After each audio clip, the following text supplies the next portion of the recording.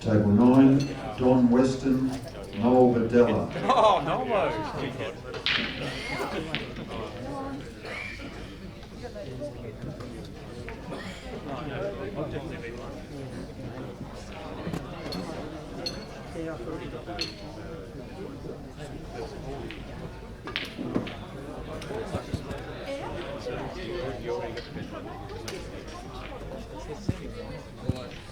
Good afternoon, ladies and gentlemen.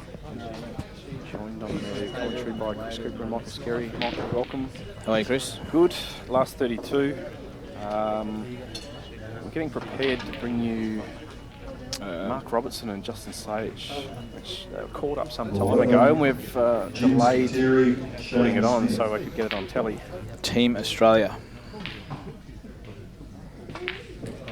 I haven't seen much of Justin this morning, to be honest, so he's obviously... Does keep to himself a fair bit. He does. He played Alec Everardis in the first round. He got through 3-2. 3-2, best of 5.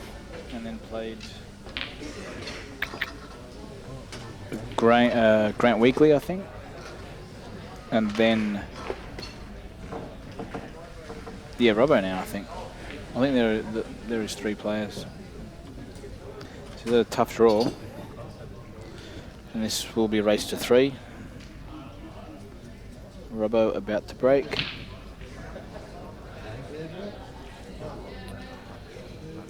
Or not. I think he's going to get himself a water. That's where he's gone. Yeah, you can see that in the background. It's a good call there.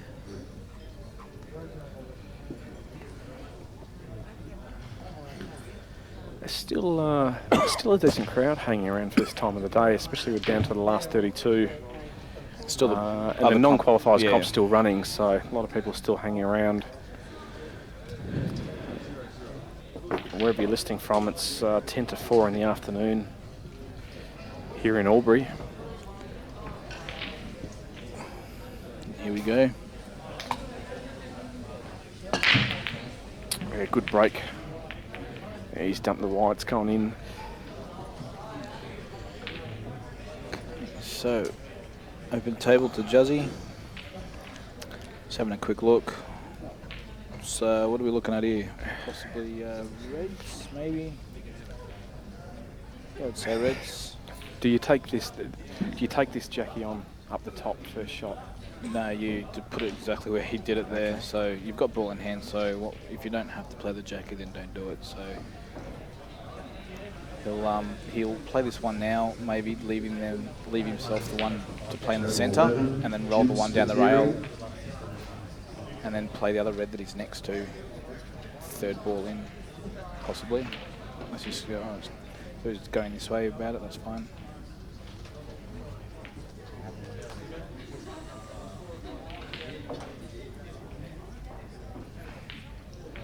Just got to watch the 6-pack there on the ball. See, this looks nice now. It's a nice little stun down. And this looks over this frame. I've got to agree with you. Negotiated those first few balls really well. There it is.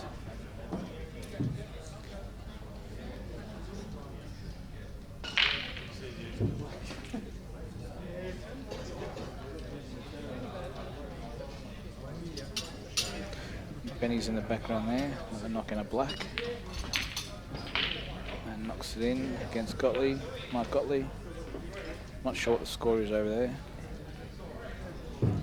I do know that Mark Gottlieb's tip fell off a frame ago and he's using Ben's cue.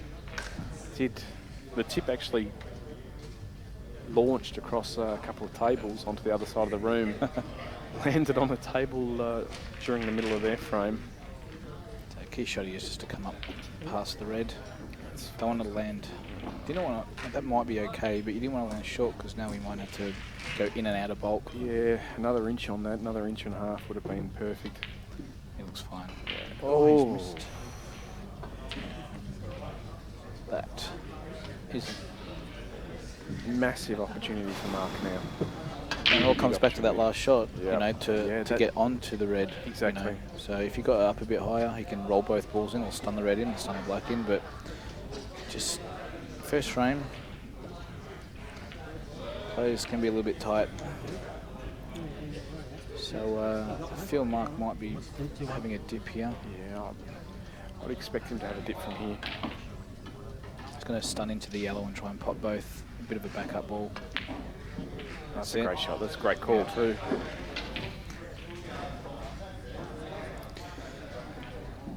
Not sure on the angle that he's got the one in the centre. He might play the one down the rail now, but he can even leave that one till last if he wanted to. But he's really nicely on it now. Actually, I don't know whether that yellow goes under the red, but I'd stay away from that pocket anyway. This will be a tester. There's enough angle to stun across. Oh, Mark. He's cute across it. He might have just got away with that. He has got away with that, just fraction. Yeah, he did move a little bit on that shot. Yeah, he could cute across it. But he's got Still safe. certainly potable, this ball. There's no doubt that this is potable. And should he pot, I think he's going to try and come off the rail by swerving as well. Yeah. Oh, well. Won't get around. Yeah, and good shot. Good shot. So a bit of relief there by Justin. He'll be happy to get back at the table and make that 1-0. 1-0. Uncharacteristic miss by Mark, though. We expected him to pop that, especially with his queuing, but Yeah, then again, he I tried expected Justin to pop the red and have a shot on the black. with Mark's shot that he missed. He tried to sort of, I think, do a little bit too much. Pot the ball, try and get safe, screw up. He really only needed to screw back, you know, a foot or two. Even leave that one to last if he wanted to, but he was nicely on it. So, yeah, just all comes down to a miss, really. Justin has been a bit fortunate there. He's potted the yellow. The reds do look nice, because I don't think he's on the yellow. He's on the long yellow. I think you're right. Unless you can play the yellow, he's closest to with the white off that red. It's actually in front of the pocket. I don't know how far down the table is from the camera angle. If you wanted to go yellows, he's got the long yellow. Bit of a tester, but he still needs to. He's got to run. There's not a lot of. He might be taking that one. That's exactly the shot he's looking at. Yeah, I was going to say, he's got to watch he doesn't follow it in. So, good opener, and you'll probably see Justin lay this up now. He'll hit this bottom yellow straight into the cushion and just sit it over the pocket. I think if the white come out a little bit more, you might see him have a dip, but I don't know whether he'll risk actually trying to knock this in and come out. He might, depending on how he feels. I mean, the out is there, but Justin's a very safe and calculated player, and he's done that. Exactly what you said. Mark does have this red up to the top corner, though. I actually thought he was going to push the white a little bit further in than. No, that shot was finished. That shot was all about the all about the yellow there. The white would have been nice, but it's all about the yellow. The question now, though, how much gap is there in that pocket? Does that red bottom right, does that squeeze in to that bottom right pocket? I don't think so. I think if anything, it comes out. It might spit out. So, not sure what you do here. I'd maybe even come off the top rail and try and backdoor the red at the top, and maybe bring the red down and sort of just stuff things up a little bit, make it a little bit harder for Justin. Mark's going to try and kick the red out and put a bit of pressure on him. Or not? That's fine. It's not a bad shot, actually. So he's given Justin an opportunity now to have a dip, but I do like that safety shot. It's opened up the frame now, so Justin's going to have to play two very good visits to keep himself in the frame or win it.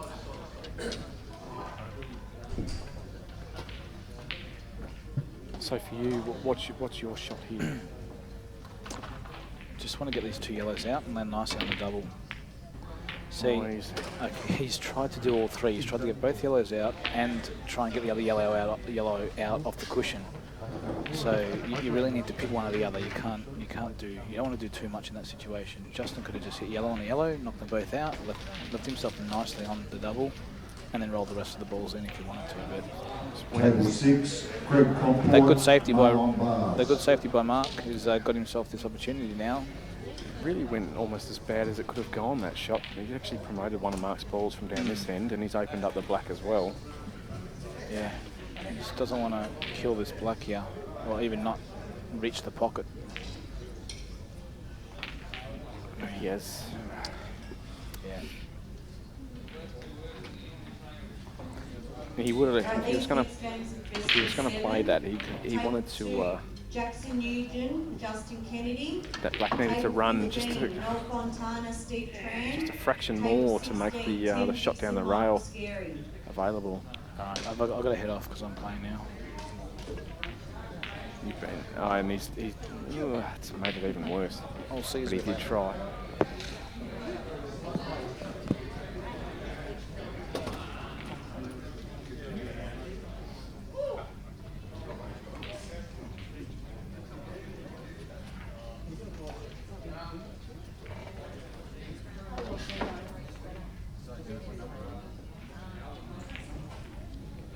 So Mick's had to duck off to play his match. I think Mick's actually last 16, Michael Scarry's last 16. And he try and bring you some of the Michael Scarry and Tim Dixon match as well. It's actually even closer to us than the Mark Robertson match.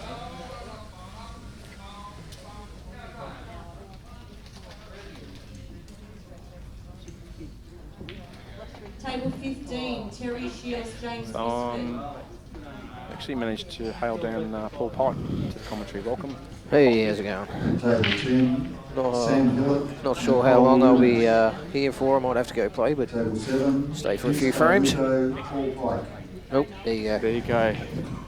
Paul's lasted 2 seconds on the commentary.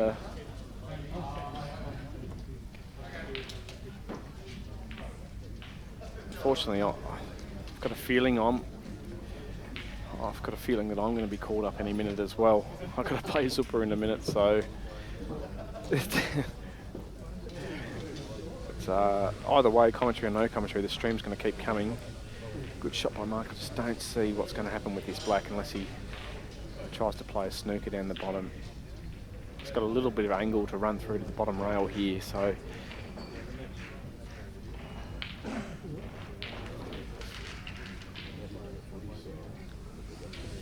I can only judge off the monitors that Dan set up. I can't actually see much of the table. It is good 20 metres away from where we're sitting.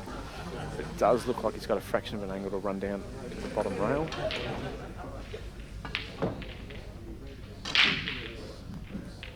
Table 4, He's tried to move it. He's got unlucky. I think he's only, with all the changing of commentary, unfortunately I've lost track if he's got 1 or 2. I think he's only got 1 left. I think there's only 1. On hold. They've got a frame to go.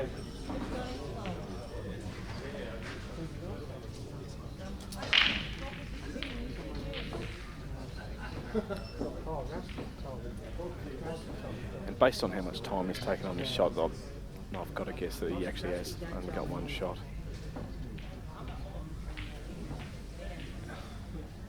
And then he might be... It's honestly a 100% guess. Is he going to pump this black into that yellow and try and pot a bottom left? Yeah, I think that's what he tried. He's got 2. He does have 2. That's how far behind I'm in. I've missed a couple of shots there. So thin cut into the bottom left. Black's probably just over an inch, maybe an inch from the rail. He'd back in from here though, I think. Yeah, good shot. Good shot.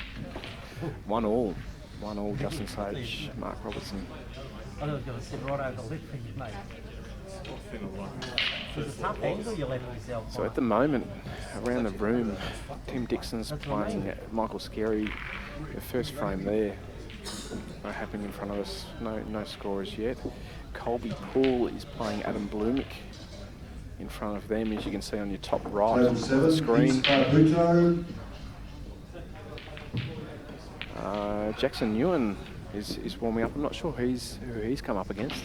At least last round he just took out Jackson's taken out Lisa Garvey. I think Jackson's in the last 16 at the moment, playing really well that I've heard. So he actually took out Steve Woods in the second round today, which is a fantastic effort. Table 8, Rob Whitehead, Hill Sharma. Terry Shields is playing James Mifsud a couple of metres away.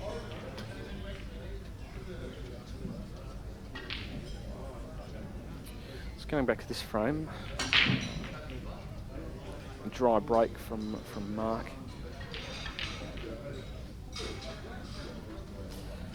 I'll be looking at the yellows from here. I can really tell how close the cue ball is to that yellow.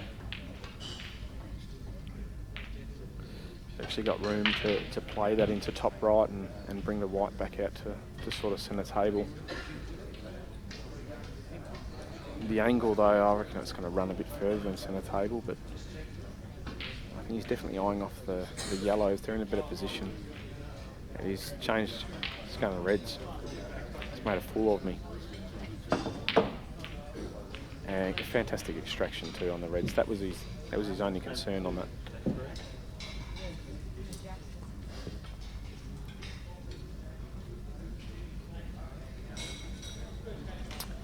Don't know how much he's left with now.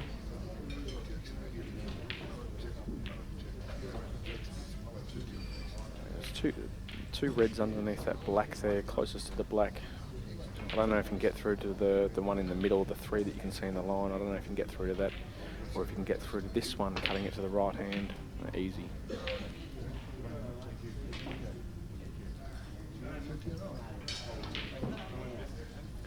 I think you find now that he'll take this ball red just above the nameplate, not on the rail, just above the nameplate, and you'll kick the other one out just a fraction on the rail.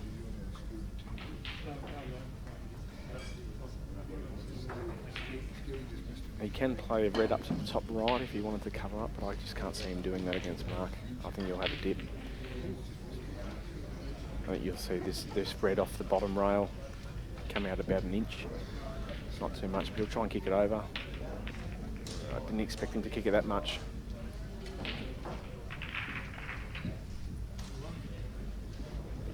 Just thought he hit that a lot harder than what I would have expected him to play it, but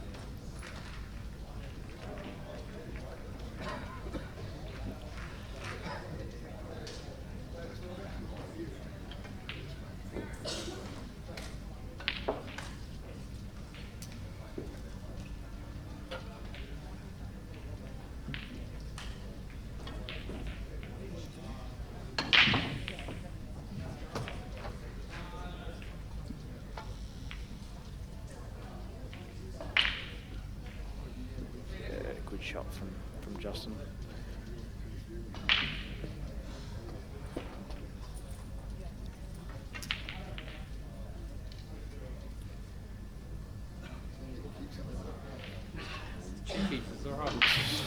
Looks pretty straight, this red that's on the black spot.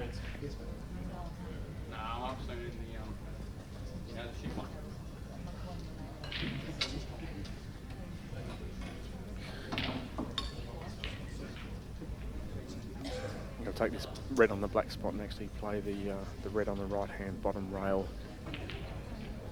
No, right hand rail first.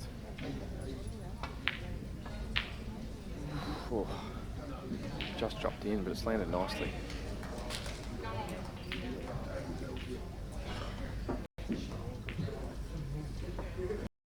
Ben Noonan. Final call. The Vince table that you can Barbuto, see at the rear of the screen Table 7. has beaten Mark Gottlieb. Not sure what the score was, but they've been at the table for a while, so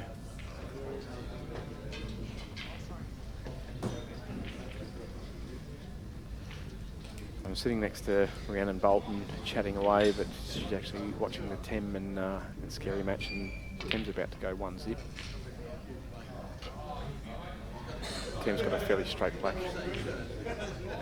And 1-0 to Tim Dixon. It's Michael Scary.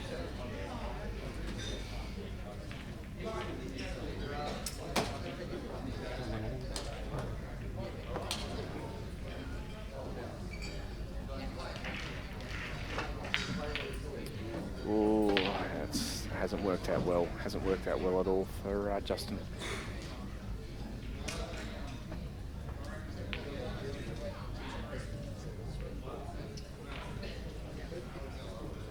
Table 11, Michael Zappa, Chris Cooper.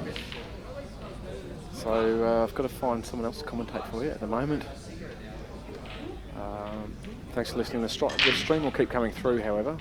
It's just most of the people that will commentate for you actually on the tables, so I'll be mute for a while, but enjoy the remaining of the match between Justin and Mark.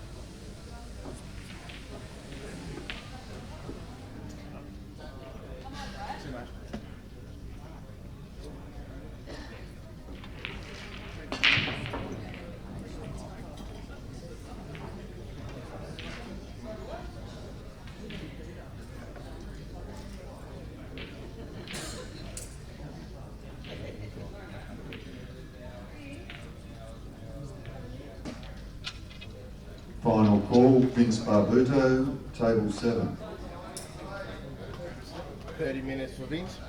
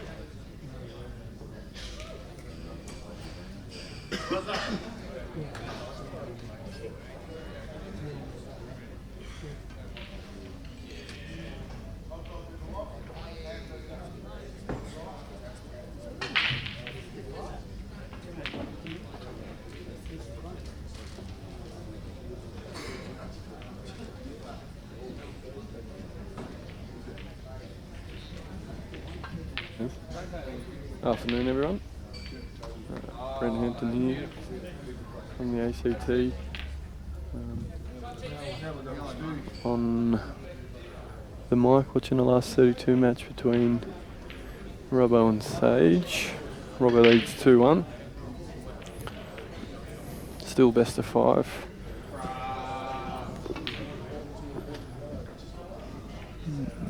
Justin's just missed gone for a pretty careless double there and left the yellows, well, left the table open. Robbo's should be licking his lips at this one. He's probably going to want the yellows though somehow. Although he's got a couple of problem ones there. Finding that first yellow is a bit hard though. May look to play the red into the yellow because it's still an open table. A few other pretty good matches on around the place. We got James Misford and Terry Shields. Not entirely sure what the score is there. They've just started, and just in front of me where I sit, we've got Temujin Dixon and Michael Skerry. It's 1-1 with James Misford and Terry Shields, and 1-1 for Michael Skerry versus Temujin Dixon, with Michael potentially about to get onto a black to go up 2-1, and he has.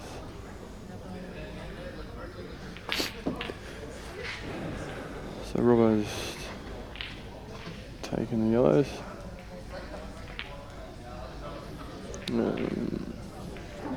That's the Coke. And I'm not entirely sure what shot he played there, but he's got the yellows and got control with that top left corner. Can still dictate for a little while, but probably want to sort out that yellow on the right cushion on the right side of the table pretty quickly. Maybe bump it out now and leave the white down on the bottom rail, or play a double with the corner. I'm not too sure what he's looking at.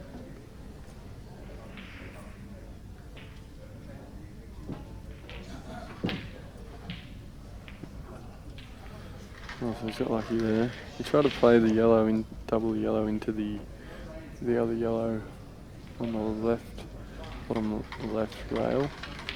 And he's missed it. Caught one of his open balls and potted it. He probably didn't want it in.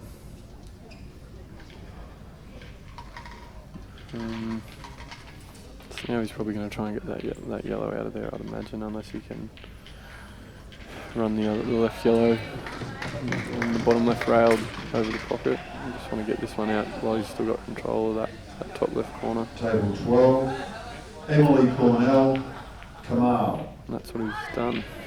So his left Sage pretty good there. Sage will probably, I'd say, look to tie this bottom left corner up if you can, or put the red to the centre and open the red on the top cushion up, or maybe fall behind it and play it over to the right. But he's got a fair bit of work to do from here.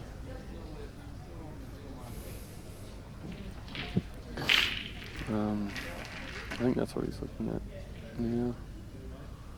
He can always double the red just above the left centre, so it's not too bad if you can get behind this top red on the top left rail, which he's played a pretty good shot, but he may have landed a bit crook.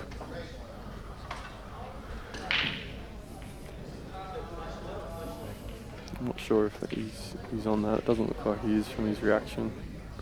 It's a bit rough there. He played a pretty good shot. And he's got to come up with a plan B. Probably,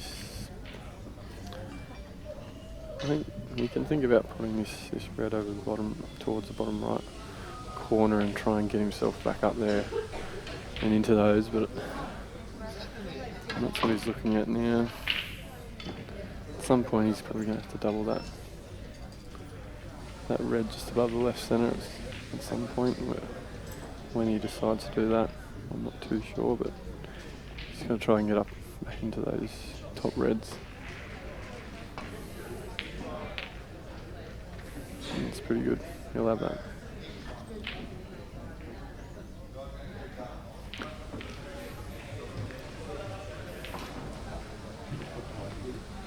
So Sage will be looking to roll up and leave himself angle to bump the top red of the two open, or potentially play for the double to the centre. It depends how straight he is, I would say. I don't know if he's come far enough. It might be a little bit tricky now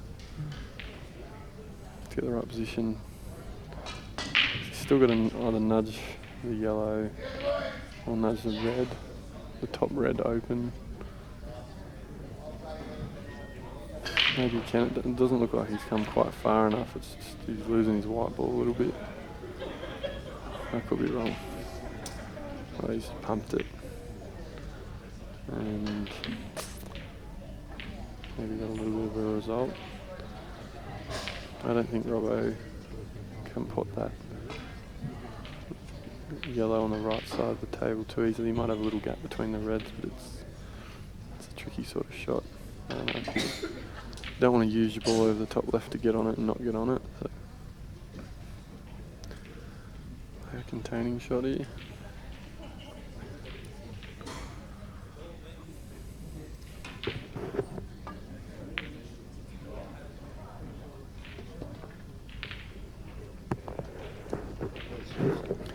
He's played a pretty good shot there. A really good shot.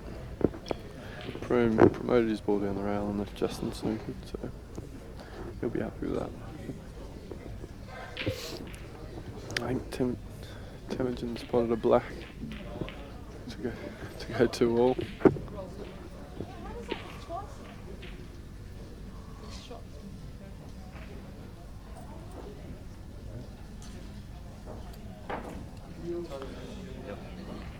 So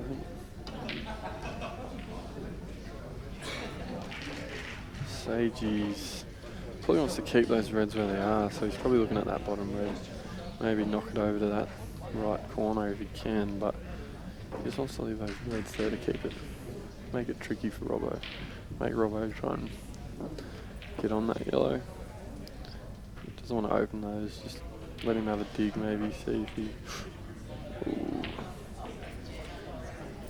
He's kissed it, so he's giving him 2, but I don't know, he may have left that a cut over to the left corner. The red might be in the way. He's got a bit of a result there. I think he's covered him on the bottom 2 yellows. He might have a gap. It's an interesting leave.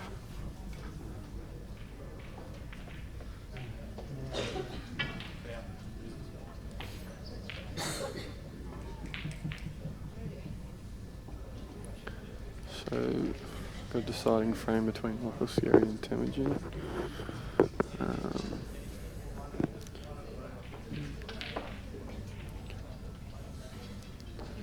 I'm not entirely sure what the score is with James Misfit and Terry Shields.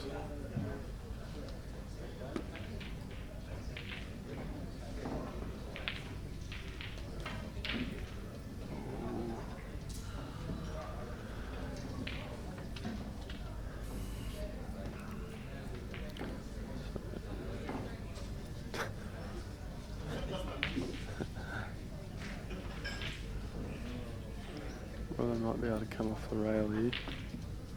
Oh, he's clipped the red and given Sage a pretty good opportunity now. He obviously didn't mean to kiss that red. He thought he could maybe cheat it off the top pocket, but he's kissed it and left him pretty good opportunity from where he was. Sage will be absolutely happy with that, considering where he was in this frame.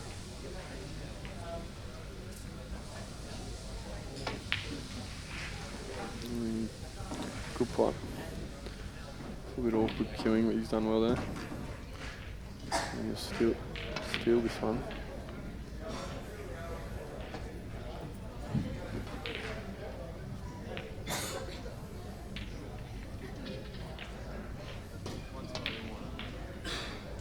He's played a nice shot to get on the black there.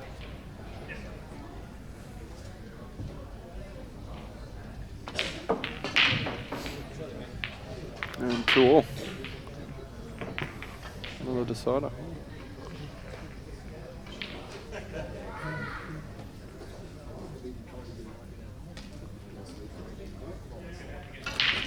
Imogen, 2-all. 2-all match here. Temujin on the black. It's a big pot either way. It's pretty much dead straight on it. Christian Lindsay, Rio.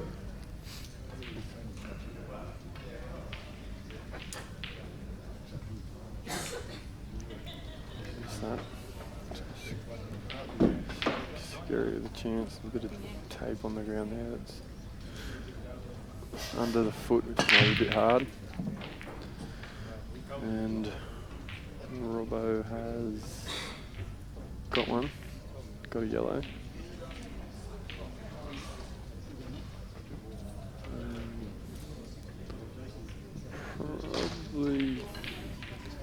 Probably wants yellows if he can. I'm not too sure if he can. Yellows? Thinking he probably wants yellows, but maybe not. Maybe if he can run the red of the two that are on the bottom left rail over the pocket and take control of the bottom left pocket, he might like. Red's a bit better. They are sitting a little bit nicer at the moment, but Michael Scarry just played a snooker on Temujin.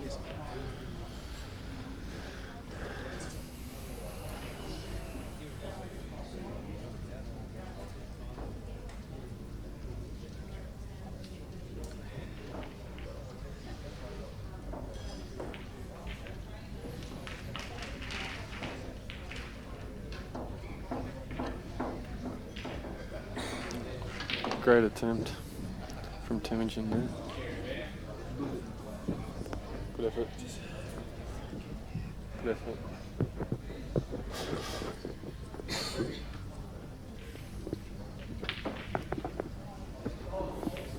So he's taken the reds, has he, and landed in maybe a little bit of no man's land.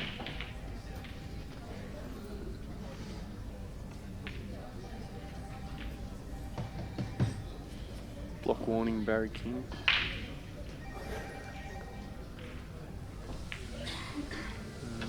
So Robbo's just gonna pop these reds out, I imagine now, or play maybe he can play the red closest to the rail out only, but I still think he'll open the yellows up a bit. He's just got to try and play them both and leave the white towards the bottom cush. But he's left himself in a pretty crook spot there. Didn't see the shot put him there, but maybe I'd have just doubled the red closest to the cush. I'm not sure of his angle. Oh, and he's scratched. He's played a reverse double. Really good shot, and he's got stiff. He's got a double kiss on his other red, and it's shot it straight in the middle pocket.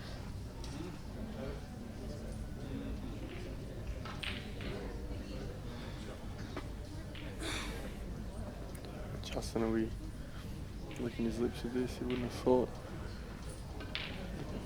Getting that break, he'd have 2 on his first visit, no way, so really good opportunity for Sage now.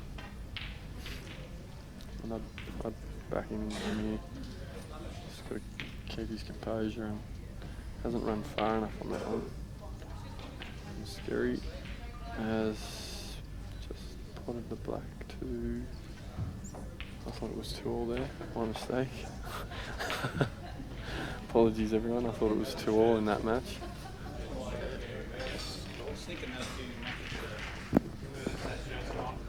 I've just G'd everyone up there, my apologies.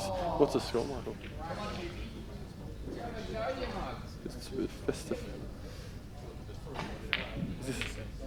Is it 16?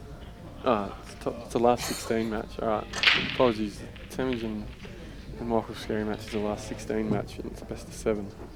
So we've got some 32 matches happening at the moment, as well as some 16 matches. So Scary leads 3-2, first to 4. Sage, I think he's still got 2. Didn't see him use his other one, so unless he rolled the rail ball down to that bottom left corner, it didn't drop. I think he's still got 2. If that's the case, he should be out here. And the way he's playing it makes me think he's definitely got 2. Just pretty much gonna pot this and miss that middle pocket. Obviously, he's got plenty of room. Just make sure of the pot. Can't really be too low or too high on it. Just miss that middle pocket and just be fine. He's also looking potentially. He's got a. So these are the sort of ones he's sort of got a couple of options, and you just want to decide what you want to do and commit to it. Don't have in 2 minds about playing 2 shots. Just decide what the best option is and commit 100%, because that's how you can get into a bit of trouble being in 2 minds. So he seems like he's in 2 minds here, but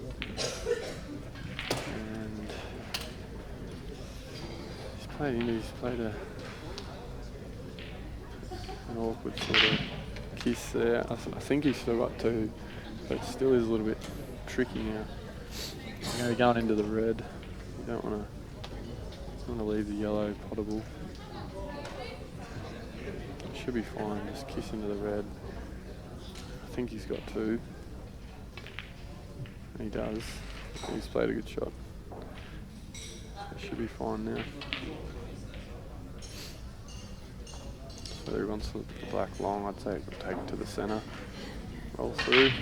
He doesn't like it. He may have to stun back a bit. 6 inches and take it to the bottom left. Just a little bit straight for him. No. Just able to slide it across. So Sage.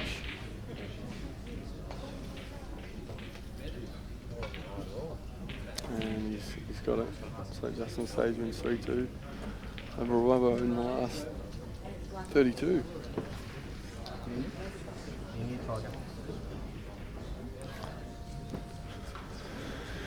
And the last 32 match between James Misford and Terry Shields is 2-all.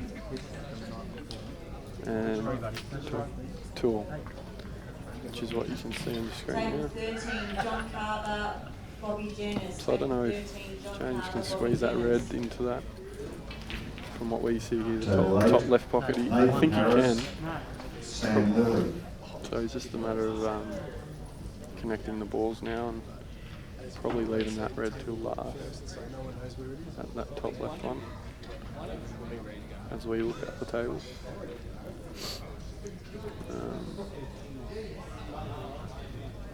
You can just sort of, if you leave it last and it does go, you can just worry about the pot and play the black to the right centre. But yeah, I'm not entirely sure what his preference will be on this one. How long before you play in dust?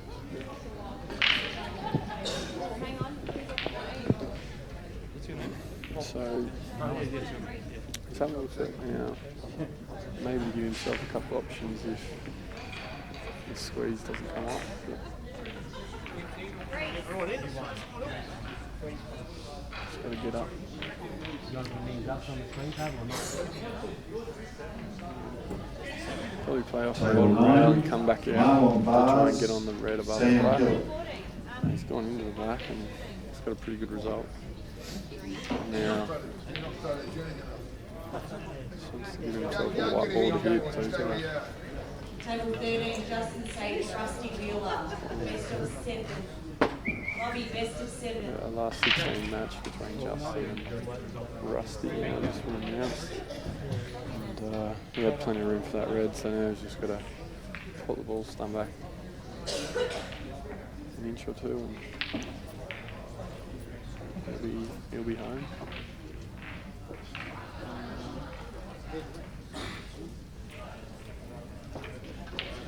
He does. James Misford wins his last 17 match against Terry Shields 3-2.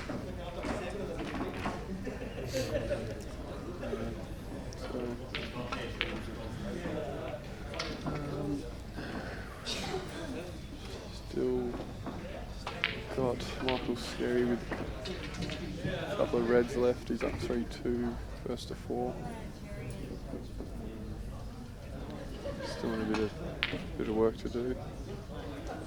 And as you can see, we've got Rusty warming up to play Justin in the best of 7 in the last 16, first to 4. And here's the Michael Scary Temujin match.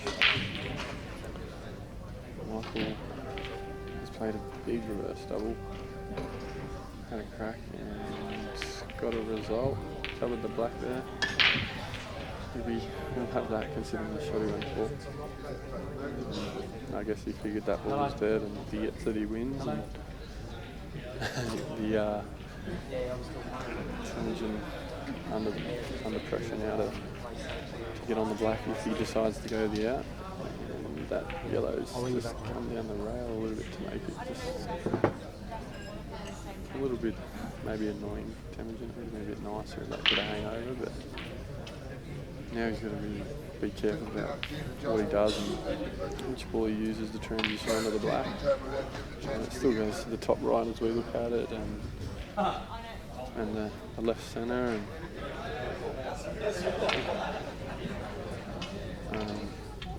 just having a joke here, there's a bit of tape on the floor which is under the feet of the players as they play a shot.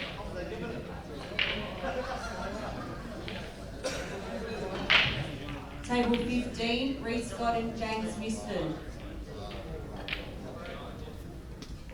So he's using the rail ball last. He's going to get pretty straight on it if he's going to try and get on the black to the top right, or as we look at the top right. He's got to get pretty good. Wants to be straight, I'd imagine. And now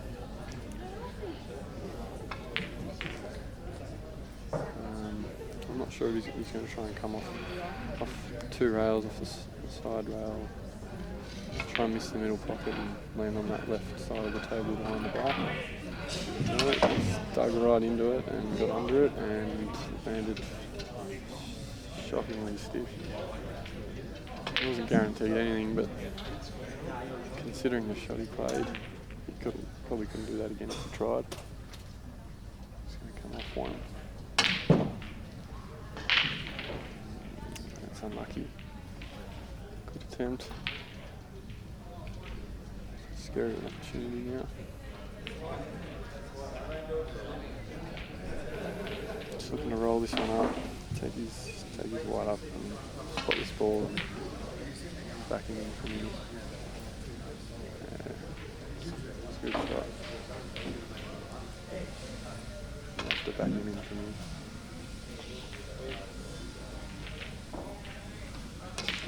He's just slinging his on the push. Not quite, but he's fine. Come on, mate. You'd be lucky to get 2 frames. And he's done it. Well done, Michael. That left tangent. 4-2 to Michael Scary. Michael goes through to the quarterfinals.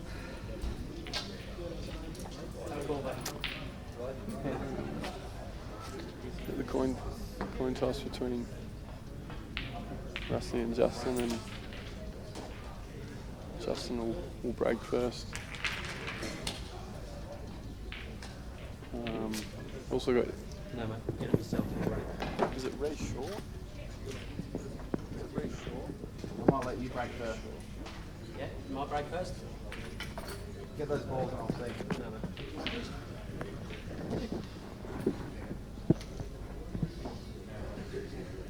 Reece Shaw, I believe, versus James Mifsud in another last 16 match.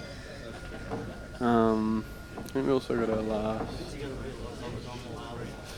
I'm not sure if it's a 32 or a 16 match between Ben Noonan and Cran Wrigley. No idea what the score is over there.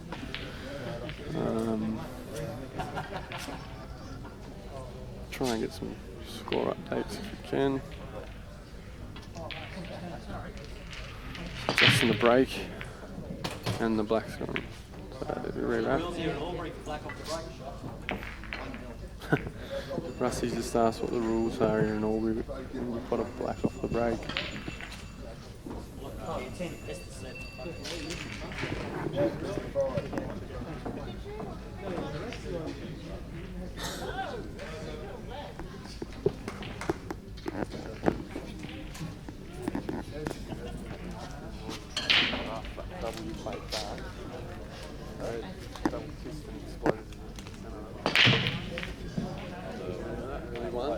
Down here and you played it backwards, and the other red, it's like double kissed. Oh, I played it wide in. Yeah, that was rough. Yeah, that's it.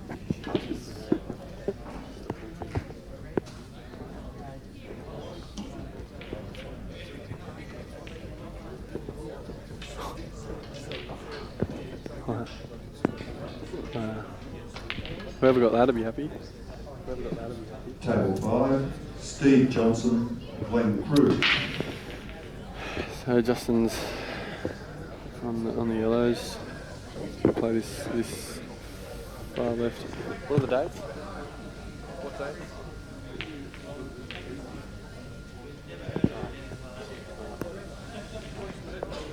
Alright. So Sage. Oh, I don't think he wanted that out. Definitely wanted that in. So he's given Rusty an opportunity now. He probably didn't think he was ever going to get.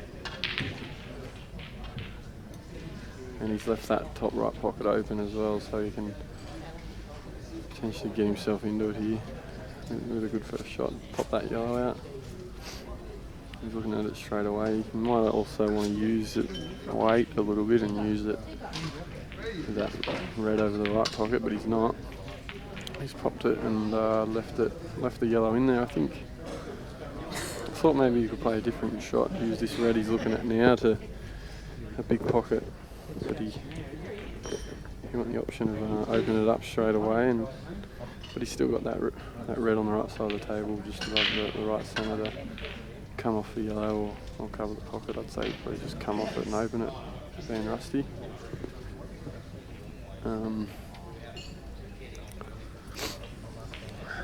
He's probably going to take this ball up now. Table 12, Run it Don up there. Weston, Jim Spiteri. He's come off and he's scratched a bit.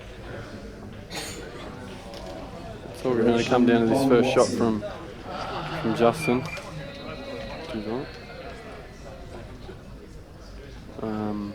So Justin, it's just his first ball that he's looking at now, and what he does with that, with two. And he's still got to worry about this very bottom yellow, which goes to the bottom left and the right centre, but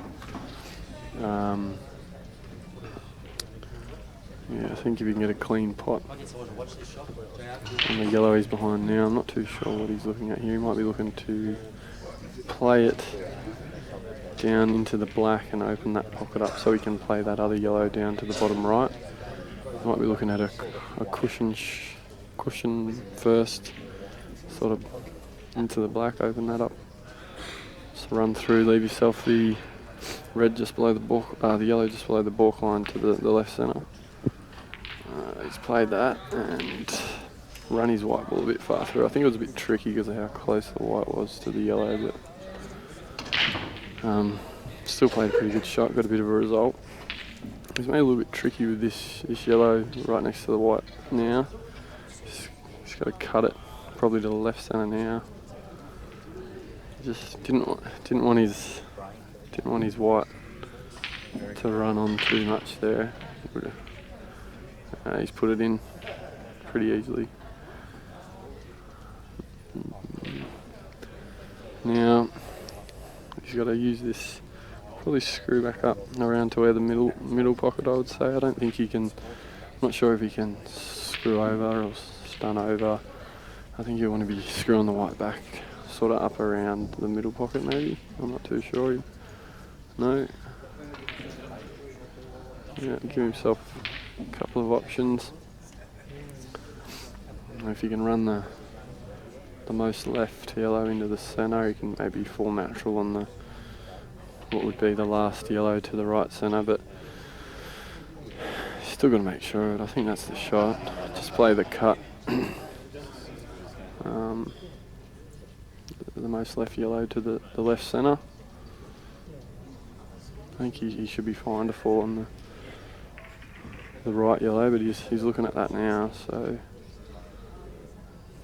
he doesn't like that shot, and he's played that well. I think he had two options there. That option was the one I was saying, but he's played it fine. It's just what you're more comfortable with, and he was more comfortable playing that one. And played it pretty good. Just gotta make sure he leaves himself a shot on the black.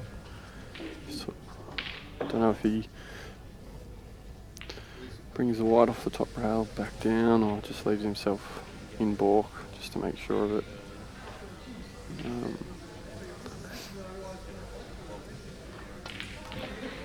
He's tried to come back down and he's fine.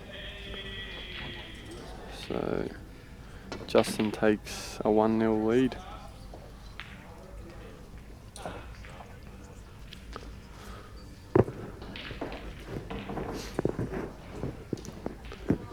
So, all last 16 matches best of 7 from upper frame from the last 32 matches, which were best of 5.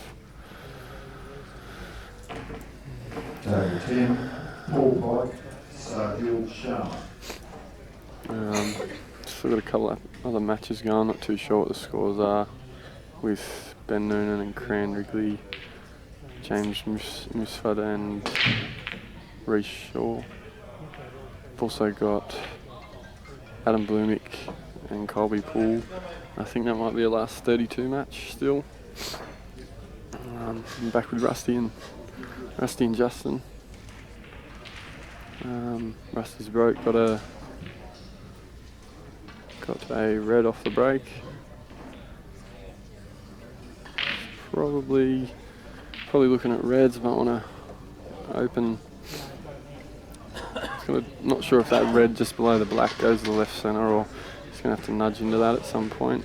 He's also got to make sure he gets on that top red, unless he can put a yellow past the red to that top left corner. I'm not too sure. He's nominated the yellows, so it must, if he can't pot it, he can cover it. No, he's nominated red, and gone that kiss into that black and clipped off his ball and killed it and not opened the red that he was probably trying to open. So, bit of a change of plan for him now.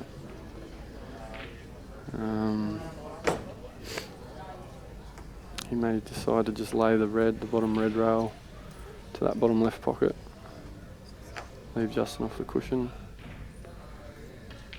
Potentially.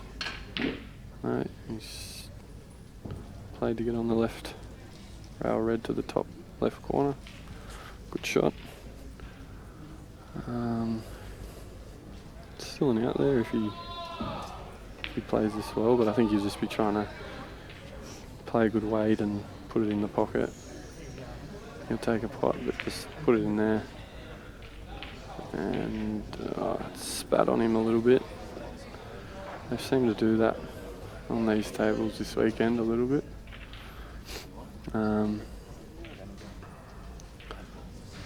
So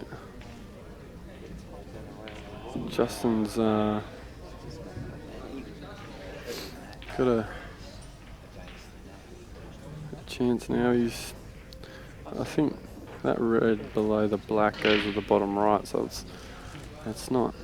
He doesn't really have any free shots because Rusty can get on that pretty well. I think the two reds in the top left now, you can just play one of them and it plants it in, and he's just covered that bottom right corner.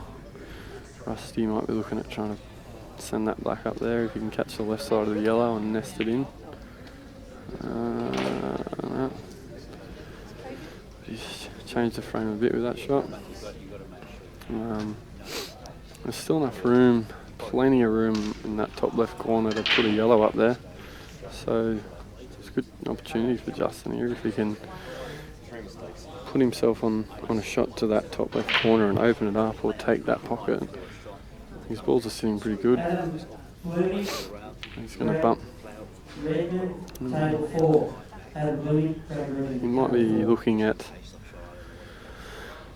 playing this yellow to the right of just above the black spot to the right, to the centre, maybe kiss into that yellow on the rail to develop it a little bit. And he has. He's got a nice little kiss on both. I still think he's left that yellow in the very centre of the table to put it in that top left corner. Probably to take control of that pocket if he can. I don't think he can play a shot to open it, but we'll see. Adam Blumick won against Colby 3-2 in I think it was the last 32 match, so Adam keeps on rolling in the Albury. I think he's made a few quarterfinals the last couple of years. And he'll be looking to go at least one better this year, I'd imagine. He's playing pretty good. Good to see him before he heads off over to England, get a bit of a result here. If he plays well, he can beat anyone. And Justin's gone the ultra aggressive route and opened that up. He's hit it pretty good, but he didn't land too great on it. He'll still take it. You got the big cut. Do you put this in, or do you try again? Do you just take one over the bottom right and try and get yourself an opportunity to get better position on that top yellow? I still think he can pop the yellow, just put it in, but he wants a better look at it, give himself another chance to get on it. He's kissed off the red and left it just awkward, although he's got an up and down double now. If he can double the yellow, it's a big shot, but it depends what he wants. You can look at the reverse double. I don't think he'll play that. I think the white's gone over to the left side of the table too much for that shot.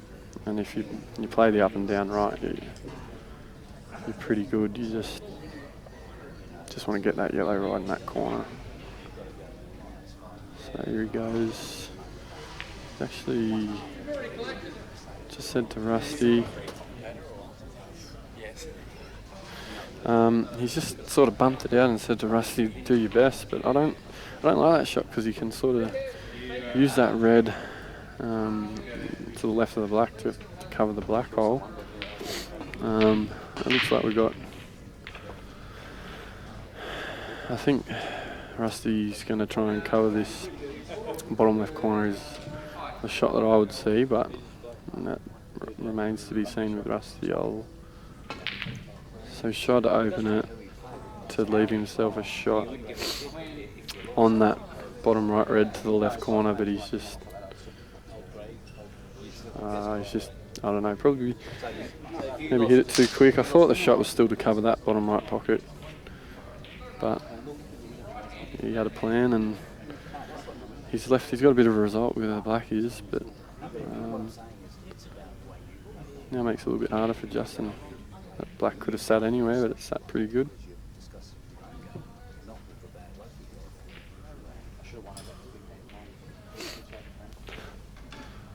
He's just said to Rusty again, let's see what you can do. So looks like we've got another commentator joining me. Jason Tanasivic from the ACT, a good mate of mine. Welcome, Jason. On how are you, Jason? How's it going, Brent Hampton? Good, mate. Yourself? Yeah, pretty disappointed, but that's life. It's all right, mate. It's only one winner at the end of the weekend. There's about 160 disappointed people, I reckon, by the end of it. But what happened, mate? Just No, couldn't I put was it together. 2-0 up and I was sitting pretty comfy. Then the last frame was 2-all, and I snooked him, and he did a JT special to beat me. So it's a bit of my medicine, actually. Oh, but yeah, mate. Well, you've got a lot of those over the years, mate, so it's about time you got one back, I say. Hard luck. It's never easy when you lose a match that you think you probably should have won, so... So Hasay's got a perfect angle to get this black hat now, you reckon? Has he got two? Has he got two shots or one he's shot? just got one. Rusty's tied. He's just played the red into a spot where it's made the black hard, but I think he's looking at your shot there. So one rail straight onto that red, and... Yep.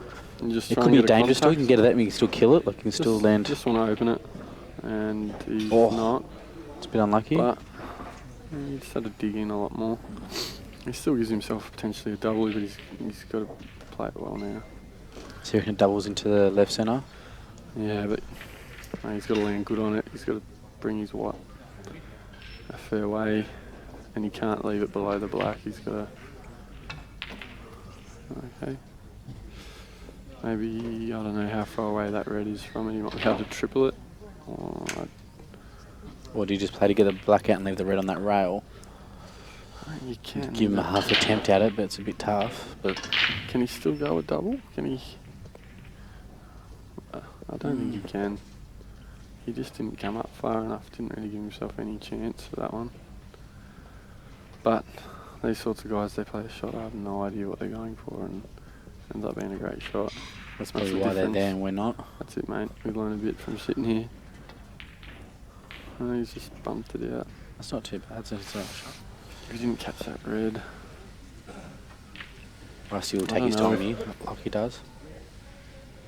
I don't know if the black goes to the top left. But if he doesn't go, he's got a chance to cover it. But he's going to go for it. I think he tries to put this Do you reckon that doubles? red over the top left, play the red into the bottom right, and just try and run it up the cush. This is probably the longest I've ever seen Rusty Wheeler take a shot, but yeah. He's got to go for it, unless he leaves himself a double on that red. Just me, I'll take this one, come down the bottom, then He's going for it. he's doing that. He had to. Do you screw into this, or you just land on it? He's gonna have to, I don't know if he has to screw back Watch now out for the because middle. he's too straight.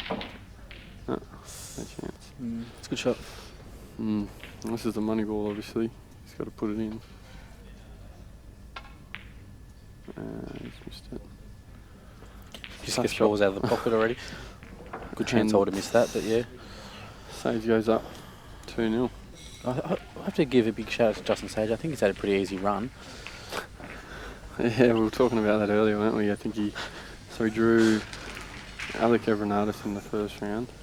Grant Weekly the second round. Yeah. Mark Robinson the third round, and now Rusty Wheeler the fourth round. And last night at the $20, I think open comp, he had Rusty in the first round. He's played Benny at one point. Rusty. Yeah, he had Rusty first up. He had someone else decent, I can't remember who. Anyway, he hasn't played his shortage of good players this weekend, so he's definitely... But I guess that's what happens when you don't have any alcohol or do anything. So it's yeah, he's still a bit upset that he had a speeding fine on the way down here. Yeah, well, that's probably why he's got to win the comp, just so he doesn't come out down for the weekend. So he's got a good start here. That's what you want. And that's a monster break. Cracking break. Yellows off the ball here. Yeah. Again, a little personal preference thing. Just because I think the first red's a bit tougher. True, but these guys, he's got those two in the centre that you can put up to the top left pretty easily. Always put this one down the yellow down the rail and you got the plant. But does this yellow pass that red or? I think he'll look at the yellows, but he might have a couple plants to play. Only thinking yellows because I think the first red's it's a bit more of a harder shot, but That's true. I mean, you can make an argument for either ball, but he's got a little less movement on the white to do with the yellows, I reckon. Just sort of find your linking balls and did play a Justin couple of nominate tap there? shots. Yeah, I'm That pretty yellow probably plans actually onto the other yellow in the centre. Yeah, but now the way he's played that, he's probably going to get on it. So the yellow just above the red that's to the I'm just left trying of to the think, black do you reckon spot. that yellow passes that red into this corner? Which yellow? The one above that red on the left-hand side. No, I think he's trying to get on that. The yellow that's to the left of the black spot. Oh, He's it plays into probably the right. getting on It plays that. into the right. It centre. goes in the bottom right. It goes in Yeah. the centre right. He can play the plant to the ball over It's the his left top ball, I centre. think, is a bit of the tricky one at the moment. I think he's just got to get high on it. I think he's playing on that yellow you're talking about now. He tried to open it. That's not too So I bad. didn't like it. No, he's got two options.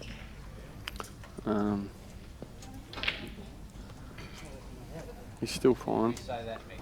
Now he's looking at that yellow you were talking about to the right centre, but he's now got to send his white around the table a bit. He's going to do a bit of travelling with the white ball, which isn't ideal, but Yeah, it's a shot. and so he's leaving that yellow the left centre. Or do you play this one in the centre Last. and this one and you run the white up? Yeah, just leave yourself an up and down angle.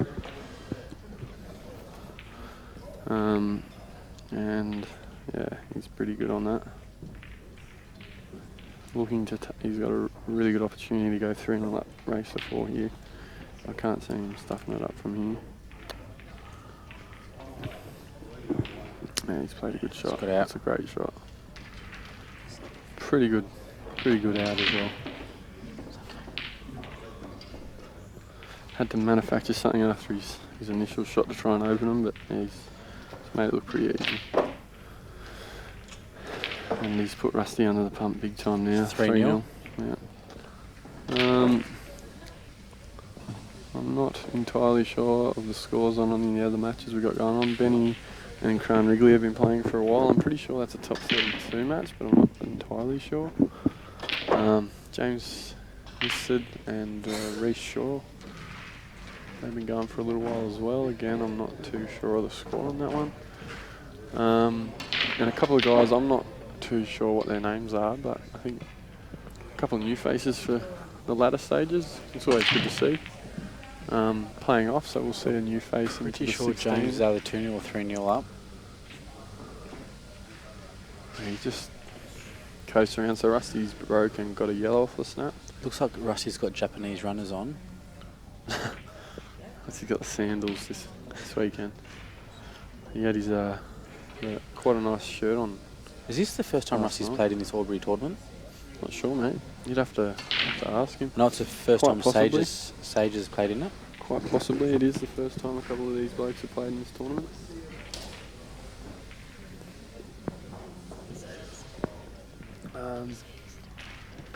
So we've got Adam Blumick in a last 16 match as well.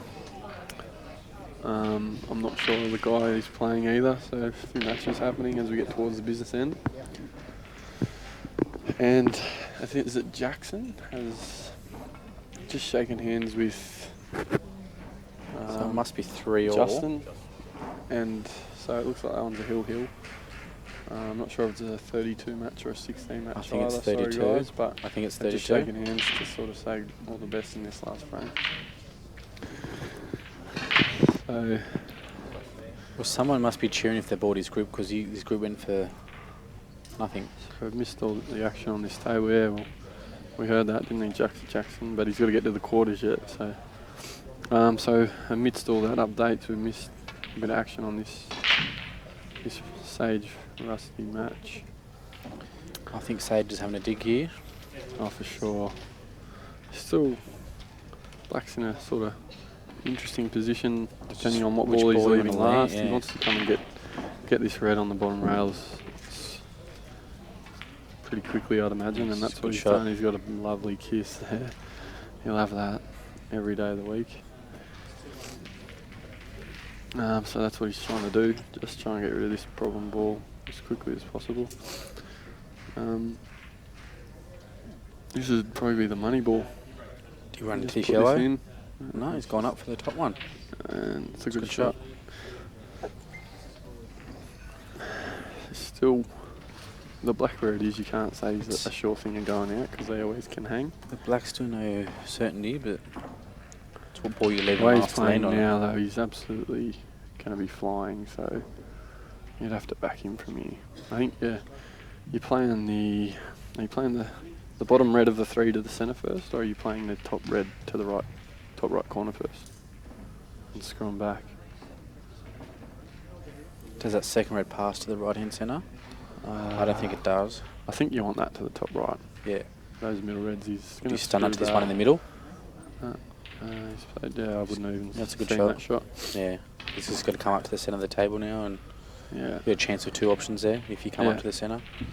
You still got to be on one. I think he's looking at the one to the top right corner first, but he'd also go it to the left. Or you just come off 2 rails like that and just be... Yeah. He's played it in a way that he was always going to be on both, but I would now not this top red and I land would take never yellow. have played that shot. Oh god. That's probably why ACT The have joys freaks. of being an amateur, eh? He's going to put this... which way do you go? He's going for a little bit of a kiss. I nearly go the red in the other one, and if you can hold for that other yellow. Yeah, so he's just made it a little bit tricky now. Yeah, it was a good shot, but it's just tricky. He's either got to put the red to the right middle and go into the other red. Or to play the long red and land into the yellow. Yeah, and then maybe... That's if it's... But he can possibly screw the top red back and land sort of where he is now, maybe just a little bit higher for the bottom red to the right corner, the right middle for his last ball, and leave himself an angle to get up on the black. But yeah, it'll be interesting to see what he does here. I think he's playing a kiss. Oh, he's tried to hold. That's right, he's got the yellow now too. You can probably hit the top half of that yellow and... Yep. It's not ideal, but he can glance off it. He's not going to be as close as he wants to the black though. I imagine he's going to be playing this black a little bit further away than he would want to. But it's a he's good killed shot. the yellow, so that's a really good shot. It still was a tough shot, but... Based on the way he played that red, I'd have to back him in from here, but these have been hanging all weekend.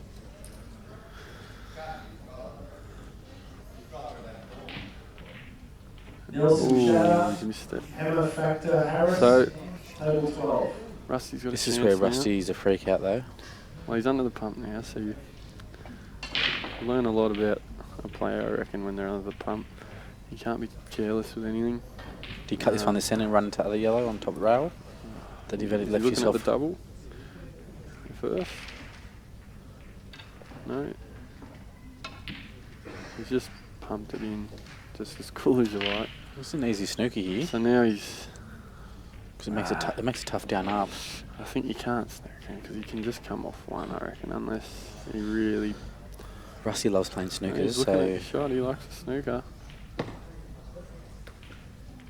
I just think it's too easy. No, I I think he's got a straight down up now. wouldn't be leaving that shot. He had Yeah, to he's put the got white further behind that yellow just below the balk line. He had to make sure this yellow is in the top table that was stopping from He there. could have almost had a go at that as Yeah. well. He could have played that yellow just below the balk line to the left centre and left that yellow that he's tried to snooker with last. Like, I thought he sort of, once he played that double, he was going to have a go. He's pretty much hit these balances in. But still, strange things have happened. So he's looking like he's going to come off the rail. I think he's fine. I don't think He's putting his little side here. he's got a lot of room for error. And he's... and he's not got a result. It's a huge result for Rusty. He's done it straight back. He's got a now free it's- shot at getting this black out again. It's hard now. I'd swerve this. He's going to come off that. He's looking to come off the left rail. Probably an easier shot. See, I reckon a shot there, I could have played that yellow and got it off and landed the white down this bottom of the table where it's... Can you see it? Yeah, that's a good shot. I think Rusty played it really quickly, but... Yeah. But I thought Rusty shot before. You could have got that yellow out and just left him a shot, but where it's not cuttable or... Yeah. He just seemed to play it really, really fast. And so he plays snooker Is he going now. to play snooker here, or I think you does do. Rusty play how he plays and goes for the out? Nah, you got it. 3-0 down, you have to play safety. He's played that snooker, but and again he can come off one, but It's going to go straight in the corner pocket. This is how I lost my they match. can go to the centre. You can go to the right centre, bottom right. Again, it's one of those ones you just hit it. If this is not Give it a total, bit do you of just pace. roll it up and sit on top of that black? I think it's 3-0 up. You have a go. That's what he's done, and like I said, got he's a got a bit bit of a. As long as that yellow's on the top rail as well, you just. It's a funny game sometimes. You just have a crack. So It's a good does shot. Rusty just Do you leave pot it? this, I or do think you he lay it up just- because that black's not onto that He's corner? having a look that the black doesn't go to the bottom right. I'll 'cause be you don't laying wanna this leave a up. Shot. He's just going to bump it off, Yeah. I'd imagine. I'll be laying this up. But as long as the black doesn't go to the bottom right cush, and you don't leave a cut to the centre. That's not cuttable to the centre, is it? No way. I think he might have come too far. I think Yeah, I think it's... Sage hasn't looked at it yet. It doubles? He's looking at the cut to the bottom right. He hasn't looked at the cut to the centre at all, so it must be fine. It's just too far. It's just too far. He's looking at the bottom right, so he must have half a pocket or a full pocket. The way that Rusty's played it, he must have almost a whole pocket. And he might have got a result. I don't know if that yellow passes that black into that corner, but do you get it out with your shot now, just a free bump? Well, he could snooker again, but he runs the risks of Justin just coming off one and putting it in I think he has a go here. Oh, he's gone that way. Does that... I don't know. Oh, you can play it. And now he just comes through and he's trying to get on that yellow above the black to the left corner, bottom left corner, I imagine. Yeah, what a great shot. It's pace off him. It's nice angles, but he's under the pressure now. You have a go here, just you for make sure you hit a bit hard to get that black to come. No? Just cutting it. That's a good shot. Has he left the black? So I'm trying to think the whole time was that yellow on that corner. Well, he's potentially left it on though. I'm not sure how much room Justin's got. From where I sit, I think the black might be it. This would be a real Chance. shot here to get that yellow and lay the black over that pocket. Do you reckon that black's on? At least I think you hit it and give it every chance. Just give it a good pump. No. You couldn't do much with that, I don't You think. hear Rusty commentating from the background, get off the rail. Do you reckon we're going to get a fist pass? Fist pump No, from Rusty here? not yet. Down 3-1, I don't think he's pumping any fists anytime soon. If he gets the 3-all and gets the next one, maybe. So Adam's just taken a frame in his match. I think it's a 16 match. Not sure what the score is there. You can see in the background of your screen behind Justin and Rusty. The score, trying to get some updates.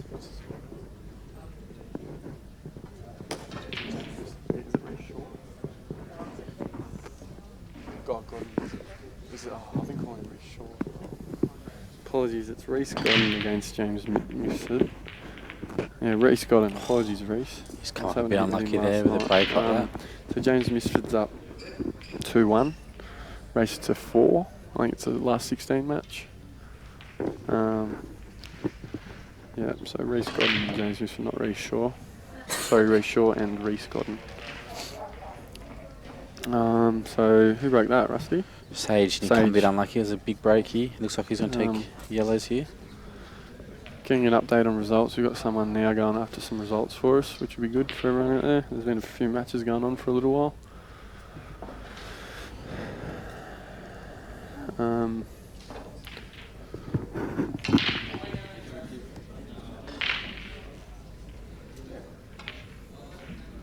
Just while we got a bit of time on the mic here, I just want to let everyone know there's a comp being run down in Canberra on the Queen's birthday long weekend.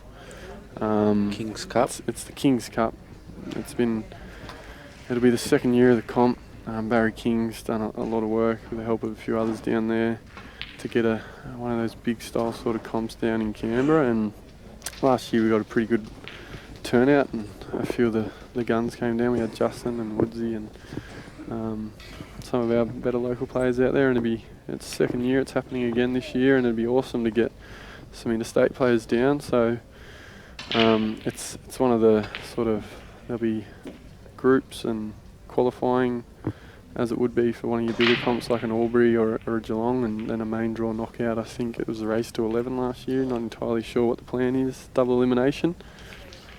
And yeah, it'd be awesome. So if you're interested in coming down to Canberra and you've got nothing to do on the Queen's birthday long weekend, come down and get in contact with anyone from Canberra. Barry King is the tournament director, and yeah, come have a few games of pool. So we got score updates. 3-3 between Ben Noonan and Cran Wrigley. And Adam is up 2-0 over the guy he's playing on.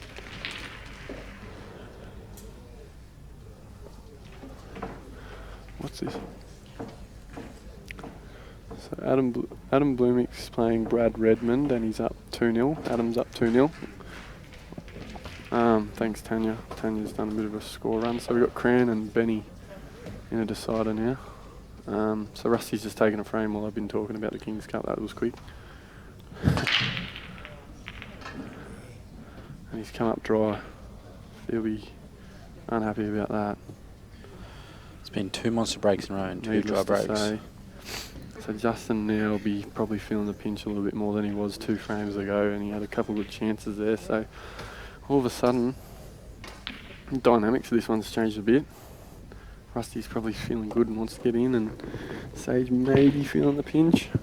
Maybe not quite, but so what do you like, only your less than yellows 5 or minutes to go. What do you like, your You yellows? go the yellows, I think, and the big shot's obviously on those 2 over there, and he's opened it. Yeah, it's a good shot. Maybe got a bit rough, but You take it now. yeah, I mean, you play it at a good pace and either hang it or pot it. If you pot it, you go in. So we've got John Carver playing Robert Dennis in a last 16 match, and John's up 2-1 for those playing at home. So yeah, back to this one. I think Sage will go that top yellow of the 2 on the left. But I think he's not looking at that now. No, he's not. I still think that's the shot. He's on it pretty good. Yeah, I think he's going to take it now. I think you've got to play it now. Do you scrub into this yellow sitting there just to give it... No, you could. But he can also just play it in a way that he's on either the top yellow of the 4 on the right side of the table to the right centre, or play the bottom one. I might be screwing into it.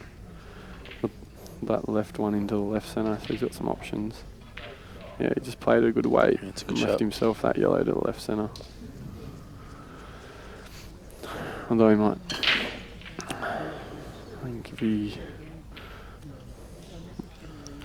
I would struggle to see him not finish from here most of the time, but under the circumstances you never know. I think he plays this one to the left centre first, would you? Yeah. Because that top yellow of the 4 on the right side of the table goes to the top right pretty easily. But he's not done that, so It's still a don't good worry shot about though. what I He's say. landed- I don't think it's a good angle. I think he's He pretty much has to It's an awkward sort of a Now shot. this one and play the long one down the... If he's got enough room to go to the centre, you've got to play it confidently. And Or is the Lennon one play on it the centre hard. now? Or can he see that? Can he see the one that's... no, this is an awkward one. So James just got another frame, he's gone up 3-1. That's a good shot. And Sage just played a good shot through the gap, made it look easy. So does he play for a kiss, Tanaz, on this bottom yellow? Is he trying to cannon into it? Nah, I wouldn't. That's Just me. a little baby cannon. Oh, he's played it hard, and that's all good. He's got away with it. It's a good shot. Sometimes it's sort of hard from where we sit to see the angles that they have, and he might not Now, have do been you able come to play it off? You soft. put He this might come have off to two play it rails, hard. or you just, Yeah, I think you got a pretty natural angle. Just don't. or you could stun across, Yeah, he seems to play these cuts. And or do you like- pay that yellow to the right hand corner? Yeah, he's looking at it, just weighing up his options. There's a few options here.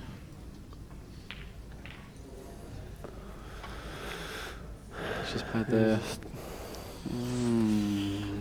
I think can he miss that red? Now he's doing well to miss that red and still trying to hold. I think he goes the black to the top right. Does he? If he misses the red, Yeah.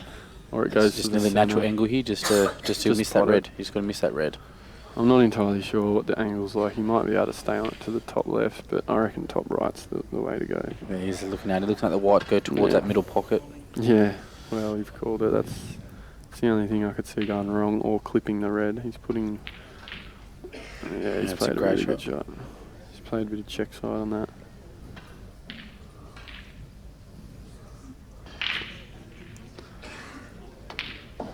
And he buries it. So Justin Sage wins 4-2 over Rusty He's in the last 8. and finds himself in the quarterfinals.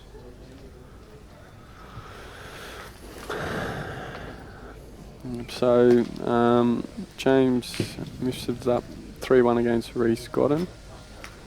Benny Noonan and Cran Wrigley are still playing out the last frame as we speak. So 3-all. 3-all at that one. Give shout out to Benny Noonan wearing a Avengers. Cran's top. on the black here. He's got a big shot. Can't really see it from here, but Cran's got a black to the bottom right corner. Oh, he's gone. He's coming off one. He's going off one to pot it here, as you can see.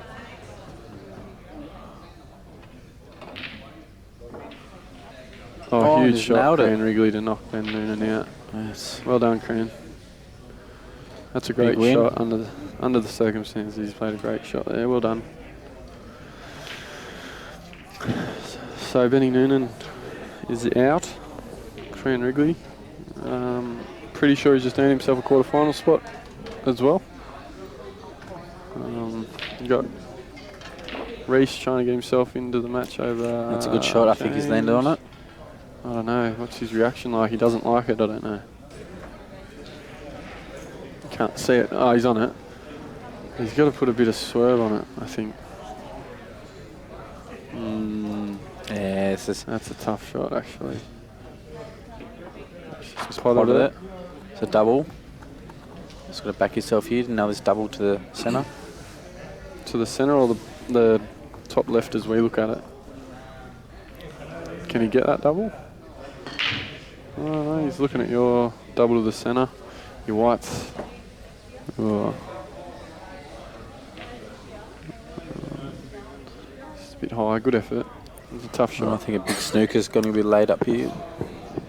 So James has got a good chance to lay a snooker here and take a bit of control and obviously look for 2, which he's done. Yeah, he's in a bit of trouble here. I don't know if he can come off 1.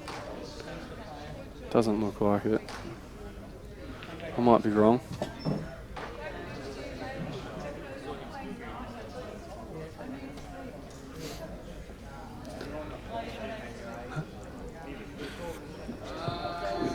Look, my background.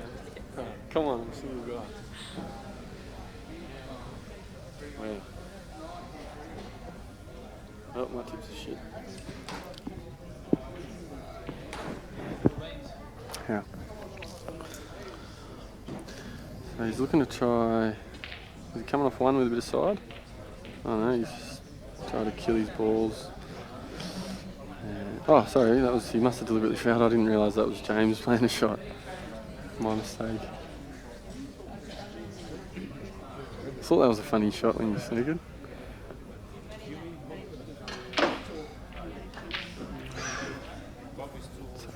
still got plenty of... Yeah, he could have easily gone enough on that shot, but he's still got plenty of control the latest snooker. It was probably maybe a little bit careless, but he just got a bad result. He could have flicked it and gone in off, but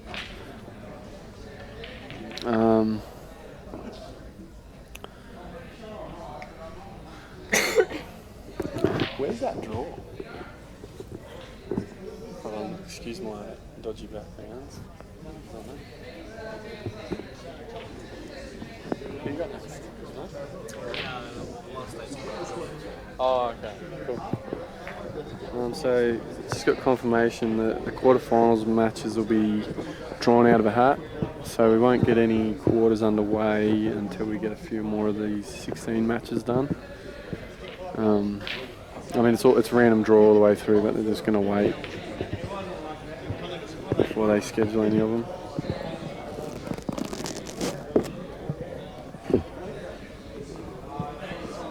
Thanks. So I'm not sure who won out of Jackson and Justin. So Justin Kennedy beat Jackson Ewan 4-3. Ewan, is it? Ewan 4-3. So he won. Steve Tran won over Neil Fontana. I'm not sure what the score was, but Steve Tran is into the quarterfinals. And yeah, we're just waiting on John Carver and Robert Dennis, and it looks like James Mishsud is just played a good shot to get on the black there. And he's got up 4-1 over Reece Godden.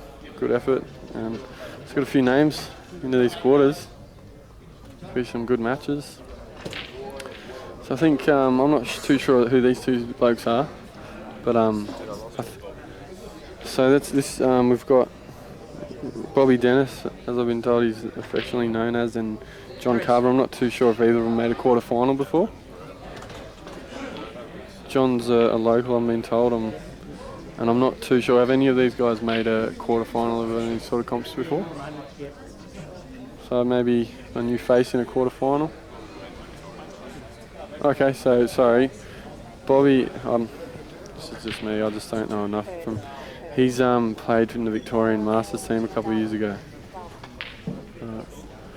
And Adam's playing Brad Redmond over in the corner that you can see. But yeah, I think Adam the last couple of years has made the quarters, so he'll be really keen to go one better, but it seems to be a tournament he just does well at.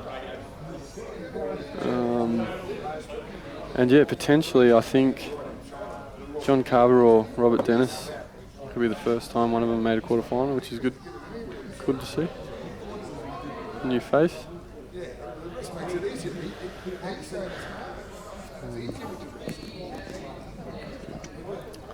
Quarterfinals still best of 7.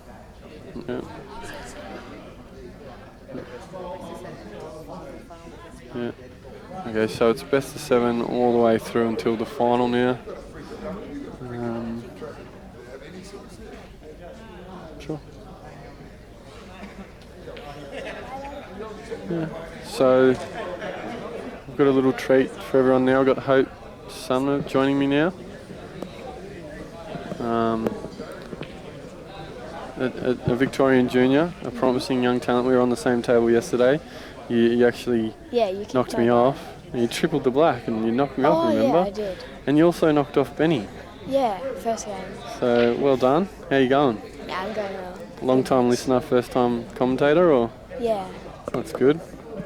Well, you're looking quite comfortable there. What's been happening? How's your weekend been? Well, I didn't qualify. You didn't? No. Oh, bad luck. It was a tough table. Yeah, not really. But I was so tired and stuff. You didn't qualify, but you beat Ben Noonan and you beat myself. That's arguably two of the better players on the table. Yeah, you've done really well, so you should be happy with that. Yeah. That's all right, and it's good fun, a bit of experience for you. You've been playing for a few years now? Yeah. How many years? Well, I would say about for maybe 4 years. 4 years, and how old are you? 12. 12, and Do you want to play for the Victorian ladies team one day? Maybe. Maybe. I reckon if you stick at it, you'll make it. You're pretty good. Just got to practice. Yeah. Keep practicing. So you got to.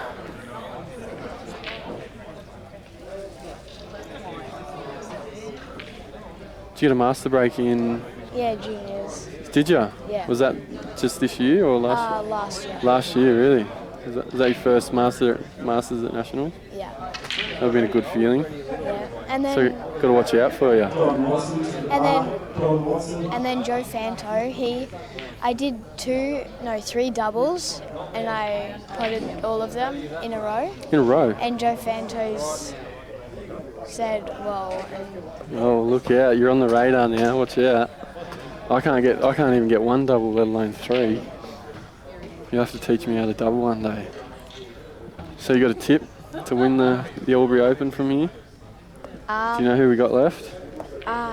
Stevie I'll Tran. tell you. I know. Oh, you're back Stevie Tran. I'll tell you who we have.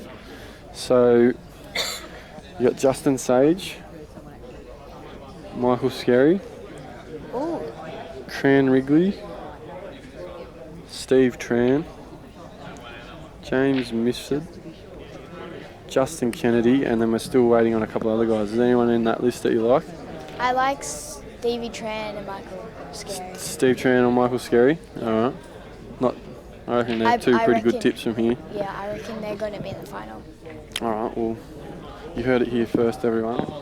Hope Summer's backing a Steve Tran, Michael Scarry Albury Open final, and They just got to try their hardest yeah, they do. That's all you can do. and enjoy. Can you give me, what about a score? Can you give me a winner and a score? I'm not asking too much. Oh, I don't know what the finals are of. I think it's first to 5, best of 9. I reckon it will be really close. I reckon probably 4-5. 4-5 and no winner? To be honest, don't tell Stevie this, but I want Michael Scary. All right, I won't tell him, I promise. But I think that's a pretty good tip. We've heard it here first. Michael Scarry 5-4 over Steve Tran in this year's final from Hope. That's what I'm... Well, that's a pretty good tip, I reckon. Just as long as they don't draw each other in the quarters, because it's a random blind draw. Oh. So, good tips. Well, I hope Adam gets through too. Yeah, he's I was saying before, this might be like the 3rd or 4th year he'll make the quarters if he wins this game. It'll be like the 3rd time he's made the quarterfinals, maybe in a row. So, it'd be good to see him go one better. Yeah. He seems to be playing really well. He does. He master broke me yesterday on our table in the very first game of the day. He did a really good master. So, and he goes away for the Australian under-23s team in June. Oh yeah. So yeah, he should be in a bit of form at the moment. And we've got, as you can see, 2 buffheads standing in the way. We've got JR and Muggle standing directly in the way of the cameras. We need to tell him to move. Huh? They're looking at the camera. They've got Muggles just, he's on camera. He's gone all shy now. So I'm not too sure what the score is, but we've got Robert on the yellows. Hopefully Adam wins. I think he was up 2-0 last time I heard, but I'm not entirely sure what the score is now.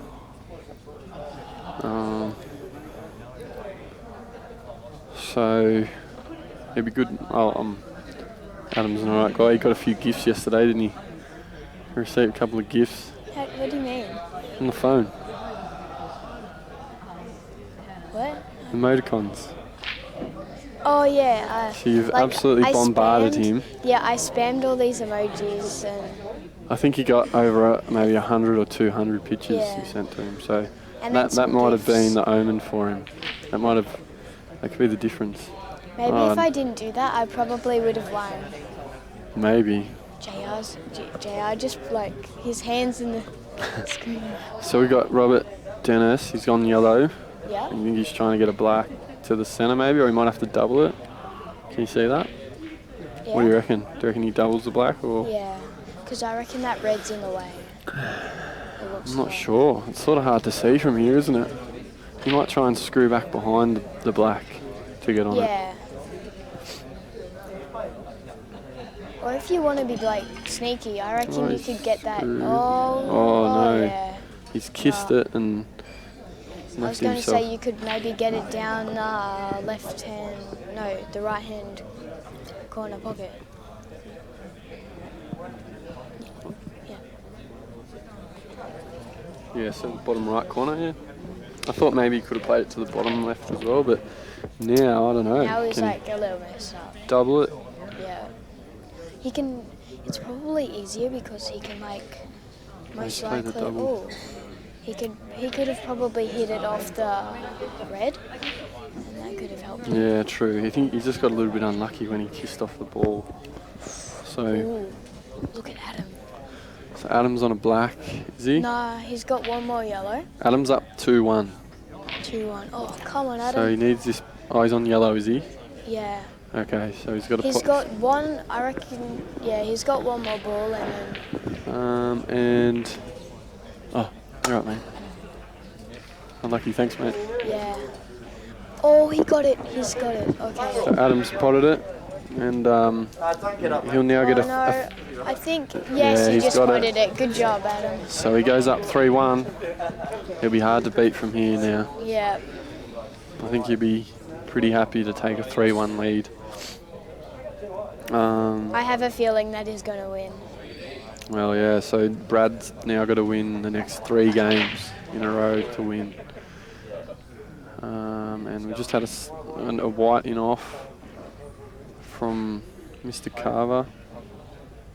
And don't judge John Carver. if I'm really bad at commentating because, like, I've never Don't done worry it. about that. I can't commentate. I got to stick to my day job. Don't you worry. You're doing a better job than I do. No one will judge you. If anyone judges you, they should get on here and have a go first and then see how easy it is. It's hard. You're doing good. I wouldn't worry about them. Because you can't let them hear you. They can hear us right now. No, like the people who are playing pool. Yeah, well, that's right. But you can commentate and just say what you think. I get it wrong all the time. Most times I get it wrong. Come on, Adam. So, still just waiting on these matches to finish up before we get the quarterfinals. You got any comps coming up that you're going to or anything? No, I don't know. No, you're not I travelling? might- Big guns? I think, no Not going to get you in big guns, no? No way. Maybe Alright. when I'm a little bit better. Alright. Do you go to Maybe any other Anzac? comps? Anzac, Anzac, maybe, yeah? Alright, that's the same weekend as big guns, so Definitely not this year because I'm definitely not good enough to play in big guns. that's alright. One day, just put in some practice.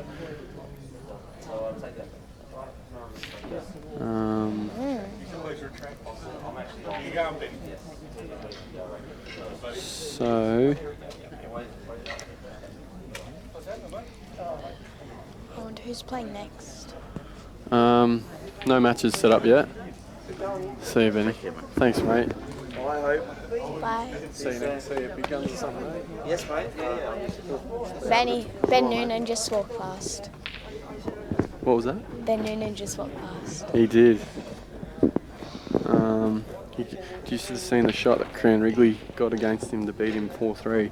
Really? He had a black over the centre pocket, Yeah. and Cran couldn't sink it, and Cran played off the side cushion and potted the black into the centre. It was a really good shot. Yeah, 3-all. Oh. So Who do you reckon? Who are you going for? today, Yep. well, there's a lot of Victorians here, so because I shared a room with him, I'd probably have to say Justin Sage, and he's yeah. playing pretty good. But there's lots of good players left, so should be a really good finish, I reckon. There could be some really good quarterfinals matches coming up. But I'll say Justin. Okay. Something different. Yeah, and we'll see what happens. So Adam's up 3-1, and I'm not sure of the score. 2-2 between John Carver and Bobby Dennis. Oh. Okay, nice position. So some close ones.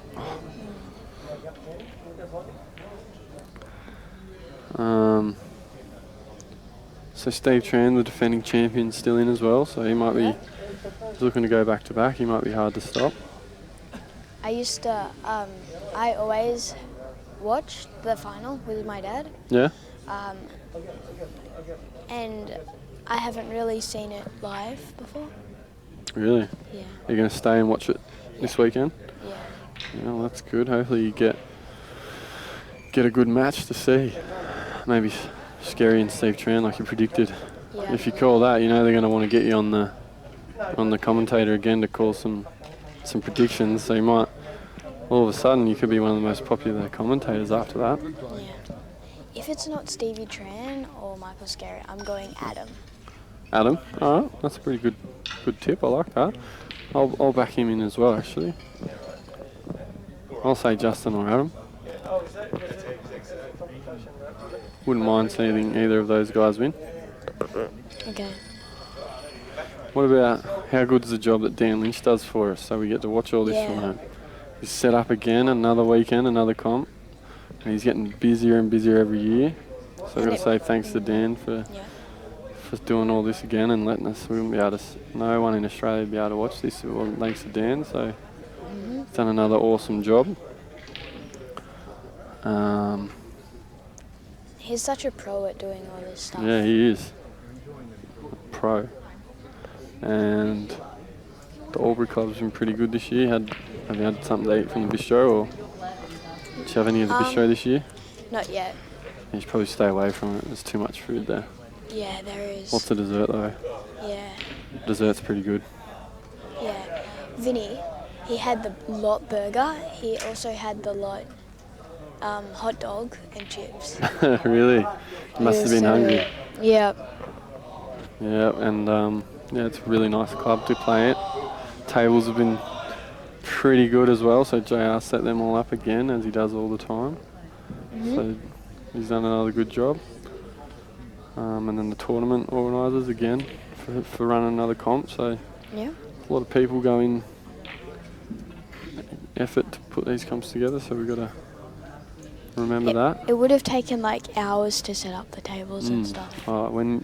When I get here on the Friday afternoon, they're all set up, ready to go, and JR's probably been working for hours with his crew. So they probably come on Wednesday and set up yeah, Thursday. Maybe.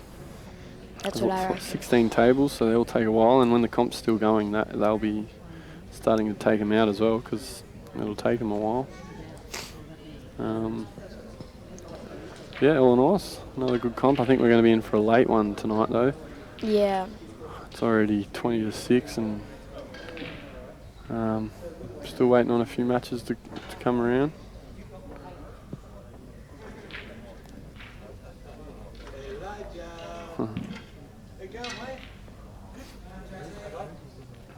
So you gonna play juniors this year again? Yeah, I'm gonna try out. There's Jack and I for under 15s this year. Isabel, DeGiorgio, and Jake Thompson are under 18s now. Okay. I don't know whether there's gonna be any more under 15s for this year. Yeah. Well, so Adam's on the black for the win. So yes, good job, Adam. So Adam's in. That's good. There you go. So just one more to go now, and I don't know who won the last frame in that one either.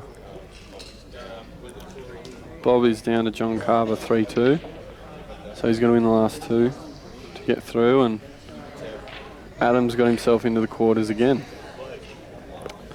So, so you don't think they're going to do any other 15s this year for Victoria, or is it Australia tournament? No, I reckon it's just gonna. Hopefully, it's only Jack and I, but. Okay. That would be cool because I would like to go to Darwin. Oh yeah. Jojo, our team manager, she said we'll go swimming with the crocodiles. With the crocodiles? Yeah, but obviously in a cage. And I'd hope so. yeah.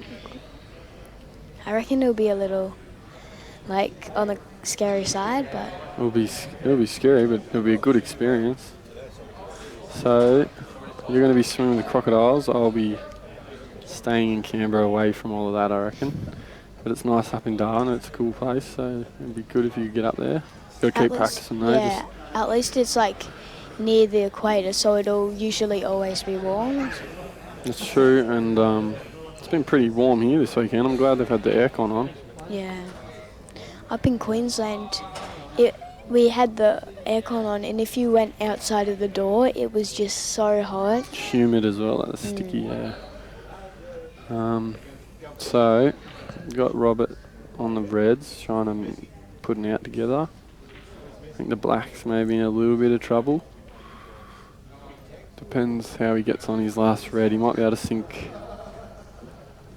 the very far right red as we look to it to the top right and get underneath it, but he's probably got a little bit of work to do. I think he just said he's got a bit of work to do as well, so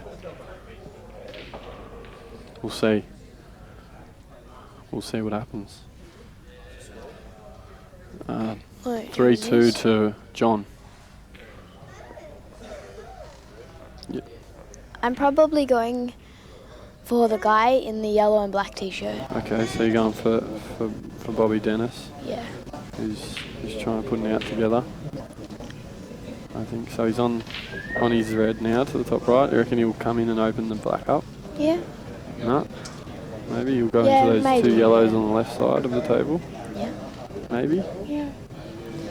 But the black, I don't know. I reckon he can get the black in. Great shot. Oh yeah, that's nice. That's good. He's played a great shot there, straight through the gap. And if the black goes to the right corner, he's played a fantastic shot. Yeah. He might not be able to sink the black though to the. I reckon he can get it in the top left-hand corner. You reckon? Yeah. I reckon he might. Oh. Maybe he has to play off the yellow. Yep. Or he might have to play a double through the gap. I can't really see. Yeah, I reckon he has like 2 choices of yellows. Oh, no, it went straight in. That's good. I had no idea what I was talking about, see? That's why you can be as good a commentator as anyone else. Oh, sorry, my mistake, that's it. Bob Dennis. I heard it was 3-2 to John, but Bobby Dennis has got up 4-3. Yeah, good job, Bobby Dennis. There you go. So Bobby Dennis has got up. Your tip got up.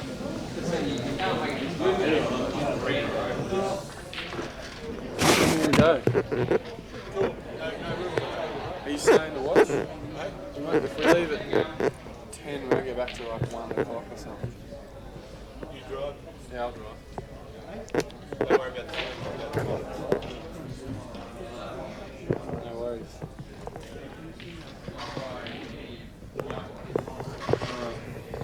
Okay. What are you doing? You're going to stay on for a bit? Yeah. I've been on here all afternoon. I might have to give someone else a chance if they want it.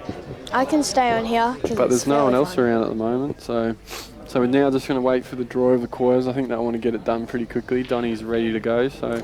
I see someone's practicing, which I need to do a lot of. Yeah, I think we all do. The only problem is that I don't have a pool table. I only have one at Dad's. It's alright, you just got to practice whenever you can. Yeah. And it doesn't have to be a really long time, you just got to try and make it. I don't know, you can jump on with Robbo if he wants to. Yep. Do you want to commentate? Would you like to?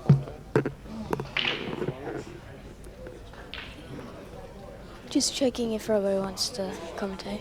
I have one that's in mind. It's Adam Bloom.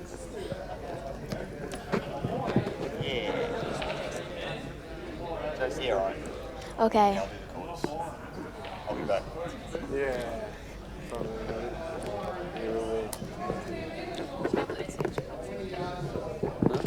Robbo's commentating. I don't think I did. Yeah. Do you want to stay on there? Alright. Hang on. Sorry. I'm signing off. I'm just going to say, see you later, everyone.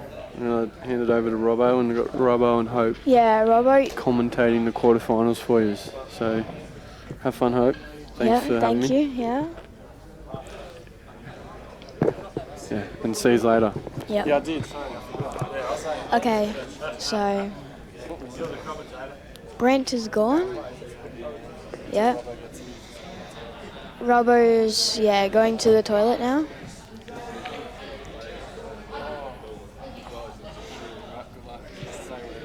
Yeah. Okay. So I wonder who's going to be playing in the final. I reckon it'll be really, really close. Yeah.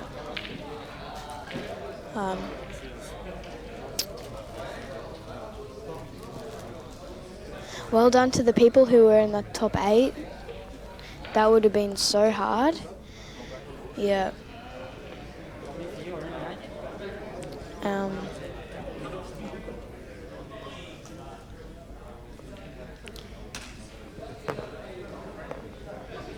There were a lot of people here, and the top 8, that would have been so difficult.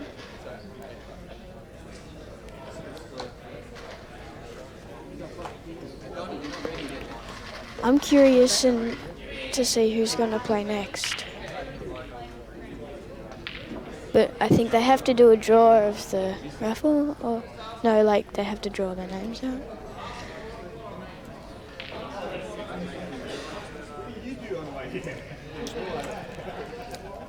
Like Brent said, I reckon it's going to be a really long night, but hopefully not, because everyone is going to be tired.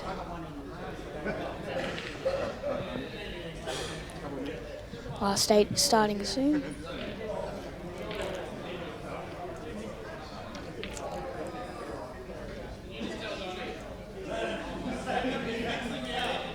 I reckon it's going to be Adam and Scary first.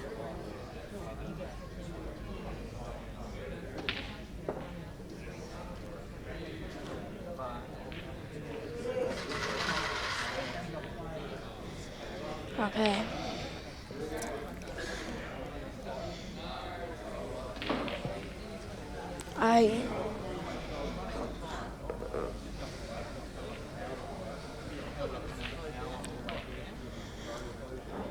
Even though I didn't qualify, I think I'm still really happy that I gave it my best shot. And if you ever play pool, I reckon that's what it's about, just trying and having fun. Yeah, so now we're just waiting for Roro to come back.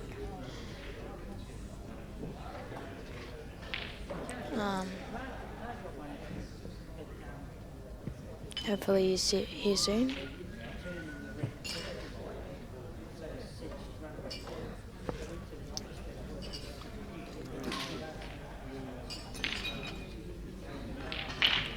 Okay. So, oh yeah.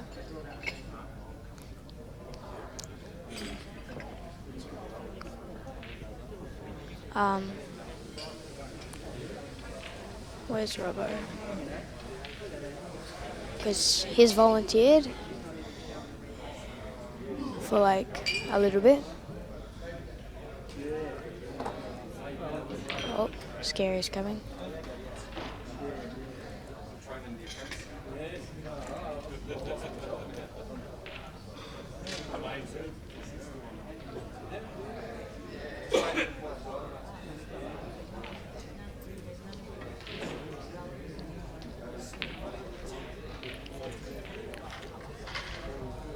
Okay, come on, Robo.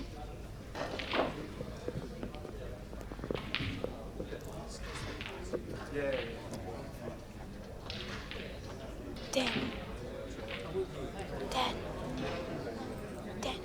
How long do you reckon that it will start?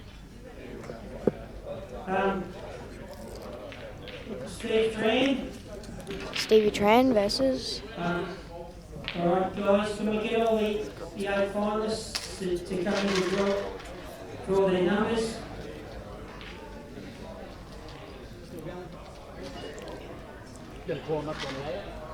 No, like you come in. You want to write it down, Jojo? Okay.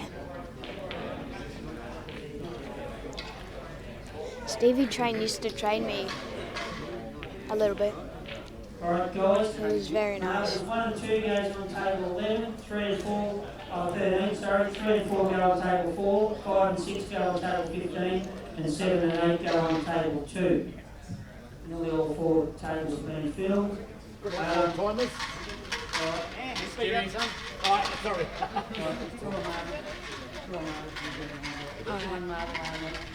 I wonder who's going next. 4 for 3.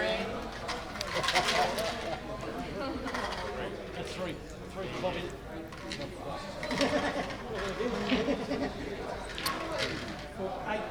Okay, who's coming on?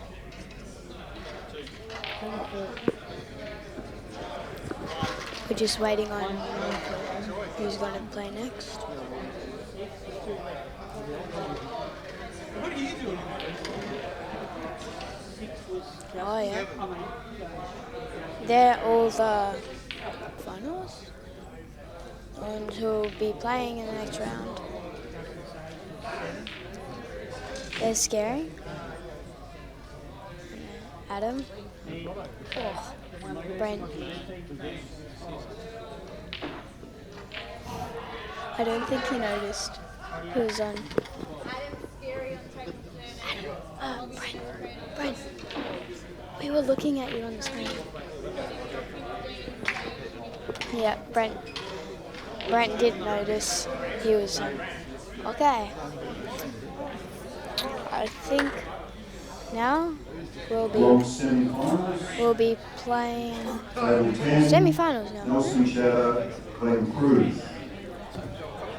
Table Yeah. 5. Okay. Sergeant Sharma, I have the next 2 commentators, so I have to go. Thank you for watching, and I'll put you on to Paul Pye.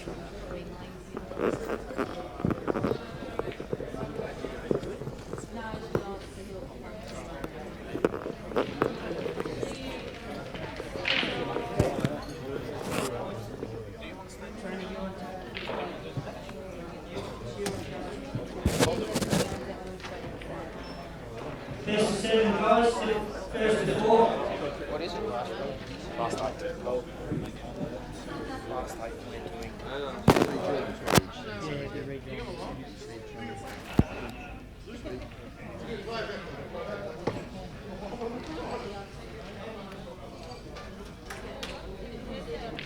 yeah, right careful. Alright, thank you.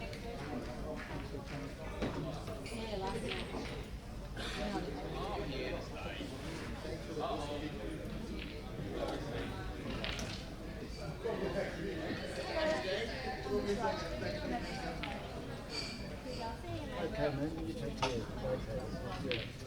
Do you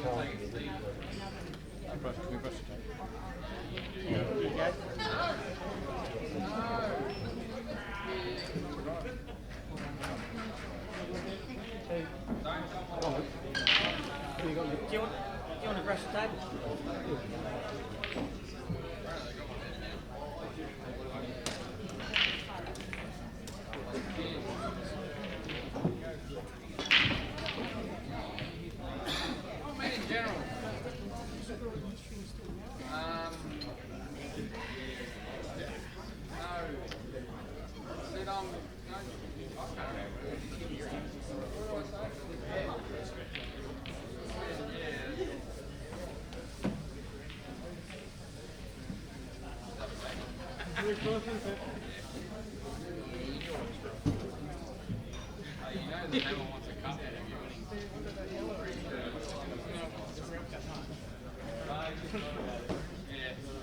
You always know he's got an angle.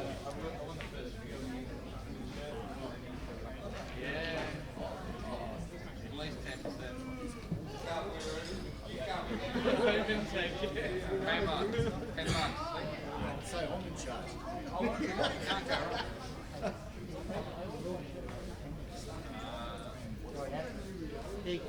Go Thank you.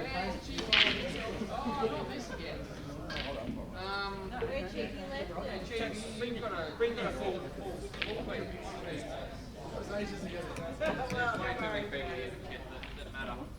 It's still the job. Scary. Tell me where it is.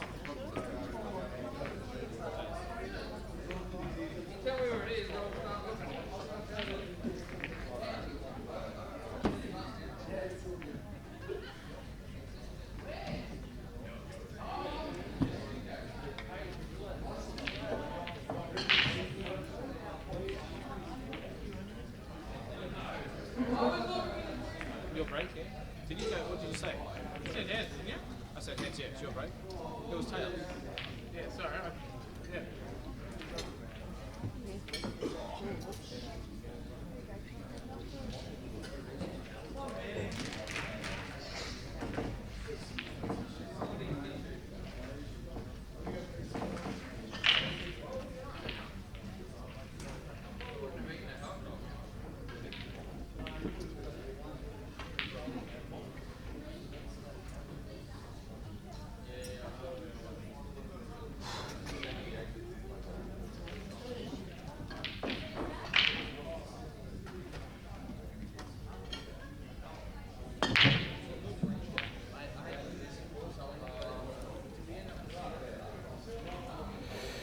Good evening, now, ladies and gentlemen. Now 6 o'clock in Albury, coming to you from the commercial club, and we're down to the last 8 of the main draw.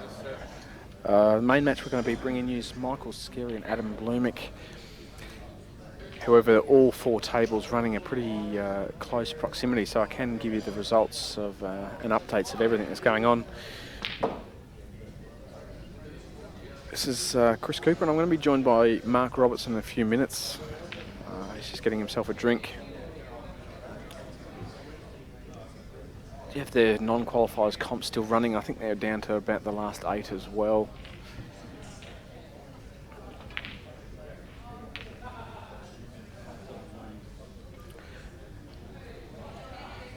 As I said, Michael Scarry and Adam Blooming. I've just watched Adam's last match, and he played really, really nicely. And likewise to Michael Scarry. Hasn't put a foot wrong all day.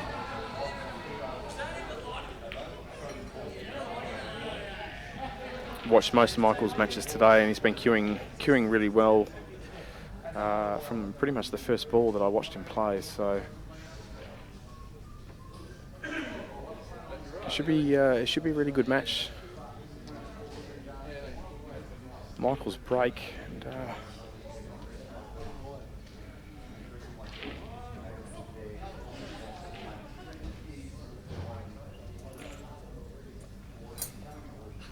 Screw back for the yeah, didn't expect the cannon, but that's okay. As long as he's on that, I think he's got the angle to pot it.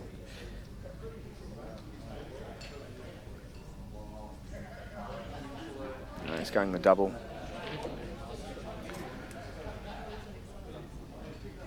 And we are a fair way away from the table. The live stream table is at least 20 metres away from where we're sitting. So it's going to be hard to bring you exactly the angles that he's got, because we can't see the table itself.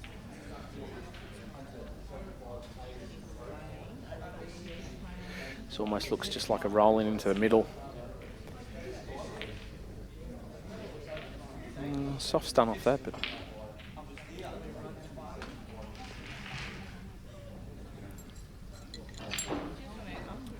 you might try and drag this in.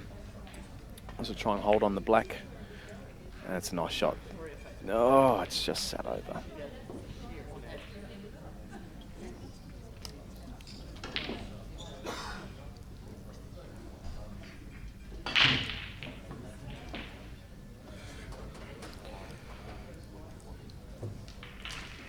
So I am joined by Mark Robertson in a couple of minutes, who's just brought himself back a pie. One of very nice pies that they make at the commercial club, but he's left us dry. Both myself and Dan Lynch, just nothing.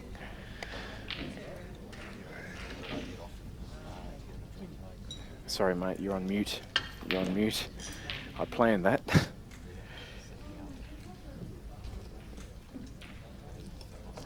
Good opportunity for Adam. As you can see on the screen, I don't even need to look at the table. That red certainly doesn't jam through going underneath yellow. That yellow in the bottom left is not coming out. So he's probably going to snooker here. It's a good shot. It just depends how much gap is actually under that red that he's tried to snooker. Mick might be able to come off the cushion here. And I reckon he actually can. I reckon there's enough room under that red. I don't know. By the way, he's got down. He's looked at it quite quickly, and he's got down on it quickly. Good shot from Mick. Just left too much room. There's too much of a gap underneath the red. And unfortunately, it was a perfect angle to come up to exactly where he is, which was an easy black. Good start from Mick. Good positive start. So, and Mark Robertson's just rubbing in the pie in my face. He's got the knife and fork out. He's gone for the knife and fork. It's a disgrace.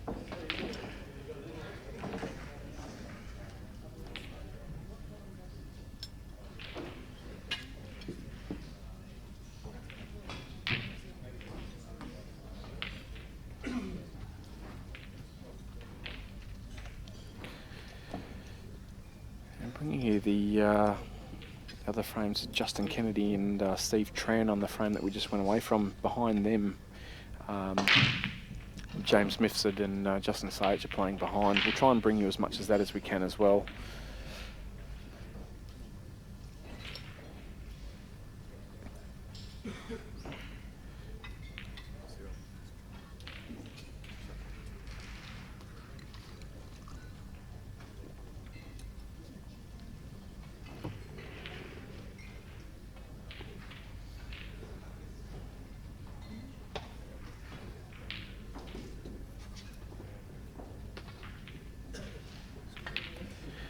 And in the background, Cran Wrigley, is it? Cran Wrigley and Bobby Dennis, and Cran's one up in the background of your screen. Justin Sage and James Mifsud have just finished their first frame too. Don't actually know who got that frame. We'll try and put some hand signals out to the crowd to find out what's going on there. And Steve Tran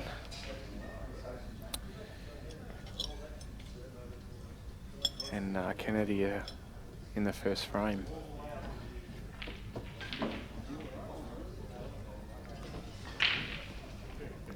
It's going back to the match on your screen. Adam's break. Pot of yellow, looks like he's staying with the yellows. Yeah, he's covered up nicely. I think that's set enough just over the hole. Doesn't look like he can jam the red through. Certainly got a bit of control in this frame early.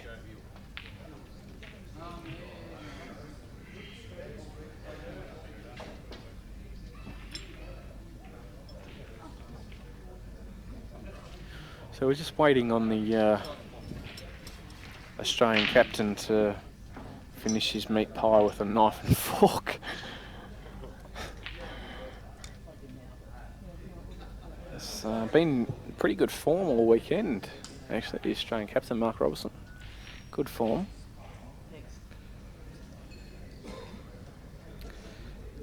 He's actually played very well all day.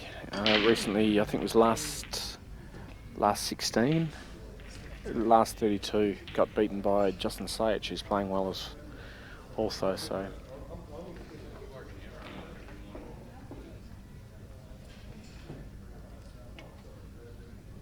And Mick's he's gonna just smother it. I thought he might have wanted to smother that a little bit more than he did. He won't be able to get the red through, but he will be able to jam the yellow out on a next shot. But he's still got the bottom left of the tail to deal with.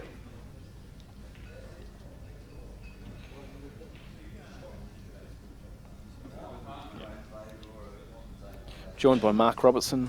Mark, welcome after your pie. Thank you very much, Chris. I thought you were doing a pretty good job by yourself there, so I didn't rush the pie. Well, I would have been doing a better job if you had bought me one. But Well, I was actually, the reason for the knife and fork was I actually was going to commentate and eat at the same time, but I didn't think people actually would appreciate hearing me eat a meat pie. I just thought you were rubbing it in. So Well, you ate it really slowly. I sort of was. I just lost, and I feel if I can bring some other people down with me, it'll make me feel better. I did actually have a lime milkshake downstairs, a best milkshake I've ever had in my life, and that did actually cheer me up a bit. So Mick's 1-0 up here. Got some work to do in this frame, but Adam certainly can't pot out anytime soon. So Reds need a bit of time to get themselves into this frame. So time is what Mick's going to be trying to buy here. Don't know if that yellow that's near the black spot, if that goes to the bottom right corner pocket. I'd say it goes to the left middle. Oh, he's going to pop this. Oh, it hasn't gone in. So as I said, that yellow was always going to jam out. He was never going to get the red through, but it was always going to jam out. Adam may have it's probably a bit too risky, but it's probably what Rusty would do. This yellow that's at he's closest to now on the left, if he gets that sort of into the cushion, then it might hit the red that's lowest to the table, and then the yellow then flick over to the ball. The yellow that's on the bottom right-hand corner pocket, maybe pot it. But it's a bit, it was so hard for me to explain the shot. It's going to be a lot harder for him to even play it. That's why he's not doing it. So that was on. It's probably a good thing. Well, if it went in, he probably would have been able to still have a dip, but that's probably a good thing that didn't go in. So we got some good matchups around the room. Bobby Dennis and Cran 1-all. A couple of the Masters. Steve Tran defending his title. So far he's putting up a good defence in the quarterfinals. Justin Kennedy. And we got Justin Sage against James Misfit. I think James actually won this previously. And Justin has probably had one of the hardest draws, if not the hardest draw I've ever seen someone have at one of these tournaments. I don't know if you've spoken about it, but he's had... No, yourself, Rusty Wheeler. He had Alec in the first round. Alec Everinatis. Yep. Mark Robertson. Grant Weekly. Yeah, that's... he's got James Misfit now. And he's performed. He has. And it was touch and go in the first round for him with Alec. He went to 2-all, best of 5. But since that point, he's played well. How did he play against himself? Yeah, it was a good match. We both probably made about 2 or 3 mistakes over the 5 frames. And my one in the end, I had an in-off that cost me the match. He pot out with 2 shots. So yeah, it was a good standard match. But a few mistakes over 5 frames is too many against Justin. Don't know if you could, through the comments, you could hear that the snap, but that snap from Justin was huge. It's 2-1 to Justin over James. Here we go. Bobby Dennis and Cran Wrigley 1-all. Steve Tran and Justin Kennedy, you're in a... Well, it's been a tactical battle a lot of the frame, and it's just recently opened up a little bit. I don't think they're 0-all, Steve Tran and Justin. I think a frame or 2 has been played. I'm not sure. So Adam back on the show table with Mick.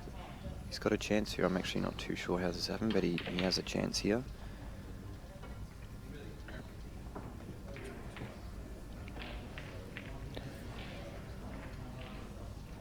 Just trying to work out which is his last ball for the black. You probably wouldn't mind the top yellow to be your last ball for the black, because then you can just sort of float down the middle of the table and play the black in the right corner. I'm just trying to work out how you get from this ball onto the one onto the left. Yeah. Especially with this angle, there's not a lot of angle here. He might come up for the one at the top now. I think he had to in terms of the angle that he had. Even now, positionally, this is tough. It's very easy for him to either snooker himself or land in a position where he can hit the yellow, but it's not going to be potable. So it'd be interesting to see how he plays it. Pretty much wants to get the white back to where it is now. Yeah, good shot. That should be good. I think that's pretty good, actually. He should just be able to just top this off the cushion, just drift past the red. That's near the black spot. Have the black in the right-hand corner pocket.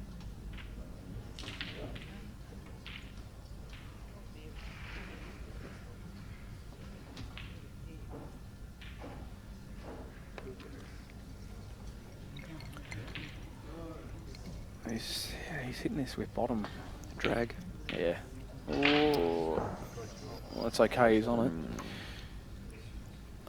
I'm trying to work out if he meant that or not.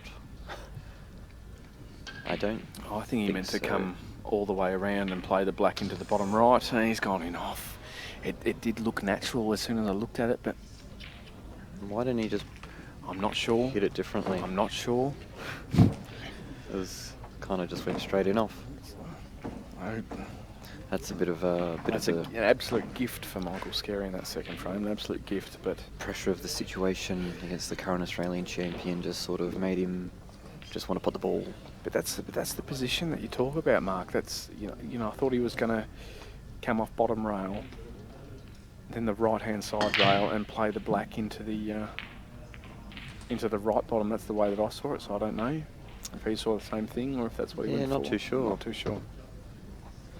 Right, white's just trickled into a pretty he certainly got on with it quite quickly. They've racked the balls pretty quickly, and yeah, he looks like he's moved on. Like from 7 it, seconds ago, he just went in off. Yeah.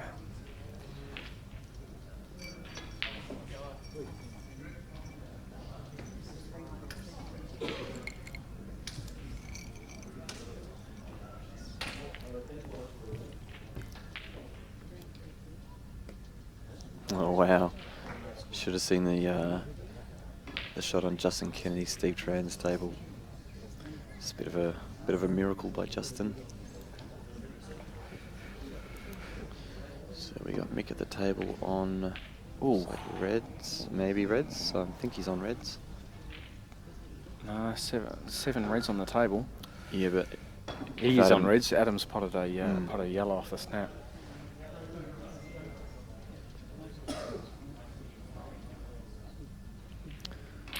So I think what happened there, he's obviously hit that incredibly thin. I can only presume that he meant to pot that, but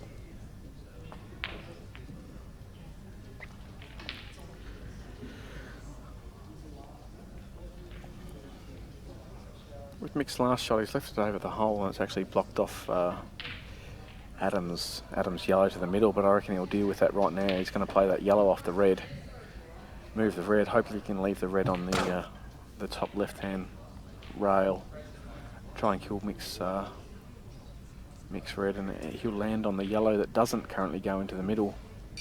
No, he's going up the top. No. That's I did call the shot, but I did not see that happening at all. I don't think he needed to play it that hard to land where he was. He seemed to stun it instead of, I thought he could have run through and got the same result. I don't know. As I said, we are a long way away from the table, so sometimes the angles are very hard to judge off the screen, but good opportunity for Mick. Really put the foot in here. He can go 3-0 at the moment. Really, this will really hurt Adam, especially on the result of the last frame. Yeah, so far just all the bumps and nudges are going Mick's way. It's certainly handy when that happens, especially when you're a player of Mick's standard. These tournaments are so hard to win. If you don't just get a nice little bump and nudge, or maybe your opponent gets a little bit of bad luck every now and then, these tournaments are certainly go much smoother if that happens.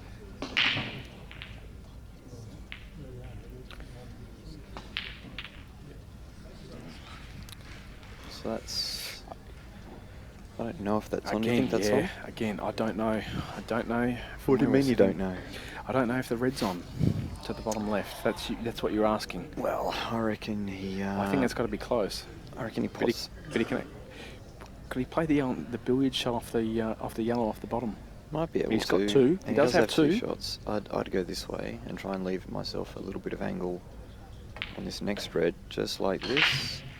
And now pot it and just give it a little extraction. A little tap. Yeah, just a little tap. And if you don't land on it, then just free it up and use your 2 shots to pot out. Okay, it must be on. Otherwise, he wouldn't be doing this. Okay. Oh, there's the billiard shot. There it is. There we go. Brilliant. That's a good shot. Fantastic shot.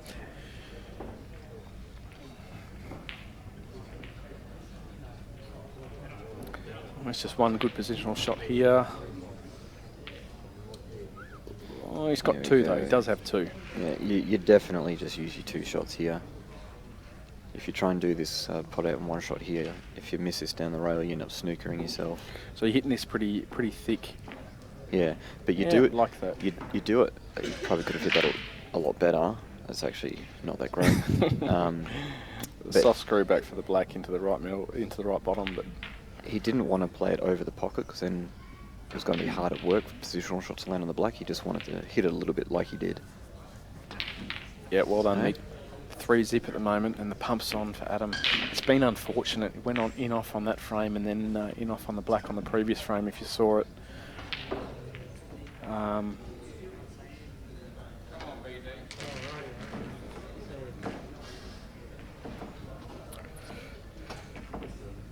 Steve Tran and Justin Kennedy. Steve up 1-zip.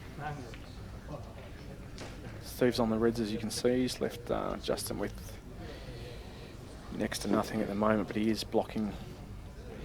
There is it's not completely covering the pocket, but it's far enough in, and I'm directly behind that angle that you can see. It's a lot of work to do for Justin though. Huge break, Mick. That's massive. It's pretty much a perfect break. He stopped the white there, dead. Landed a little bit tricky. You'd be going, I reckon he'll look at reds at the moment. Yes, I agree, but still tricky. Probably will play the plant down the rail. Did he nominate? I don't even know if he actually nominated. Oh, so far away. Didn't see, didn't hear, but guess he did. He must have. This is pretty much, if he makes this, I reckon he wins. So now providing that black goes into the left middle, all he needs to do is just be able to land on this bottom red in 3 shots time. So pot this one here, pot the red to the top right corner pocket, leave himself angle, that's what he's looking at now. He just wants to see the angle that he wants to be, and putting his hand right there, he's saying, yep, Mark, that's where I want to be. And let's see if he puts the ball where his phantom hand was. Yep, pretty much. Now just stun down. It's just a soft screw down to the bottom rail.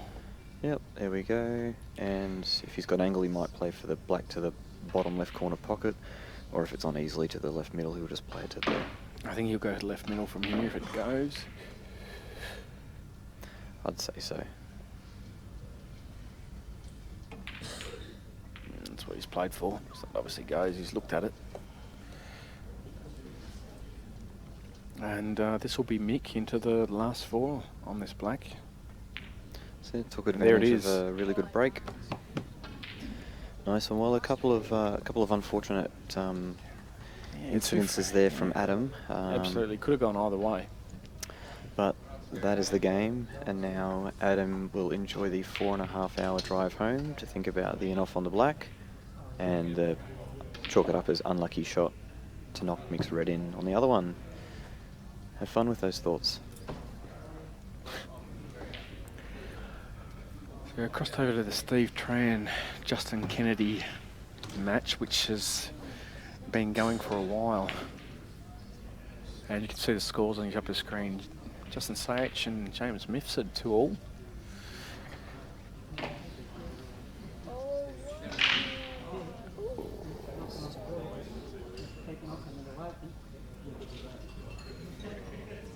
He's got two, does he, Trenny? He's got two. Two shots. Sorry, we haven't been keeping our eyes on this match. Solid pot. Steve Tran continues his strong defence of his title. That's right. And who did he beat? Some last year. Some an amateur. Some loser redhead. Oh, no. I'm not talking about Rusty.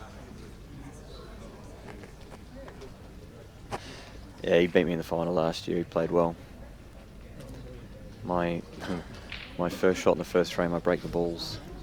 I get a yellow in, and I'm gonna knock this really easy yellow into the middle pocket, and I can kill one of his reds while I'm doing it. So I'm thinking, oh yeah, that sounds cool. So I'm looking. I haven't nominated yet, and I'm looking at a red of his that I want to kill. Yeah, so I say, I remember this. Yeah, I so I just say, I say reds, just because I'm looking at his red, but really I want yellows. So I nominate reds. I go to pop my yellow. Umpire says foul, and that was pretty much didn't get things off to a good start. And apologies, but I completely have forgotten the umpire's name. What? Who? Sorry? The umpire of last year's final was. Who was doing it? Oh, Tanya. Tanya. Sorry, I've completely. Yeah. I've had an absolute blank. But Tanya was as shocked as you were when you played that ball into the middle. Well, I don't think we should have had umpires, and because then Tranny probably wouldn't have even noticed, and neither would I, and then maybe things would have gone different. Yeah, you might have won the money. Yeah, the title. I was looking at the big silver cup over there, and there's my name in the loser section, runner-up. The Justin Sage match and James Mifsud, that black definitely goes into the left middle, as you can see. Justin I don't know what you can see on you can't see a lot on the screen, but he's dead straight on this. Justin is one of the 8 members coming away to England this year. We have an extremely strong side, an experienced team. It's probably going to be our last crack at it, I'd say, for this generation of player, like myself and Woodsy and Justin and Rusty and Jake and Scary, Della, Adam Andretsky. Might be our final crack at it, I reckon. Yeah, and congratulations on making the captaincy of the team. Yeah, it was. Yeah, I thought a few people could have gotten it. I didn't even know if I get picked in the team. I shot decent stats, but my ranking was a bit low from not playing for the last couple of years, so I actually didn't know if that had hurt me or not. But it all worked out well. And what got you there as well was the teams, the Victorian teams title as well. Congratulations on the. Yeah, I think that seems to be a thing they factor in. What team won the Australian teams title, and maybe who was the captain of that. That maybe goes to some consideration, I guess. But this team's so experienced. It should be pretty easy not to win, but I don't think we're going to have any hassles. So we got Mick Scary into the semis. He's also a member. He's just talking to people, all happy chappy. It's very obvious to tell who's still in the tournament and who's won. And yeah. You just basically, if you want to see what someone looks like who's out, you just look at me. Yeah, especially when you just brought back the one pie. I might get another one just for me too. And then you can just, if you see Mick right now, he's just lapping it up. Only man into the semis. Everyone else is still smacking their heads against each other. All hard, tricky, close matches. Going back to these matches, you can actually see all three at the moment. Bobby Dennis and Cran Wrigley, top left of your screen. Steve Tran and Justin Kennedy right in the middle, and Justin Sage and James Mifsud to the top right. James Mifsud's on yellows here, and he's Justin's just laid up with the red over the bottom left. Who's your pick for all 3 matches?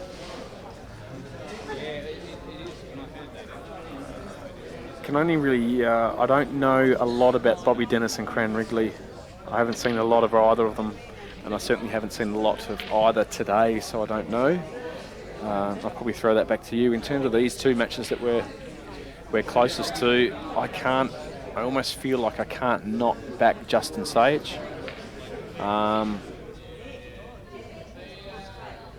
All of his matches I've seen to have gone to this point where it's at the point where it really can go either way, and he's stepped up when he's needed to. I just can't see him throwing it away from this point. And I like Steve Tran from his current position. Taking nothing away from Justin though. Saying that is good pot from Justin. That's my pick. I don't know. Could go either way. Yeah, well, Doesn't matter what happens. Someone's going to meet Mick in the last 4. Well, I think all the favourites are doing well in the matches. You'd have Cran as favourite against Bobby. I think that's actually 2-all.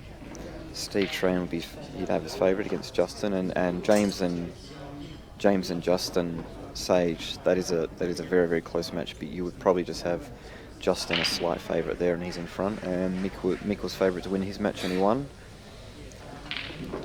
So it's going to be very interesting at semi-finals either way.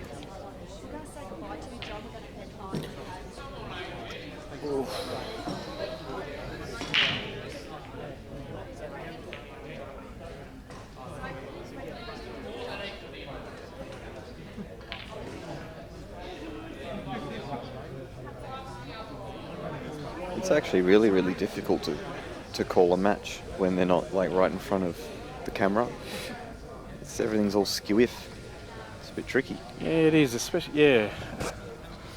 And all the balls on the table seem to be, it all looks so hard from this angle, like nothing's on. Like it's definitely hard to tell what's on and what's not. And angles. It's even difficult when we've got the camera directly onto the tables. It's difficult to tell, but I'll get apart from Jamie Stevens seems to be able to tell most of the time. He's one of the best commentators going around. We can't tell. Mick Scary's just popped over, so I'm just going to chuck him on for a second and get his thoughts of how the tournament's going so far.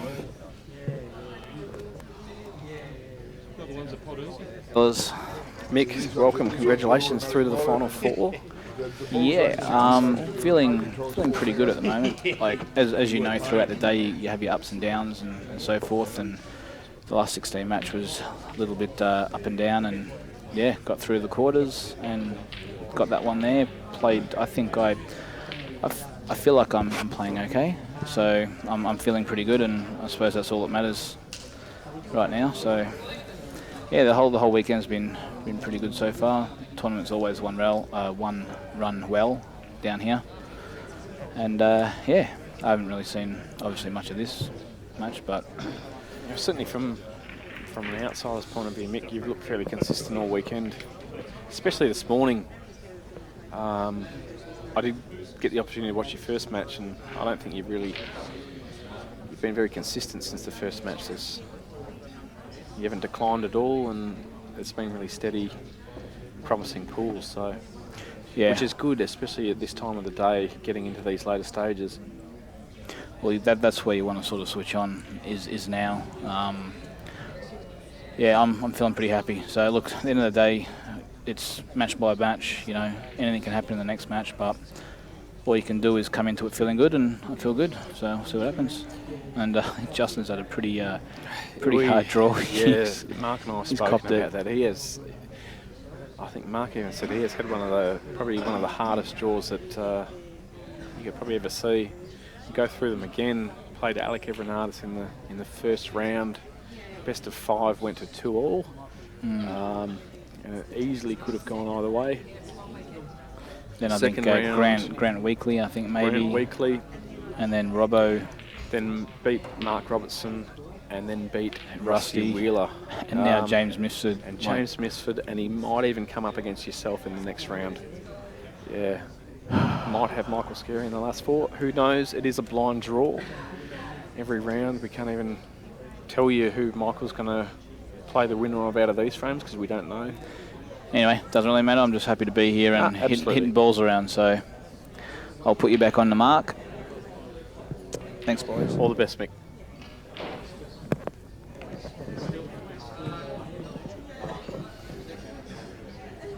Yes. It's a weird... Steve Trent. You see it if he hits the bit. Okay. You're going to need Dan. Going to need Dan Lynch. Steve Tran's just come over to ask if we can replay. I actually was not watching those. Oh wow, there was a 20-second window where we weren't looking at the screen. Yeah. Apologies for what's happening. We're actually in the middle of just having a chat to Michael Scarry about his match. If anyone in the chat maybe saw the shot, I don't know if they can.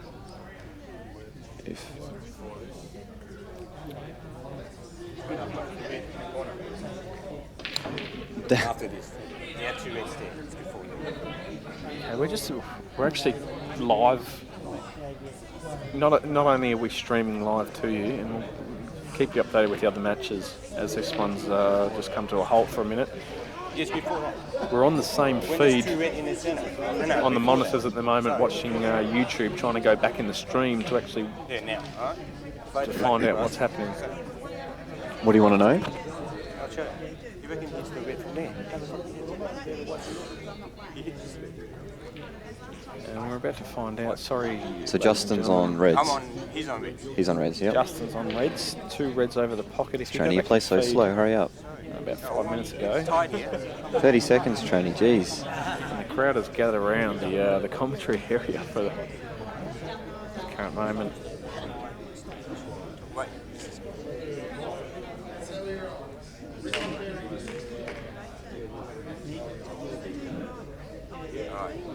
Now, he didn't move this red. He said he hit that. If he hit that red, that's okay. Okay. If he hit that red, that's a fair shot. If he didn't hit the red.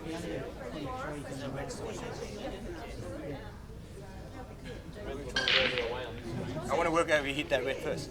He didn't hit that red. Red is still sitting there. The red is further away on the side. I think he hit the yellow. I thought you were going to be. It didn't look. I don't know. You tell me. We're going to have to go back. I'm not sure what's going on. I'm going to keep you updated whilst they're talking. Turning our attention to the Justin Sage match. Top of your screen there. And Justin's on reds. Just actually knocked the red out away from the bottom right. Got that out into to the middle. He's going to play the check. He played the red into the yellow. Let's see that again. Hit that again.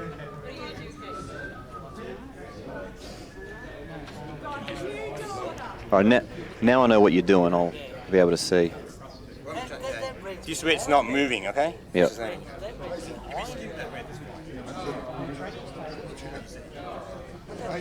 No, you hit. That red didn't move. He hit the yellow. Yeah, straight into the yellow. I think what he meant to do was really fine, but he's not actually hit the red that's in the jaw, so it just hits just straight into the yellow. Sorted that out. But everyone's got the right to ask the question. Everything look right. The matches aren't umpired, and both Steve and Justin were agreeing on having it reviewed. Then Justin was quite good, so.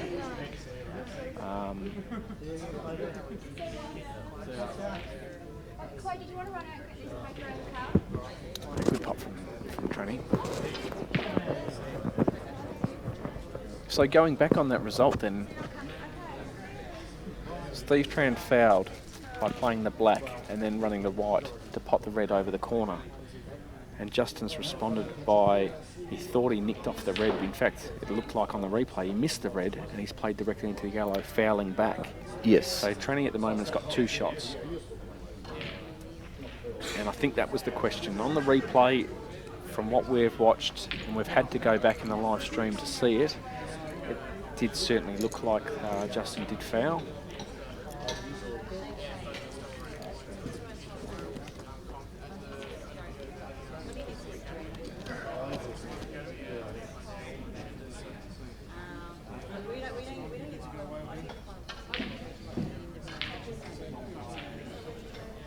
So, the outfit tranny here, Mark. He's very yellows. basic. Yeah, but the black doesn't go bottom left, so he's got to get behind it. Nah, it'll go. Where he's looking now, boom. 60% in the pocket from McScarey. 2-time Australian champion, Scary. Got to remember to say that. Oh, I think I said it enough.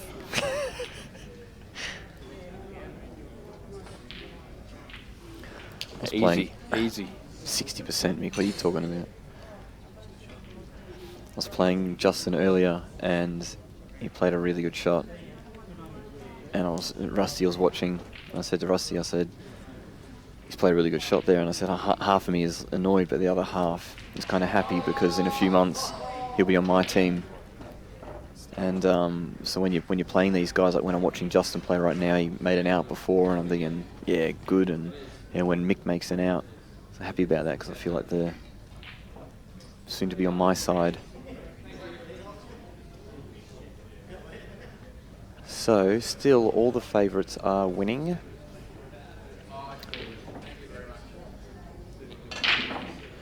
We're just saying, Mick, that it's hard to commentate a frame when the camera's on an angle.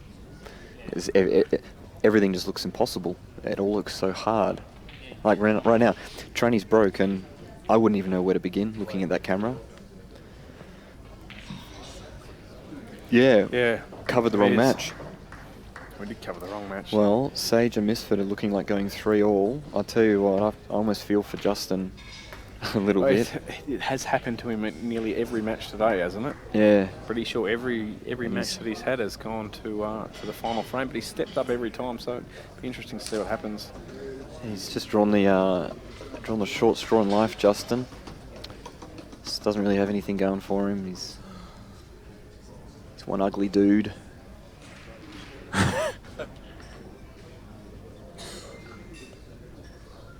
So 3-all, Justin and James.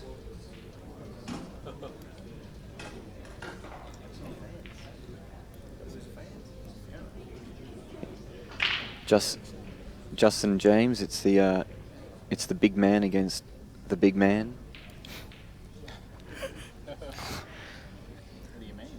Well, I'm not allowed to explain what I mean, but in saying that, people might work it out.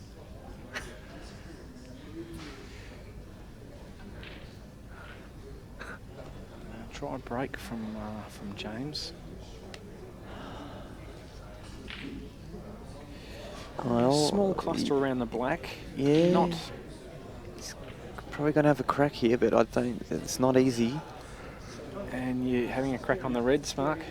From where, you know, again, it is really hard to tell by looking at what you're seeing on your screen. That's exactly what we're looking at as well. We're 20 metres away from that table.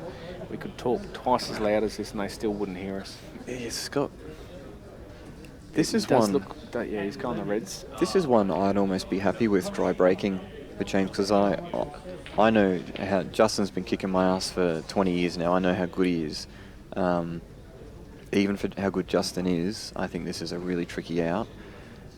And that one red that's up sort of the top on the side cushion there, there's no real balls to land on it really easy. And these tables, they're playing tight. They're not big pockets that anything just goes in.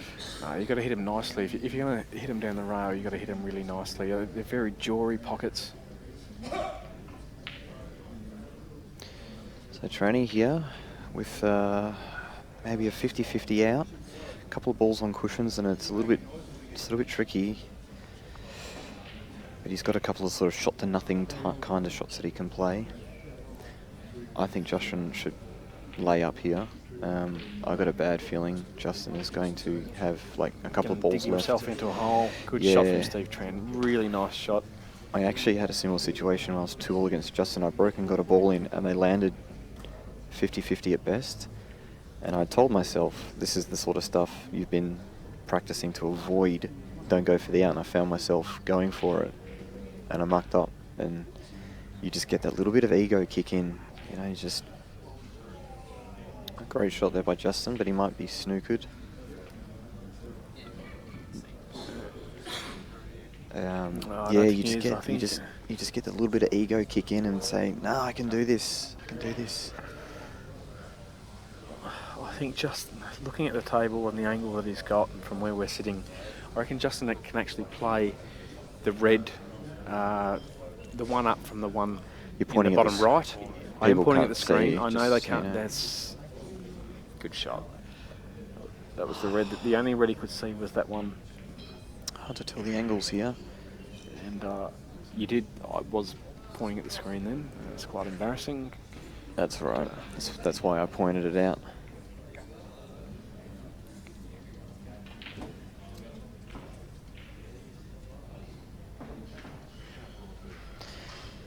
It's pretty much all Justin could have done there. Cran Wrigley 3-2 up on Bobby Dennis. As you can see the score. Can't really give you any information on that match whatsoever. I'm surprised Trani's taking this long ball now. That's why I don't feel like he could control it as well as he would have. I think he should have just popped the one that was over the pocket and land nicer on it to be able to play that shot to nothing. It was a little bit bizarre. Two-time Australian champion Michael Scarry just walking past the desk. Mick just was... he was happy with his last break, but don't worry, Mick. We saw it.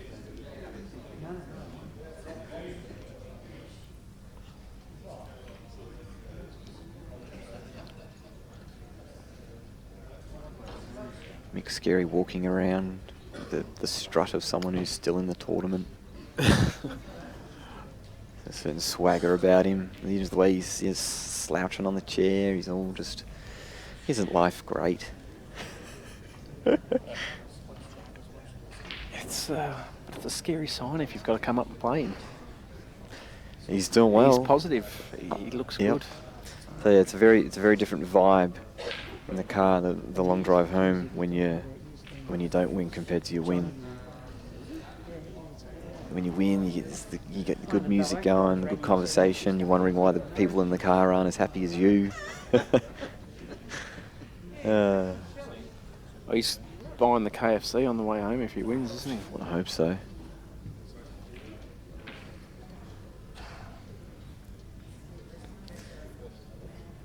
$40 nuggets. 40 nuggets. He's going to buy. Well, we all remember how that went down last time. Yeah. Got the nuggets. We did that at Geelong. Didn't go very well. Someone reached in to grab a chicken nugget, and I think their hand brushed another chicken nugget or something. So now the whole box was contaminated.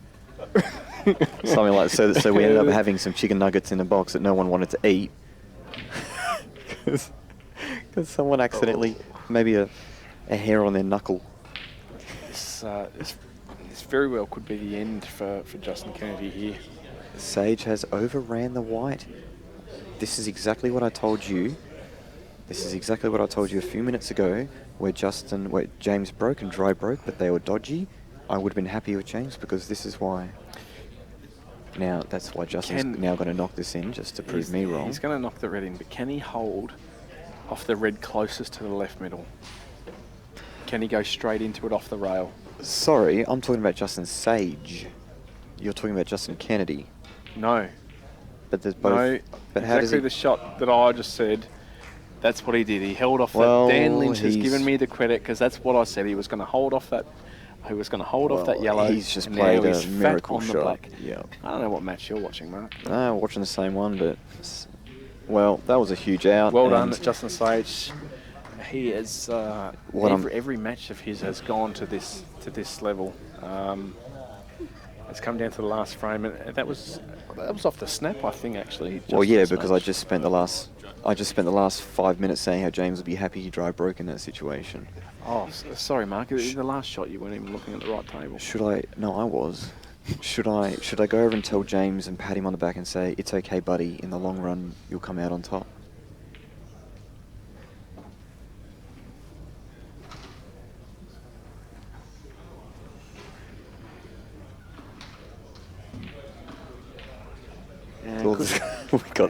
we got silenced. Yeah. So yeah, silenced by. Of course, you don't know who that is, Mick. On his phone. You don't know anyone like that. So Justin through to the last 4. Steve Tran. Yeah, Bobby Dennis. Pots of black to go Bobby 3-all. Dennis. 3-all against Cran Wrigley on the top left of your screen. And Steve Tran. Steve Tran looking to go 4-0 up too. So it's I'd say it's Steve Tran, Mick Scary, Justin Sage, and the winner of Bobby and Cran.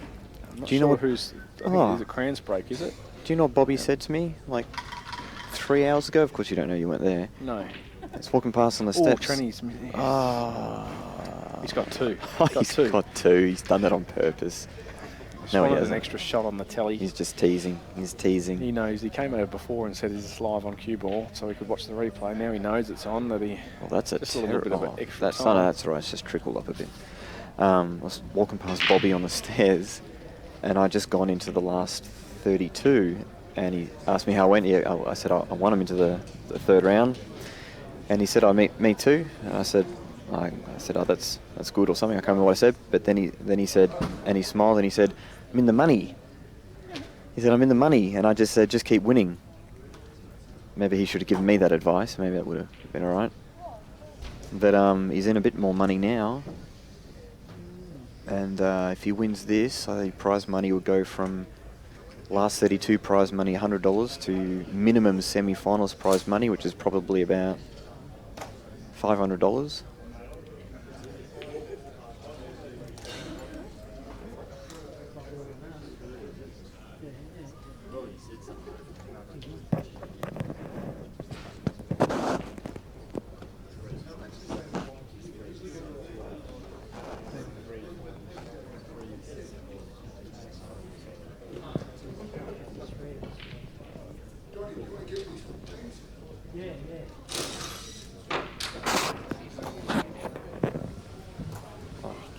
I'm going to be back in just a moment. I just need another drink. Would you like a drink? You don't have to whisper.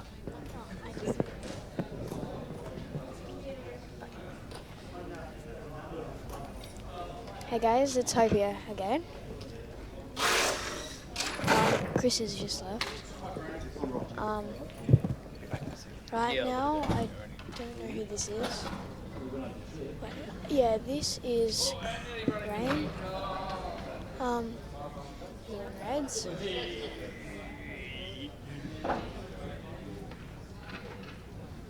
It's so difficult to see on this view. Oh, that was close. I think Robbo said before, these pockets are so tight. Oh, he's come back.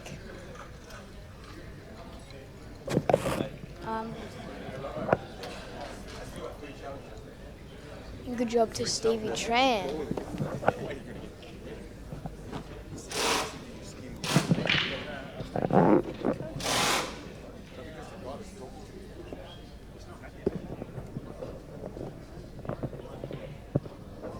He did it. Okay. Robbo's I am back. Alrighty, Hope. Yep. Who's going to win this match? I'm going for Bobby Dennis. Going for Bobby. Yeah, I'm going for Bobby too, actually. Cran's already world champion. He doesn't need any more. He is world champion. Yeah. I've never heard of him. Certainly, before you were born, he knocked in the winning black to win the World 8-Ball Teams title for Australia. Oh, that's good. Before you were even born. And who's going to win the tournament? I Mick's reckon just swarmed just to intimidate her. No, I reckon like I said before, I said it was going to be Stevie and Scary. Steve Tran. Yeah. And Scary in the final. Yep. But who's I going to reckon win? Stevie's won too many times, so I'm going with Michael. So it would be a final of the current Australian champion against the defending Albury champion in the final. So 2 champions. Yeah. that would be a good final. You need some dramatic music. We do need, you know what, you are actually right. Oh, Bobby's lost the light a little bit there. He's got to play one good shot. You're right, we do need some dramatic music. We You're don't know right. how to do it though. I could play it on my phone, but I have to play it loud. It might put them off. You think they would just wait 30 more seconds for this match to be over before they go undrilling all the tables? Yeah. Can you go and tell Bobby to move? I couldn't see the shot. Well, he's knocked in a really good ball there. He's on the double. This is one of the biggest shots of Bobby Dennis's 8-ball career coming up right now. Really? I would say so. Just one double. Oh. Oh my goodness! And he's done it. Nice. Bobby. Good job. He's relieved. And he beat the world champion, I think. He did, yes. Definitely. That should be a really good achievement. Well, he did what I told him to. I said just keep winning. Gee, Bobby to the semi-finals. So our 4 semi-finalists, Bobby Dennis, Michael Scary, Steve Tran. He didn't seem nervous at all. Bobby? No. He was on the inside. Steve Tran, Bobby Dennis, Justin Sage, and Michael Scary to the front. Anyone miss it? Just get the marble that's left over. You know who's next? Donnie, as always, cracking the whip with the tournament. It's to get home. 3 and 4 on that table. Yep. Yeah, as soon as either Mick loses / wins, we are out of here. He's the last person in the 4-car ride home. All the losers are out. We're waiting to go, and he's still in. So who's playing now? So Mick, Scary, and Justin, and that'll be on the main table. So look, out of the 4 left, Justin and Mick are probably the 2 favourites out of the 4, closely followed by Steve Tran, and Justin has now drawn probably, you would say, the toughest opponent again. So, geez, I'll tell you what, if Justin wins this tournament, he's earned it more than anyone else I've seen, as far as draw-wise goes. So I'm going to guess Mick, Scary, and Justin will be on the main TV table.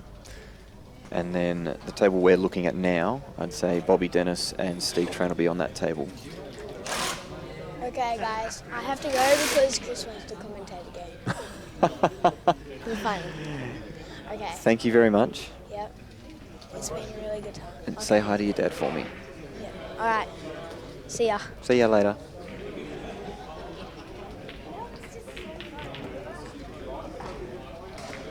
Yeah, she's a sweet little kid.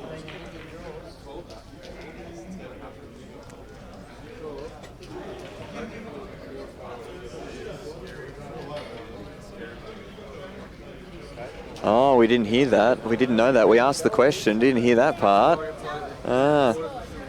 So Hope has picked that it will be a Steve Tran, Michael Scary final, and Michael Scary wins 5-4. And that was going back a few hours ago. Yeah, and that was in the last. She's a chance. She's a chance. Bobby pot out.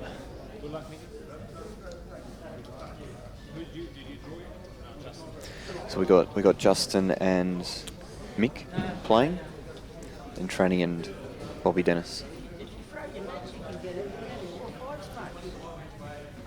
Just going to wait for Dan to confirm who's going to be on the main table. I've got a guess, but I'll just wait for him to do his thing. Justin and Mick, and Bobby and Tranny. No.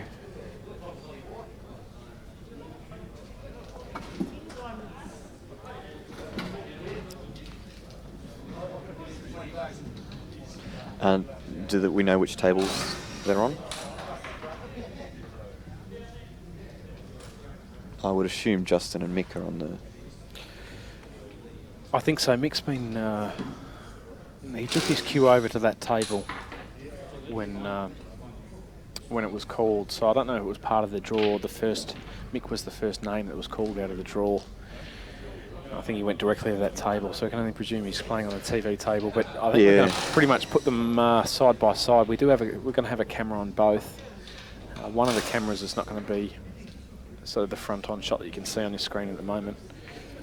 But we will have access to both tables. Jim Reen's just done I would have thought the secondary table would be the one that's behind the cameras now, so we can watch that one match easier. I really do hope that in the commencement of this match they stop putting these tables away. Just for... yeah, get all the drilling done now. Yeah. Don't know if you can hear the noise in the background, but that's only one table away from what you're currently looking at.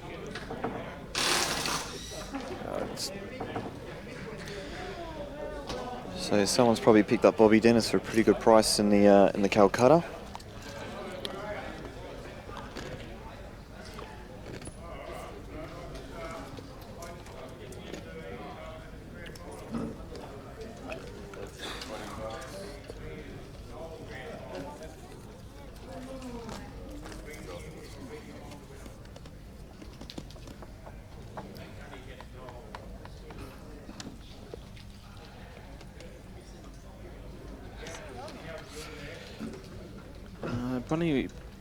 Bobby Dennis was in one of the groups for the Calcutta. Wasn't an individual purchase. Just looking for his name now. He's group 4. Yeah, that'll be Robert Dennis. Yes, Robert Dennis. Yeah, group 4 for the Calcutta. I'm not sure what they went for. We don't have the list in front of us. Apparently about $20. Who's in the group? Alex Waddell. Yeah, probably. Yeah, it'd be a cheapie, $20-30. Dylan Kinden, Kevin Malik, and Robert Dennis, group 4. So even sure he might have picked himself up for $20. Certainly. Predictions for this match, Justin and Mick. I just look. Oh, it really is for me. It's a 50-50.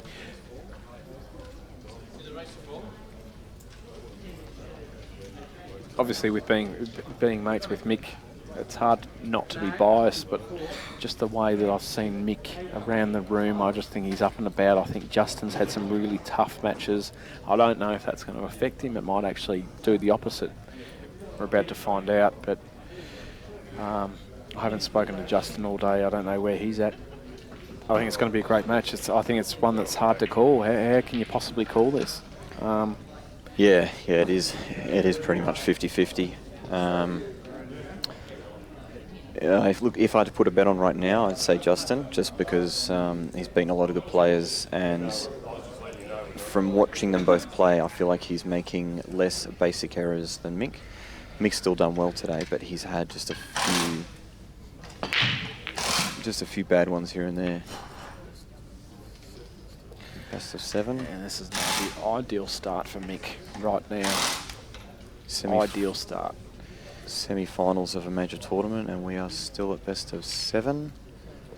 A little bit frustrating, but all right.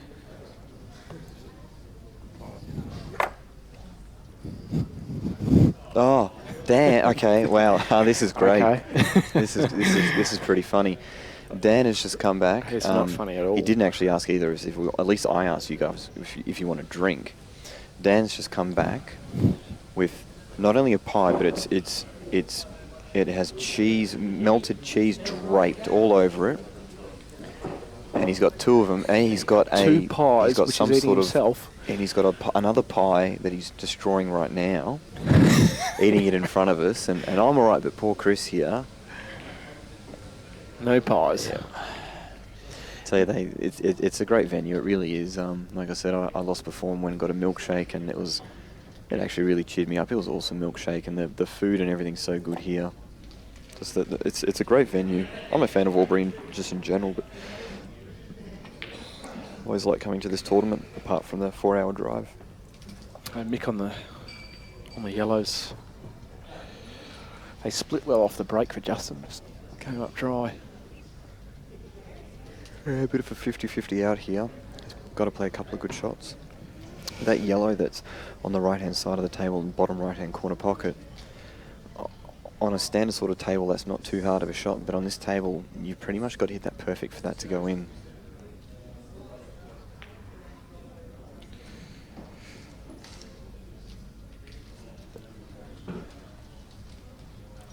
Don't know how straight this is that he's on. Is he going to screw back off the rail?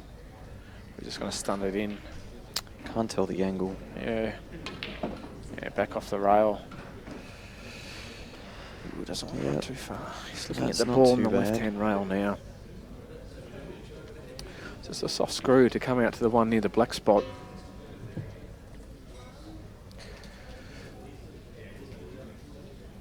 It's got to be hit well on these tables. They're played tight down corner pockets all day. It's got to be hit really nicely, and it's a really soft. Remember the shot he played against Adam? He had a similar shot to this that he hit really well, and it missed. He plays these well. He's aware of that though, so he's going to give this a little bit more pace, I think. Touch of right-hand side too, yeah. He gave it more because he knows the table that was pretty much really impossible to just roll in. And now that's ended up probably making him miss either way. Either way, it was a hard shot. They're still pulling the tables apart. I don't know why they're doing these tables. There's 8 other tables up the other end of the room they can do. Either way, got a plan. This frame has now become a huge opportunity for Justin. Huge opportunity, especially after the dry break. And I thought the yellows weren't too bad off the snap. Still some tricky balls, but as we spoke about, that ball down the rail was... Mick beat Justin in the quarterfinals of the Australian singles. Mick played really well that match. That was the best match That was the best match he's probably played over the last 2 years. He's won the thing. I think he won it like 7-1 or something like that. Just ran a whole heap of rucks, he said. Got Bobby up on the other table, having a crack. Yeah, he certainly is. So from where he is now, it's a good pot into the middle, and he's on all these now. It'll be a fantastic start for him.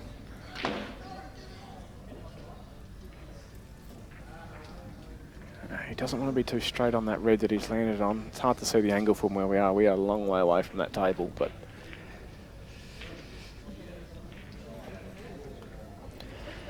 the out continues for Justin. Justin's going to be in a position where he's potentially playing this red on the right-hand rail down the line too. A similar shot to what McScarey had to play, unless he knocks it out. Unless he just kisses into it. I think if he's got the angle, I think he may have a shot at the extraction. Depends on how he's feeling and depends on the angle. There's a good chance he might just stand up and just play it down the rail. Off the camera, it almost looks like he's got the angle to go into it. Don't know. He did. Yeah, good shot. He's running the wrong way though if he's going to play this into the middle, so he might take the bowl at the inside the bulk end and play the red back into the middle. So red into the top left, then red into the middle. You might actually play the red into the bottom right, into the top right, sorry. Glenn Crow's just won the Blancs comp. No, yes, not sure. Sorry? He's going this way. I think there's a little bit more angle than what it looks. Yeah, he's come up. So yeah, red to top right. It's obviously more angle than, as Mark said, than we thought.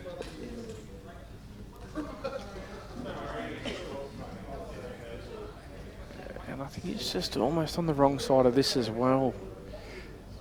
But I think he should be fine. So, yeah, good shot. Good shot, he's Justin. played that well. Really good shot. 1-0, Justin Sayich. Good start. Really good start for him. Again, it's just the same. He's He's so ugly and skinny. Well, he won the frame. It makes up for it, doesn't it?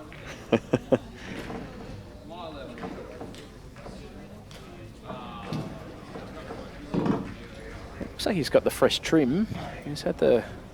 He does put a bit of work into the old appearance. Probably a little bit more effort than you and I are doing lately. And Mick's gone for the trim haircut as well. Yeah. He's consistent. Not by choice. He's consistent. It's not by choice. And he's dumped the white. He's dumped the white.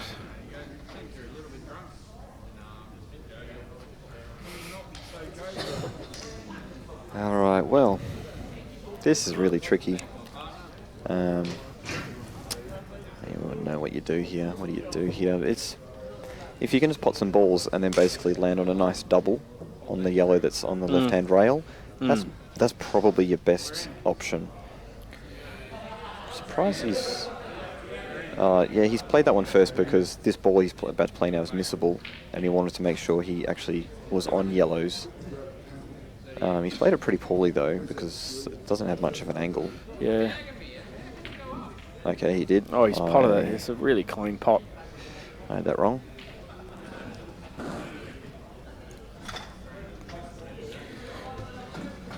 Still a few people hanging around this time of the day.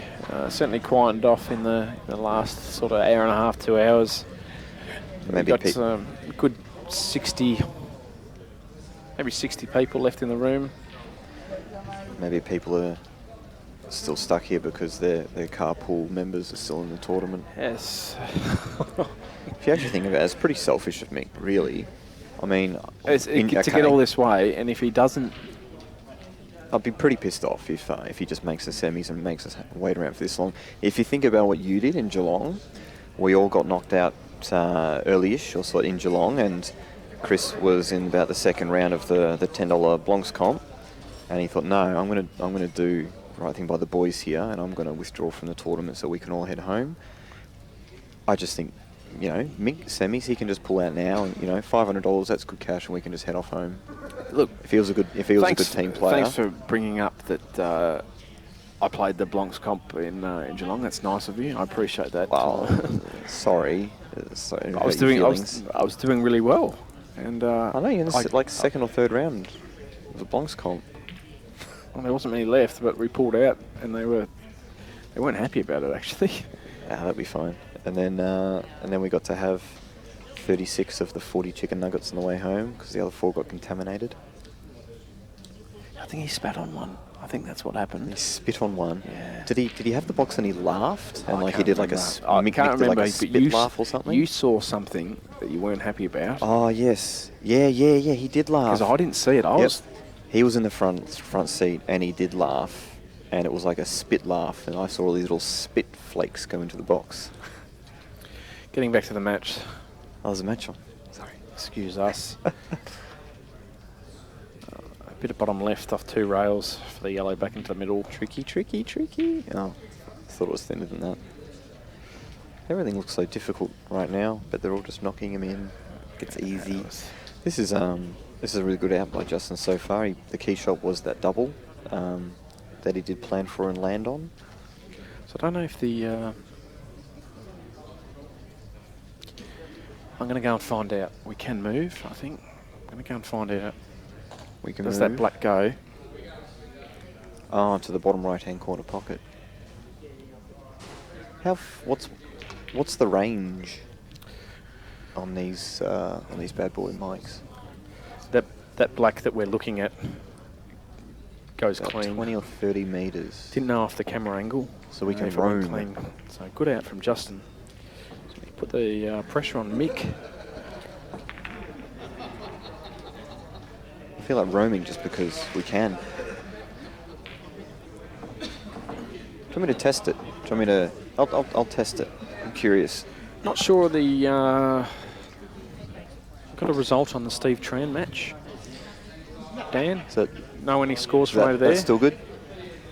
Just walking away, just seeing what the range is like. We still good? Still good? I'll keep going. Let's test the range. How's that range now?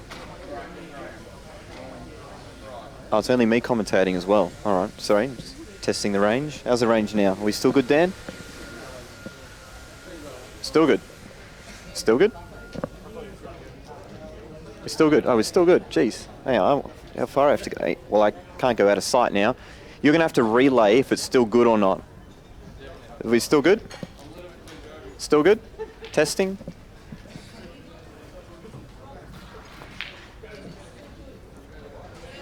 I was still good. All right, I'll keep walking.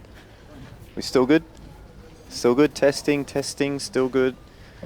Testing, testing. I'm almost out of the venue, but I'm on the stairs. We still good? Still good? Testing, testing, still good? No, now we're fake. I'm testing the range on the mics. All right, so yeah, it's probably a good 30 or 40 metres, I'd say. Walking back now. We've cut him off. I don't know what he's doing. We're in the middle of the last 4, and he's walking around the venue trying to find out the range on the mics. Yeah. So use my X-ray vision. Getting back to the match. So it's about, yeah, it's probably about 30 metres, I'd say. You're right, Dan. We cut you off, Mark, for a while because you cut me we're off. in the middle of a match, and Justin's on another out. He's about to go three zip up. He's on the yellows. I think this is absolutely routine for him. Yellow into the right centre, yellow into the top left, yellow into the bottom right. Soft stun for the black into the bottom left. And he's played this really nicely. And as we've spoken about this a couple of times today, and this is, if he goes 3 zip up here, this is the most he's been in front of any match that he's played all day. Every match that he's played has been frame for frame with every opponent, and he's played some of the best players in the country.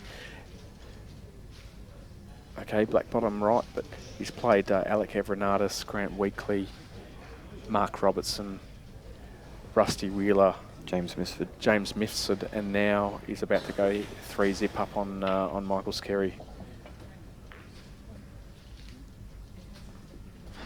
It's Mick's break. I did have a chat to Mick. I just left and had a chat to Mick then. You wouldn't have been able to see, but I said, we want to get going.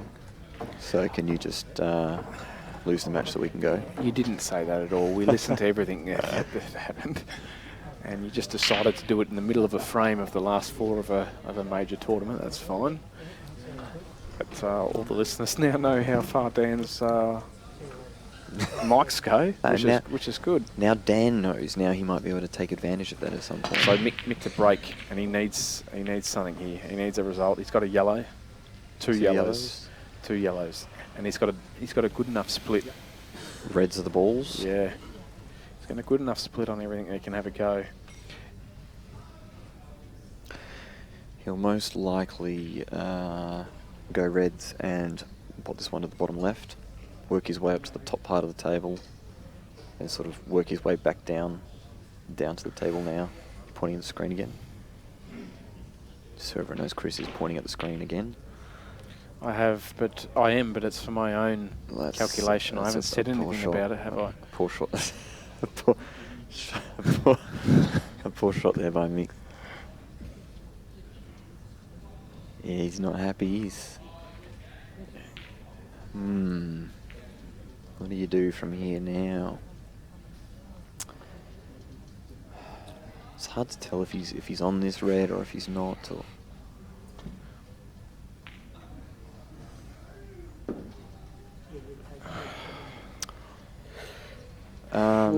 He wanted that inner over to block the yellow down the rail, but pretty much Justin has just got one tricky yellow for a double. Or an inner over down the rail now. That's what he's looking at now. Yeah.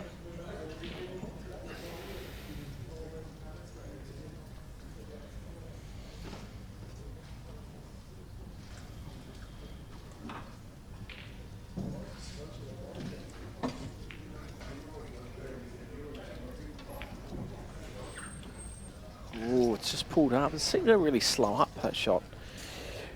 He had position. He's certainly got the position on the red. The yellow. down the right rail.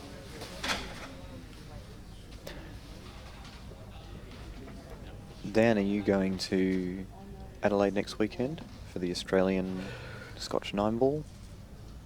No. Darwin. Oh, the Darwin satellite. Fair enough. That's alright.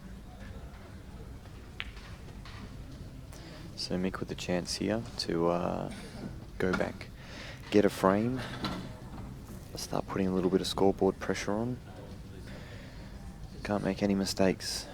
It's like I said, in the 5 frames I played Justin, I made 3 mistakes that I could remember, and you can't do that. Can't do that against Justin, so you got to take these chances.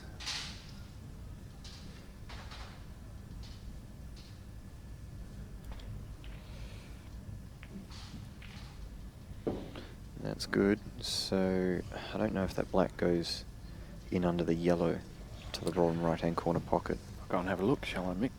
Mark, that would be nice.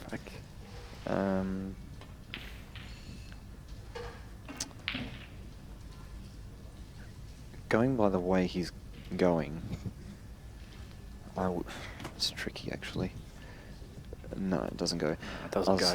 I was a little bit surprised he actually took that ball there then. I thought he could have played the one over the pocket, come up the table and played the one to the top left-hand corner pocket, and then leave that one for last as a linking ball to the black. And just going by his body language and everything right now, I don't know if he actually had a plan himself, because he sort of knocked that in. The white was always going to finish there, and then he looked a little bit confused. This is tricky. There's 2 yellows in the way here to play the black to the bottom left-hand corner pocket, but he's got to get this right. This is really delicate. I'd almost be, I'd actually play the black to the right middle pocket off this. I don't think this is worth the risk. I think you play the black to the right middle pocket. If the white pulls up short, you can play it. There we go. That's what he's looking at now. He must have heard me. He's not smart enough to think of that himself. That's where, Chris, you're supposed to say something to let people know I was obviously joking. You didn't. I was joking. I just can't afford to get in the way of your special relationship with Michael Skerry and the comments that you make about each other. It's too sensitive. That's a great shot. That's a fantastic shot. Yeah, he must have heard me. Oh, yeah, I think he did. Yep. It must have been the conversation that you had outside when you went for a walk. Oh, yeah. It's just fired him up. Yeah, it's just fired him up about getting in the car. He's going, no, I'm not ready to get in the car. That's it. He's just doing everything to piss me off. He's out to get me. And you know, he didn't actually even hear me physically. Oh, just emotionally. That's right. Just emotionally felt. That's it. He sensed the connection from across the room and what you were. Something. He sensed Robbo was in distress, and then he tapped into his psyche, and I've got to put up with this for 4 hours on the way home. Well, I'm so tired. I feel like I'm drunk. I know what that feels like. Look, it has been for those that didn't come, it's been a fantastic tournament. It's been run really well. Some of us had a really good time, and then paid for it the next day. There's no doubt that every single person that entered this comp knew who had had a big weekend. Yeah. But came up to Albury to enjoy ourselves, and I think you really it's a crack and break. Made the most of it. That's wow! Look how they've landed. I think this yellows are away. I think this is the end for Mick Skerry here. Yep. There's only 2 remotely, not even difficult, but the only hurdles is the yellow on the top cushion. It's about a foot out from the pocket. That's slightly missable, but he's got all other yellows around it, so he might even actually extract it. Like, just give it a bump off the rail now. It's not necessary, but it's an option. Yep, it is definitely an option, because you can't... It doesn't matter. You're going to land, even if it lands awkward, the white, you're going to land on another yellow. He's got these two over the hole. You can pretty Yes. much, the two at the bottom of the table, you can land anywhere. This yellow he's on playing those. now was his dodgy yellow, and he's just gotten rid of that. Now he doesn't have to put the white anywhere in that whole quarter of the table. So there's only one thing that is a So hope do you, for Mick at do all. you try and move it here? He's just clipped. He's just Don't know tickled if he that onto tried- the cushion I there. don't know if he tried to move that or if he tried No, to land behind he tried it. to land on it. Knock it in down the rail. This is Mick's only hope. I think Justin's good enough to knock this in. Yeah, but he might even hit it perfect, and the table might make it just drift off a little bit. No, Good pot. well, Yeah. Mick's only hope now is that for Justin, Something's got to go dramatically wrong here. Yeah. Justin will land on this one to the bottom right-hand corner pocket. Mick's only hope is if Justin doesn't land on the one in the middle, if he lands on it like the white too far to the right-hand side of the table, so then it's hard to land on the black. So basically, Justin needs to bring the white out to like near the black spot here, just a little bit below. So he's having a good look at it. Notice how many times he walks around the table. Always having a look at the angles. That's good. Yeah, that's nice. And Yeah, it looks perfect. That's the end of Mick's campaign. Yeah, it is. Barring a kick on the black, I'd say, is Mick's best chance now, and you really know you're really hoping for stuff when only a kick will save you. He's now hoping this ball jaws out of the pocket, but it's not going to. Yeah, you see it comfortably. Well done, Justin Sage. Well done, probably, Justin. probably the best he's played, I reckon, out of the matches that we have seen. Yeah, he probably made the least amount of mistakes in that match. I think so. Was consistently in front all match. That's it. So Mick did the right thing by us, and it's home time.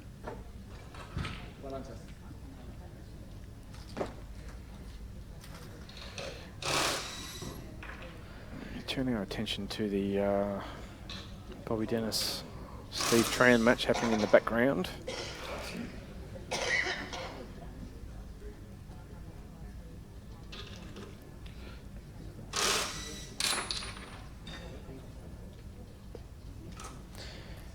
So Justin, out of his 6 matches, had played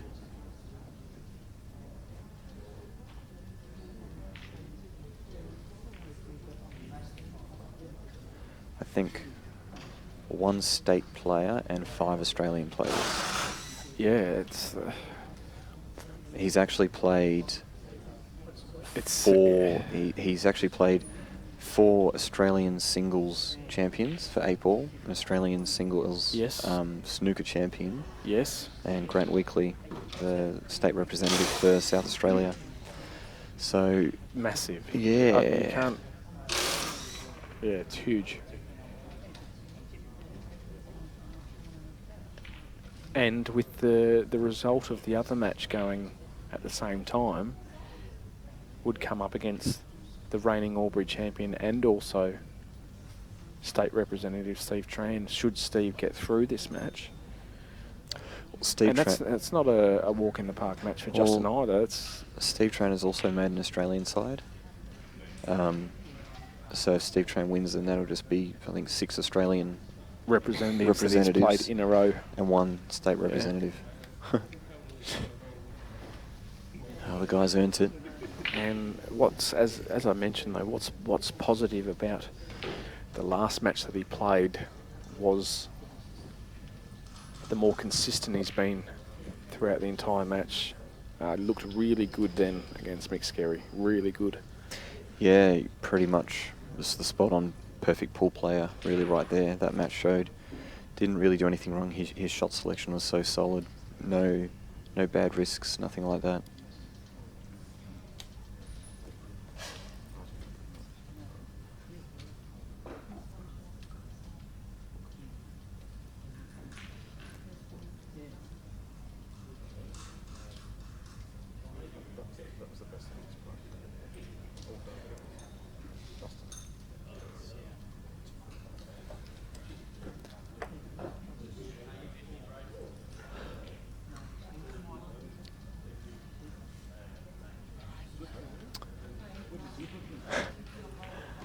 Alright, so might see if I can find a couple of other guys who want to jump on the mic, talk about the other semi-finals or the weather.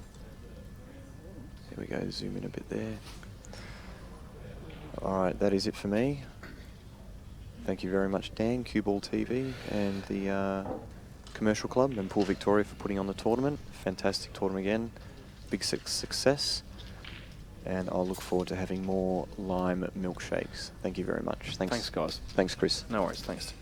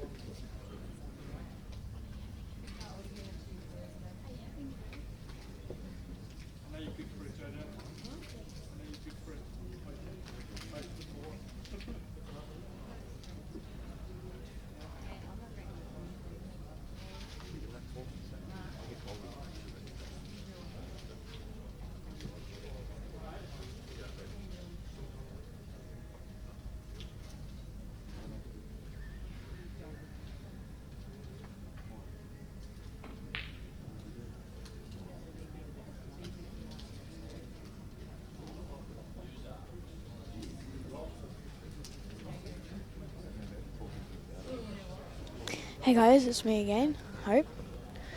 I've just joined after playing a game. So, Stevie Tran, I was actually wrong. Instead of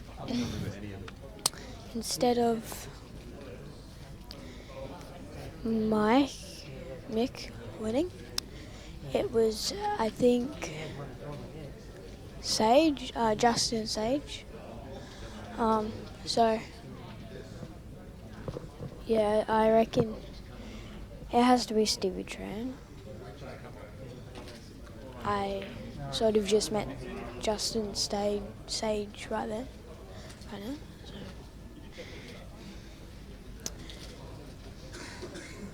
To win against Michael Scary, I reckon that's really good.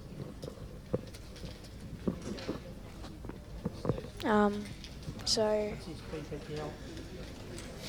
Stevie Tran is winning 2-0.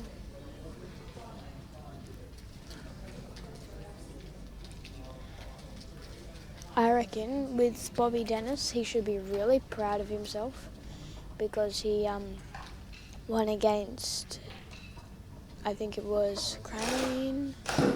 He was the world champion. And that was probably the best thing ever.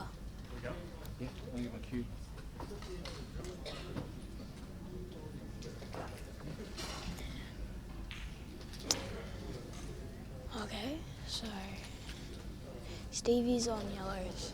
I think he would go the furthest ball up the top, closest to the pocket. Yeah, there we go. Nice position.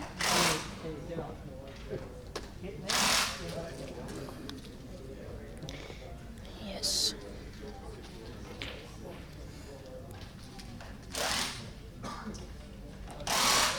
Okay. It's really loud in here. They're taking apart all the tables. Don't know if you can hear it.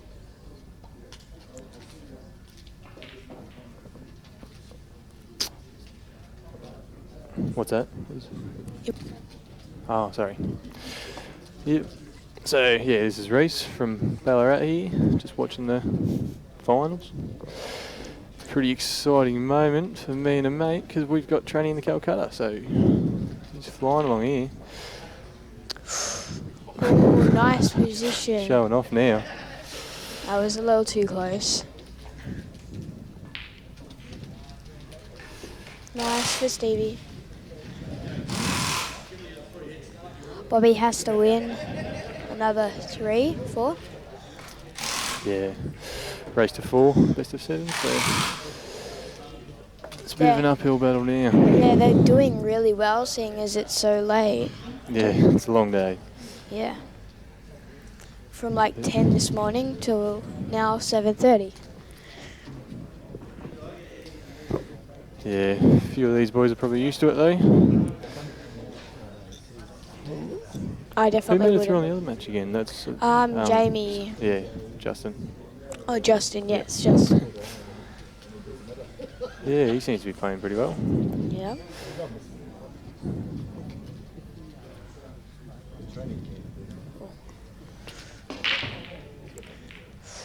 Oh, nice break. Yellow spotted. What would you go? What ball, Carl? This isn't as good as angle as we've usually got. I reckon yellows. Do you reckon? Or Yeah.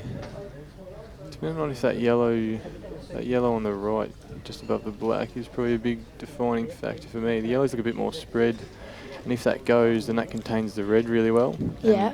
And it gets opened up when you decide, sort of thing. that's like the only bad ball, the one right next to the red. Yeah, it's looking like that.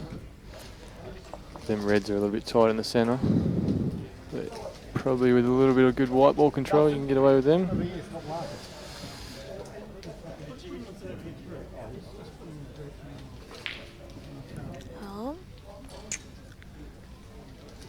Not that best of position. Yeah, a little bit of work for me. It's got to be hard at this stage though. Yeah. Can't take anything for granted. No. Anything can happen.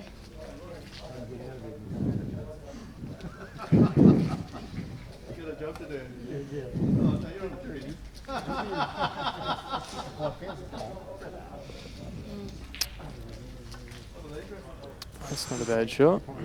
Actually looks very nice to be able to improve that red in the middle of the table.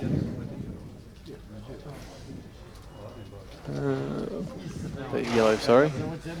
It doesn't look as good on the actual angle from the table. Takes a bit of work to get that far. Oh, nice.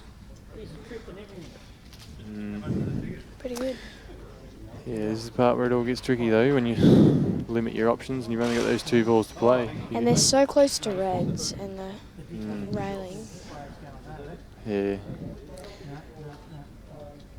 Yeah, it looks like one of those frames you've got to be thinking about those 2 hard balls early and not be leaving them for your 2 last.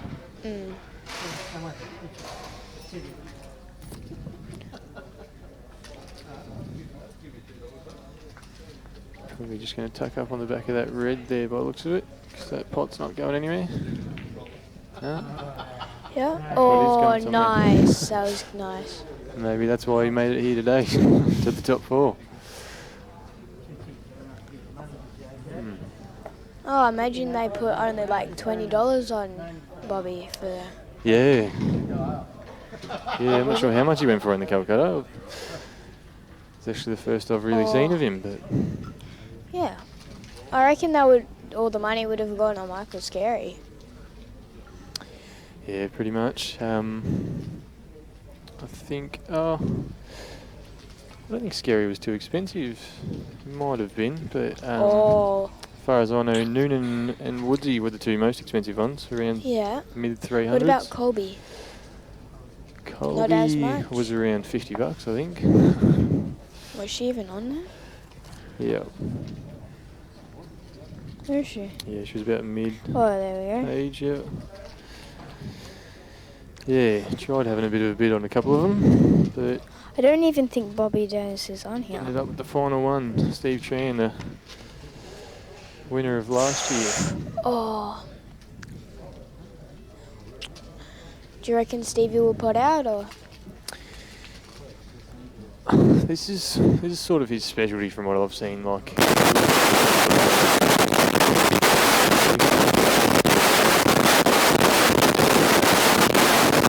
maybe trying to do anything ridiculous that's going to cost him the frame, I think.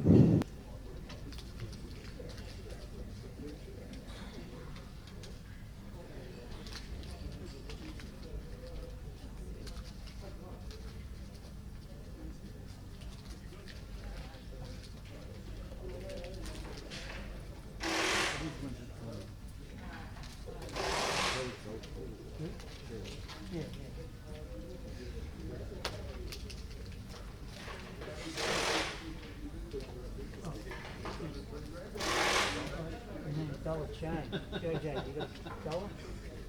We've got another $4 for the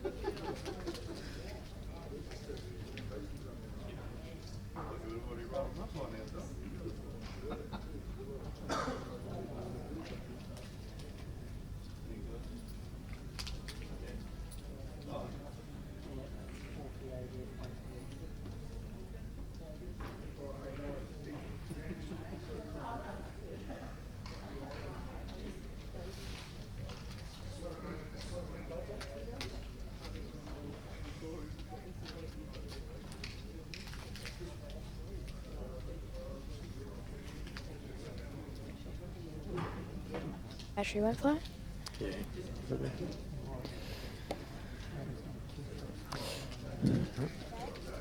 Oh, alright. The battery went flat on my mic.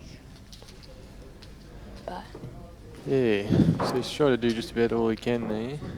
It wasn't too much of a real just containing safety to use up that first visit of trainings, but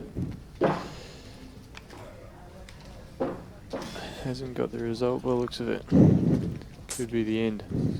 I reckon if I was him, I probably wouldn't play the one closest to the right-hand side pocket down towards the actual thing. Okay. Last words. Yep. Yeah. I think he sees the same way through it. Same way through it as I did. Oh, he's missed that one, but you might have been right. Maybe it wasn't the shot. But yeah, everyone sees the ball's sort of different, but yep. He must be looking at him right today.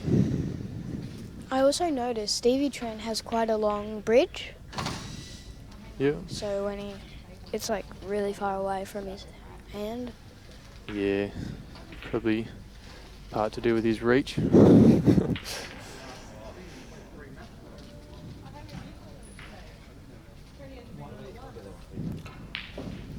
Oh, nice. Nice position. Yeah, he seems to be not doing too much wrong in the last couple of years. He seems to be making top sort of level of everything. So, pretty safe bet today. But yeah, I think the next round will be a lot tougher for him, considering, Yeah, more pressure. Yeah. I don't know. I reckon the pressure will mostly be on Jimmy. Or Justin, yeah. Keep getting them mixed up. Yeah. Yeah, I suppose coming against the reigning champion. But at the same point today, I think Justin's had a bit of a harder run than Trenny. I think he's gotten through a couple of.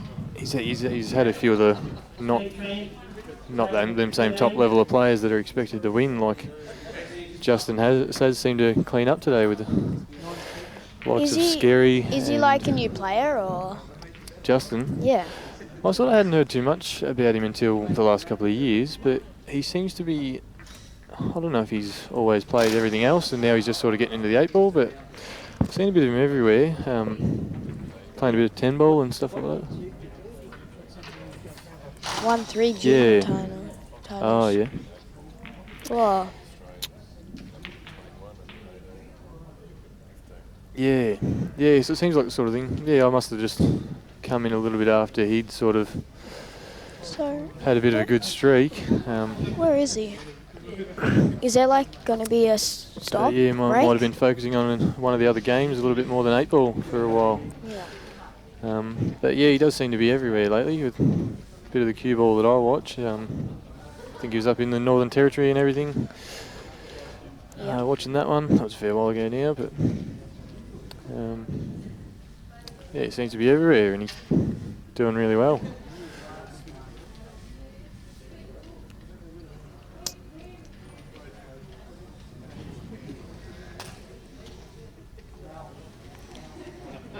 We have to wait a little bit just so they can get started.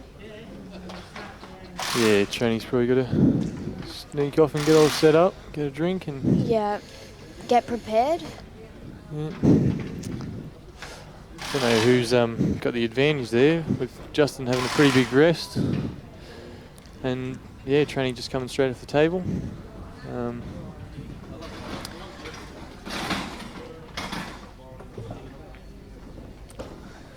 Who do you reckon's going to win? Yeah, it's really hard to say. Like, I don't know, I really like Trainee's consistency. I just sort of, I don't know if I put him at the same level as Sage and Scary and that, but yeah, his consistency lately you sort of can't argue with. So it'll be an interesting one. Yeah. But Justin Sage, he bet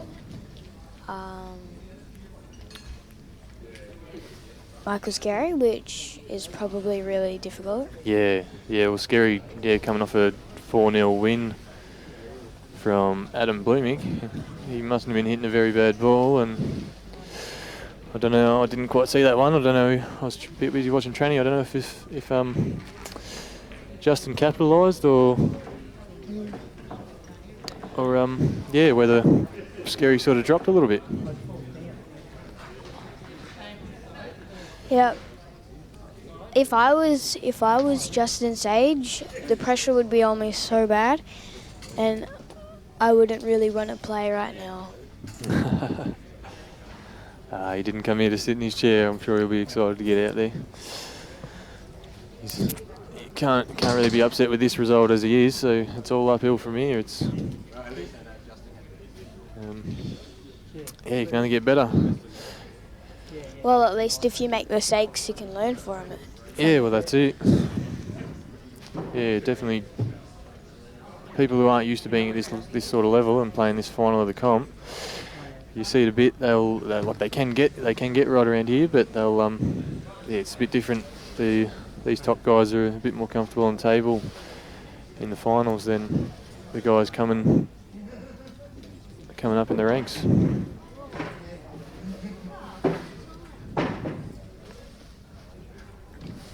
Yeah.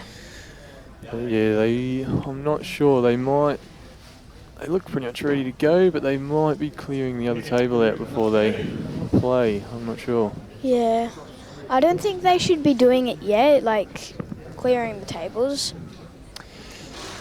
Yeah. It's sort of one of those things. If this drags out a little bit late, they probably don't want to be doing them all in the dark, I suppose. But Just a view of the tables. They seem really heavy and big.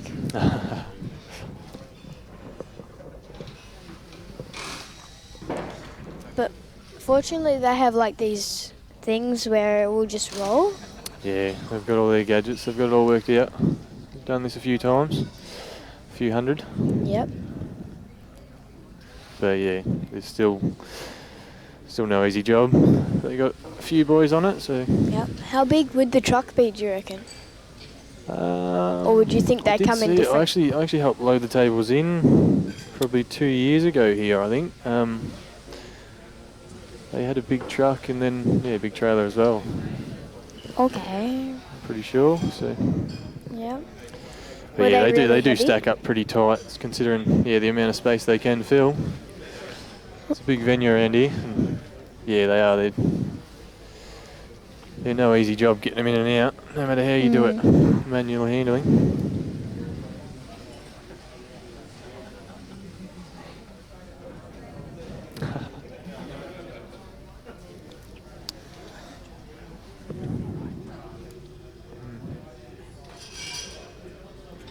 Okay. Yeah, I'm not sure if I snuck into the filming a little bit earlier. I wasn't playing on a televised table, but they turned the camera around my way.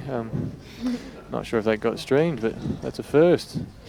My first time in the 16 today as well, so had not a bad day. Sort of started off a bit rough and played some bad pool at the start, but could manage to get away with that to play some good pool in sort of the third round more so. Yeah. A couple of small errors in the fourth to get me knocked out. And I reckon with pool, you should try the sport. It may seem a little difficult at first, but once you practice, it gets easier, and it's a really good sport. Yeah, it's really interesting as well. You sort of not many people sort of appreciate the amount of things that actually go into the game, technicalities and stuff of it. There's a lot of things that these guys at the top level know that most of the guys coming up that can be really good players, but they just don't allow for the sort of things that the table and the balls can do. And yeah, and some people think pool's just something you would play in a pub. Yeah, well that's it. I sort of like to think of it as just basically chess with skill. Yeah. They were thinking about adding it in the Olympics. Yeah, I did see that. I actually put a vote on there. That would be really cool. It would be. But unfortunately, it wouldn't be Reese and I commentating. Nah, that's it. I don't think we'd make it to that level. Probably not up to standard. It's fun commentating though. Except when your headpiece is really big.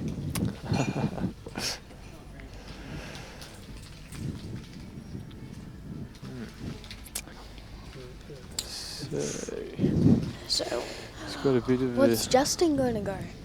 What would you go? I'd be leaning towards the Reds here. Really?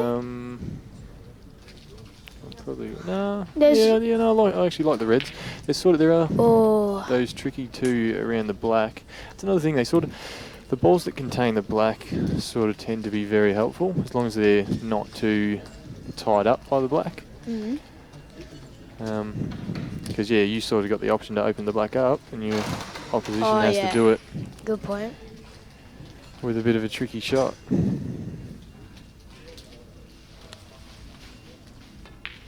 He's going yellows. Looks like Tranny agrees with you, but the nerves.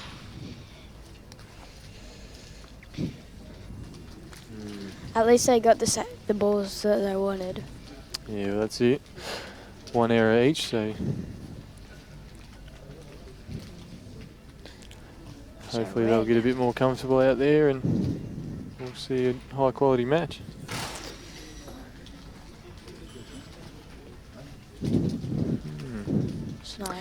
Yeah, it looks like he's landed a little bit. Get out of the way. Don't know if he hasn't sort of looked at it too much, but it looks like he's landed in that spot you don't want to be. You might be able to stun down the table with this. Oh, yeah, no, that's fine. Perfect position. Looks like he might have been running up a little bit. Yeah, it's one of them things he's probably looking at kicking that black and opening up a couple of them reds now, but yeah, considering he's probably runs straight into that yellow if he tries anything else. No, he's got that ball through there. Which was my next point. If he tries doing that too early, he can sort of make more of a cluster for some of his balls that are on rather than opening up the ones that are bad.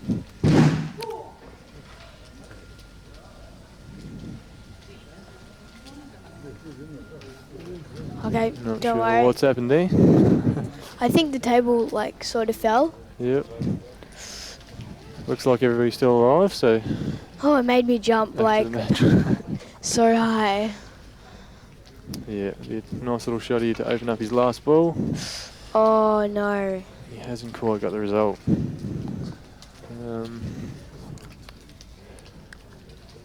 Yeah, he probably is still carrying the two, sorry. I got a bit distracted there. I wonder if he can't reach down to the one lower ball. Yeah, it is a bit tricky to see from this angle. No, down on it confidently, I think. Oh, he might be. Yeah. Oh yeah, he can. Oh no. He might be able to Another bad result. push the other ball into the middle. Yeah, it's looking a little bit thick. It looks like he's at least on that far jaw. I think he might just miss the jaw, which makes it that little bit harder as well because you just got to hit it so you're not leaving it up on that rail there. And the black's still tied up as well, so that's a clever little shot. Oh. And I don't know if he's just got his about 3 bad results in a row.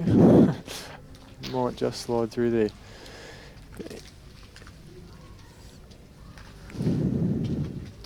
Seems funny, usually from home I'm sitting there. Watching it. Yeah, sitting there watching it. And but now we have to commentate. yeah, sort of up here. It's a bit hard to determine today whether balls are on or not. But yeah, he's played a nice little one there to get away with it, so probably a touch of right. Yeah, no, just dribble it in. Why not?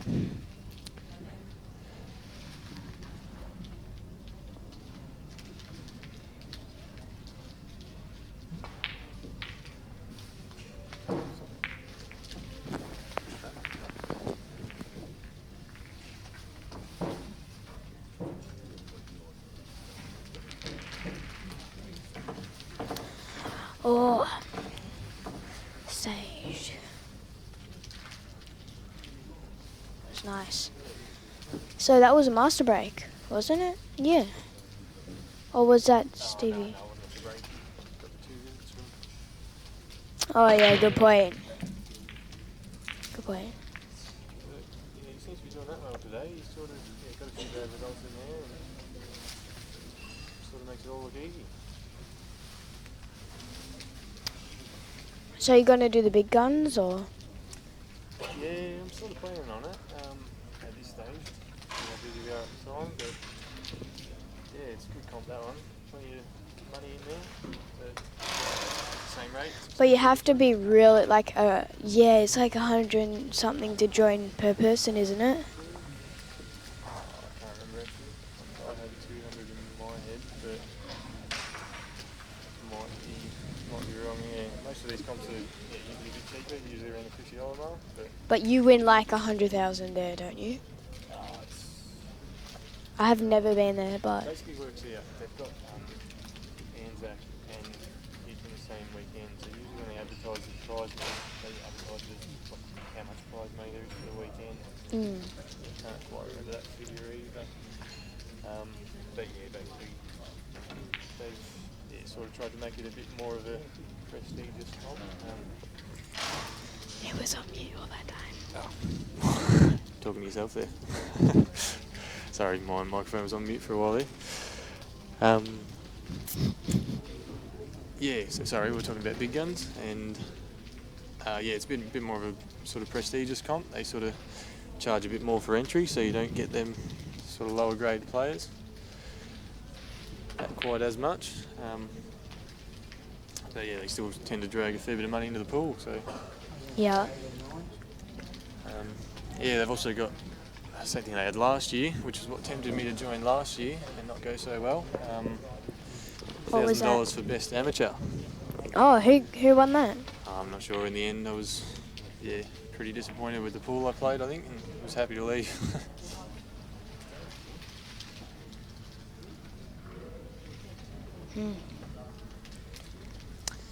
So. Yeah, back in the game.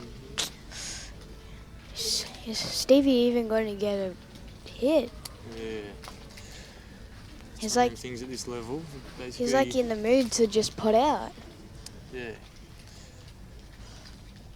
All the lower players basically count who's winning by how many balls are at the table, but at this level it's more who's at the table, because if you're at the table you're winning.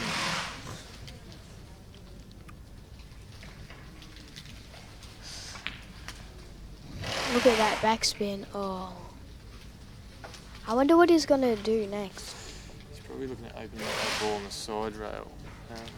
How do you reckon he'll do that? Yeah, looks, he's definitely just had a look at that. So Bottom. see how he lands here, because this one's a really easy one to fall out of position.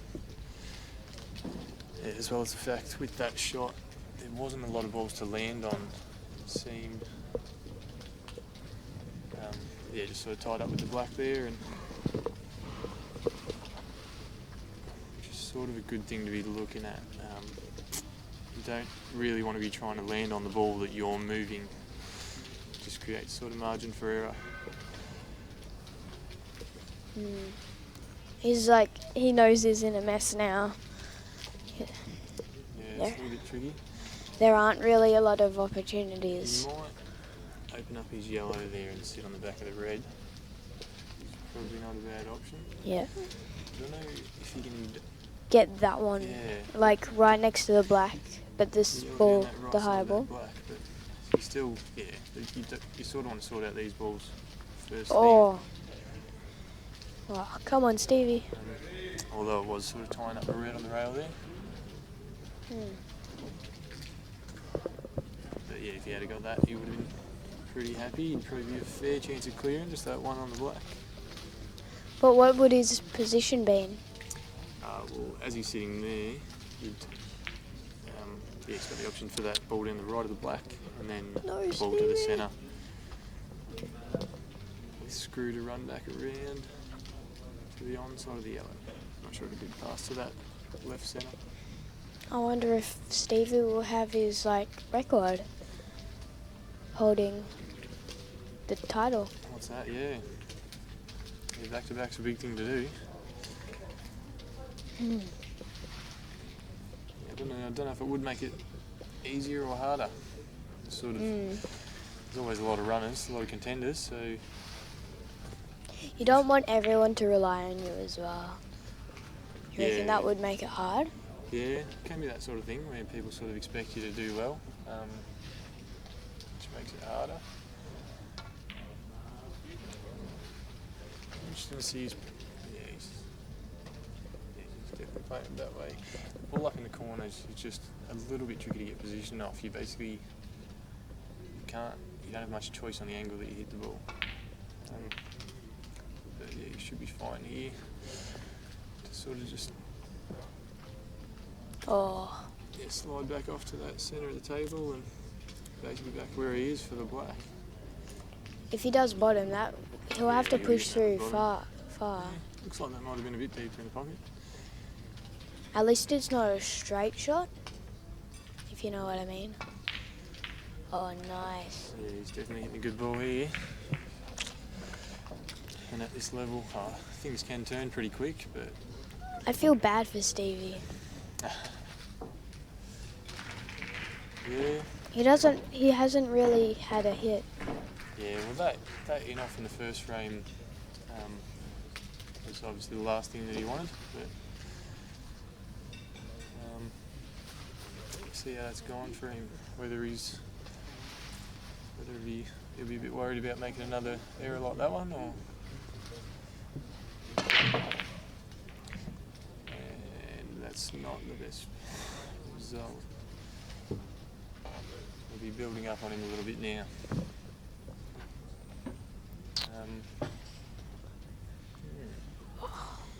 It's a bit of an interesting one.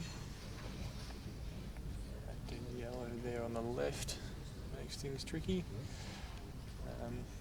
Basically all the reds pass, just a matter of finding a path. Yeah, that one blocked up in the top right hand corner, but he can start over there, ball in hand, and which is what are you going to do? To play that to that left centre first. Yeah. If it was open table, I would go reds. But I think the reds are a little bit easier work just because of that one on the left corner there. And then there's two down the bottom rails. Down the bottom, yeah. They're not quite on the bottom, so they aren't impossible to get back up the table with. But if he's got a shot, and it's touching the rail and it's all the way at the top of the table, that will be a little difficult, but he's bringing the ball nice down here. Yep, trying to get these bottom balls out of the way first, because that probably the reason he's gone this way about it. And he that red probably goes under the yellow up the top there, but he's sort of stopping the reds at the moment, so if he does make a mistake, he might get away with it and be able to get back to the table. And with the yellow, that's really close to the left middle. He should put that one because from up the table you can't get it. Oh, don't worry now. He's done that. He's done well there. He's usually on a lot of tables. I think you basically get away with that, putting that tight cut to the centre there. But on these ones, they tend to be a real sudden drop sort of thing. You're either in or you're out. They won't get close and then sort of roll down the hill in. They're like really bouncy rails. Yeah.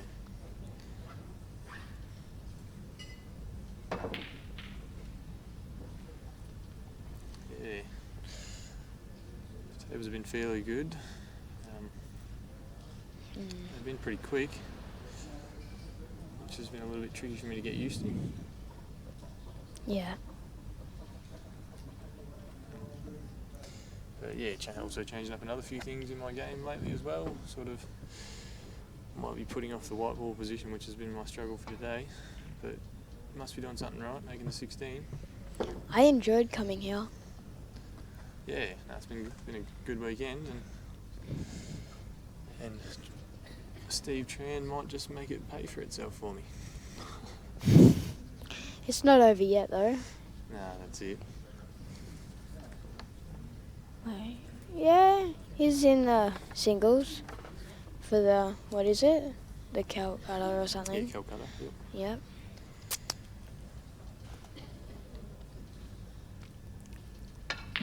Yeah, not a huge Calcutta this time, not the best position. Still plenty of money in it. I think it worked out a bit over $3,000 overall. So I think it was around 1,400 for first, 700 for second. Yeah. 360 for the top 4. Yes. And 180. Oh, look at that. Ah, no. Yeah. Now that will put Stevie under pressure. Yeah, that's it. There's definitely a lot of pressure right here, and I reckon you can get it even if the white ball is on the bottom rail. yeah, well, But basically at this level, it's a bit tucked in the jaw there is probably Steve's advantage a little bit in the way at this level basically they'll be able to get that ball from most positions. You need to leave them to be able to try and do it off 2 rails or something like that. What's Stevie going to do now? Is he going to like total? But then he can like double it up off the top, right? Yeah, he's definitely snookering here because it's a good snooker. Oh, perfect snooker. Yeah, he's tucked right up You against can't it there, really so do there's no anything option across about the that. table. Unless you're like a magician. Pretty much. There's probably, off these 2 bottom rails you can hit it, but to pot it is a little bit hard, and it's one of those things, sometimes you're better off just leaving your opponent in the same position he left you, which is probably another thing he's going to be thinking about here. Up and down the table is a triple, is on, but it's a very That will hard be shot. really It's hard. a very low percentage. He's also going to have awkward queuing over that red with the rest. But yeah, we'll most likely see what's right or wrong here by what he does, because he'll have a better idea than us. He's looking at that He has triple that. right now. If he tries to get it through that gap. Yeah, he's definitely looking at that triple. One of those. Oh no, no way. Good job. Oh. I feel sorry for Stevie. He tried so hard on that game to like stop him from getting any more. Yeah, well that's it. There was nothing wrong with the shot that he played. Yeah, the balls were on when he got to the table, but fell out of position a little bit there, and I think it was the best option for that snooker. Just If it was a little over, it probably would have been a little harder for Justin. yeah. So the thing working for Try break. Steve Tran's advantage right now is the fact that we've gone to best of 9s Yeah. instead of 7s, so he's got a bit of a longer run to catch up. I reckon Stevie could do it. 5 in a row. Oh, straight, nice. Yeah. To me, it sort of seemed like a bit of a lazy shot. That ball being over the pocket, he had a lot of options for position there. He just seemed like he was happy to be... He didn't think about the next shot and stuff.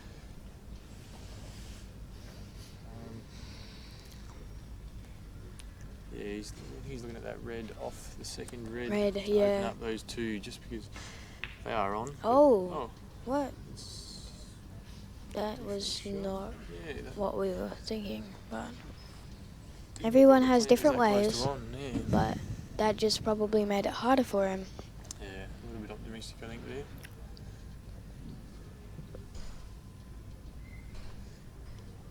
It is one of them tight frames. It's not going to be exactly... He is going to get another visit here, you'd think. Hopefully Stevie can catch up. Yeah, well that's it. That's what we like to see. We don't want to see a 5-0 win. I reckon Stevie would be so devastated. Yeah, I think he's pretty happy to be here. Happy to get to this same stage. Yeah. A lot of good players that can. Oh, that's nice shot. He's made it even harder. Yeah. Yeah, they are on. Just that red down the bottom right. It's now covered by the yellow. He's got a fair bit of option here. But yeah, whether he tries to playing that first ball. Oh, no. I was going to say, I don't think Stevie Tran has problems with getting out of totals. Yeah. No, it's one of those things when you've played the game as much as these guys have, you don't need too much thought about it. You almost see them automatic. But yeah, I think Steve's just looked at that out and just thought he didn't want to be potting most of his balls, opening up the table for Justin, and then having trouble with that last one that he's just played. Oh. He hasn't got the... No, that was a good shot, because he has to pot that yellow now. Yeah, that's an excellent shot. Strategy-wise, he can play that top ball off the rail, but...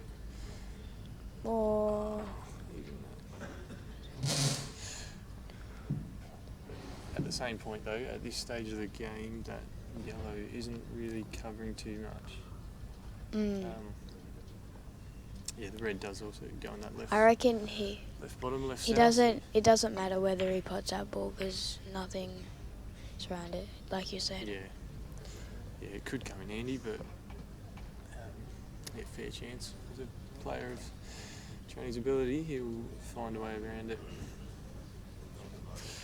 Hopefully, he just gets a chance to stretch the legs here and get comfortable on the table. Oh, I think he's planning to go off the red.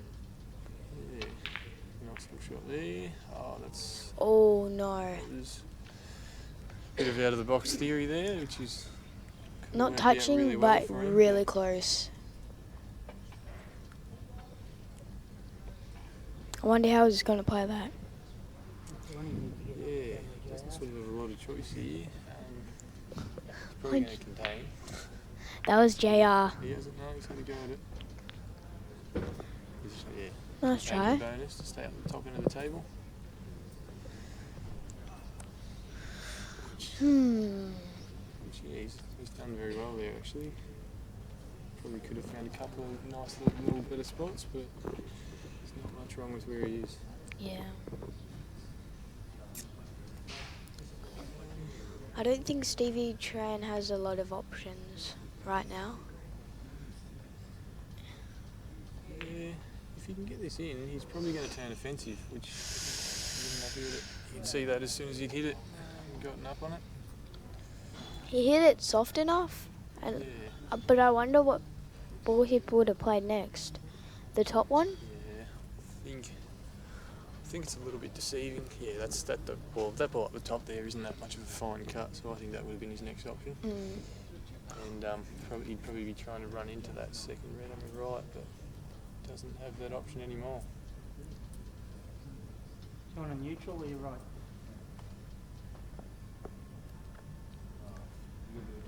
Checking for frozen ball here. Doesn't look like it, does it? Not frozen. Ah, yeah. Just called not frozen. Which means he's probably going to try and play a little containing shot in there. I reckon he'll hit it off the I reckon that route. Nah, I thought he would have snooked it or something. It's a clever little shot. Yeah, because the angle he sort of seemed to have of the ball, he only had the choice to play it into the red or play a sort of loose shot to open up the reds. But yeah, that shot has. It looks like it's still contained that top red. And yeah, I don't think it will let that red go past. It doesn't look like it from here. He has a lot of balls in the mid area, which is pretty good. Yeah, he's got his work cut out for him though with those top two, but them balls over the centre are. Oh. Do you think he's like off? To land on there. He would have been trying to land on that right ball to the centre to develop them top two if they're not quite on. Do you reckon he's losing focus now? Do you reckon he's a little tired? Yeah, he's probably. It's been a long day. He's probably worn down a little bit. And it's sort of hard with these 3-0 down. You've sort of got to make up your mind what you're sort of doing in the way of just going to sort of loosen up and have a go at those outs that need a little bit of work, or just continue to play the containing shots that he's playing and not getting those results. He's good at backspin because there was the ball down bottom and he's made it go up there. Oh, that was a nice shot. Yeah, it's a fair effort. See if he gets away with it. I see Steve here probably playing that similar shot with that ball in the left hand pocket to land on that right handball to the centre to, whether they're on, he'll land on them or whether he'll try and develop them. I wonder, if he gets up to the last ball, I think he would do the bottom ball. Oh no. He must have been trying to develop him, I think, because he's changed his plan and he's tried again, and he has to go top. No result.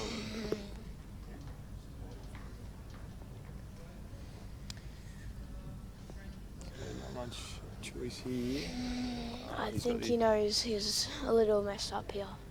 Yeah, he has got the option to just cover the pocket, just get that red next to the yellow in front of it. Because do you reckon he can do anything else if he pots it? Well, he has got that pot over there, but.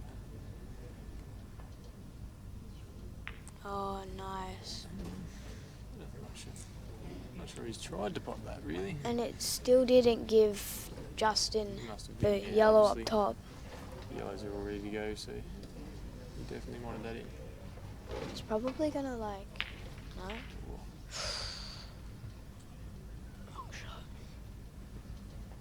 Probably a little bit firm there, but. These tables roll fast too. Yeah, they are. These guys will be getting used to them by now. I think. Yeah, playing 4 hours. Different people look at them shots a little bit different than plants over the pocket, because it is very easy to sort of wrong side yourself and have the yellow landing on one rail and the white running towards the other. So he's probably played it that little bit firmer to he's going over get it into the open, make sure. Nice shot.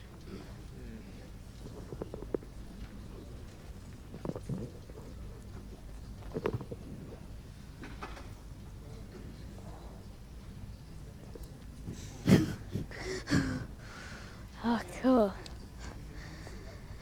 Oh, alright. Got a bit of banter on the YouTube channel. Yeah. Oh, he even named me. I thought you were talking about me for a second there, Jamie, the little girl. Yeah. Oh, what? It's Reese, the other one. No. You're not muted. Oh. Yeah, I'm a girl. I'm just really tired. That's why I might sound weird. How'd you go through the comps? Oh, not the best. Not too well? I won too. You beat Ben Noonan in the round robin, so...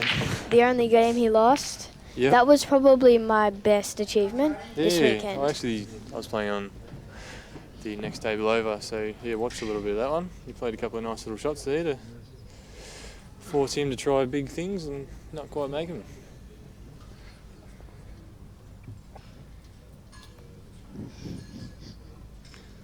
Okay.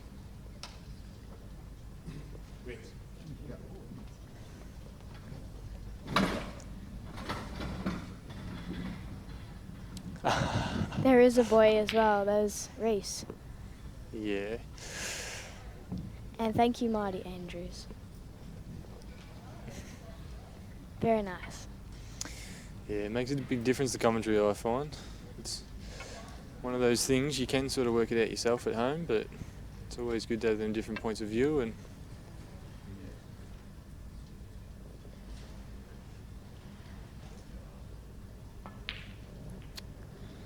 Hopefully Stevie does win this round. yeah, he's still Because then pretty he's only got one more game until... yeah, they're not ideal, these Reds. They're sort of on, they're just not very linking. That top ball, there's actually a fair bit of room above. That was a good shot. There's a fair bit of room above that yellow up the top to actually get in there, to pot that top ball. But with the black still tied up that he tried to develop, he might not get that far.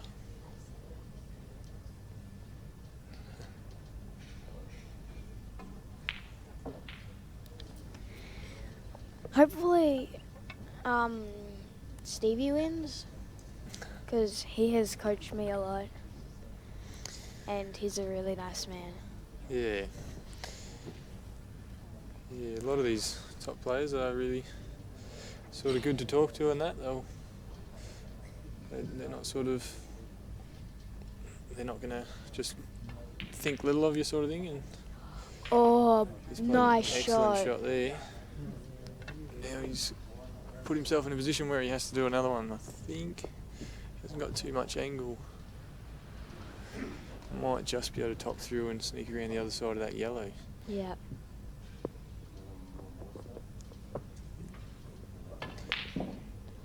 But yeah, as I said, I haven't had a chance to sort of talk to Justin Sage too much. I don't think on the he table can he do does that. very well.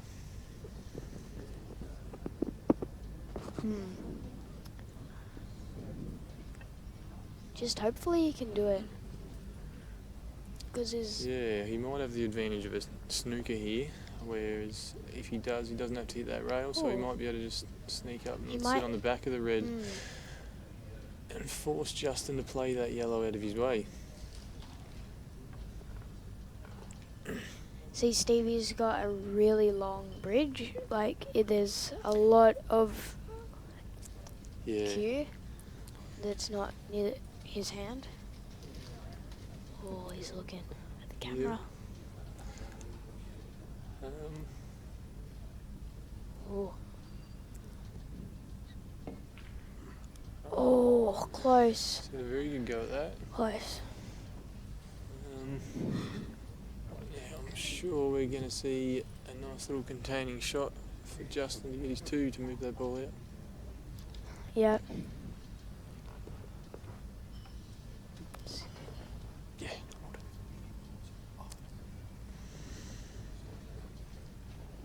Okay. option he sort of has, because that red's so tied up on that top rail, Yeah. he can actually try moving that his trouble yellow across at the moment. And also run down and probably develop that ball that's on the rail. Yeah. But he's looking at something else. Looking at the tidy safety, I think. Yes. Ooh. And he's actually overran it. Oh. Yeah. I reckon Stevie can get out of this. Yeah, hard to tell from our angle. I'm sure with a little bit of side, he'll get there.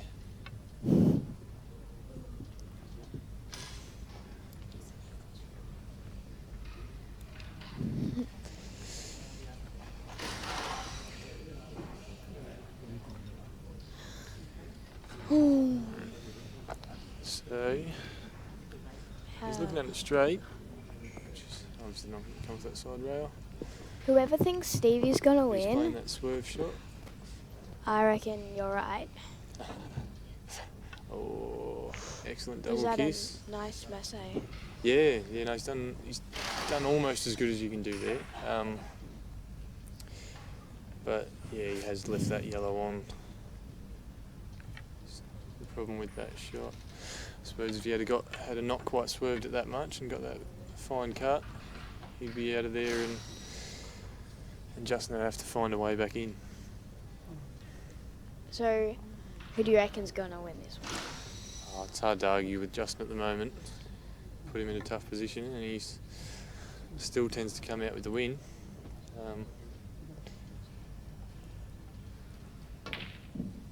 So I think he'd be talked about for years if Steve can come back from here.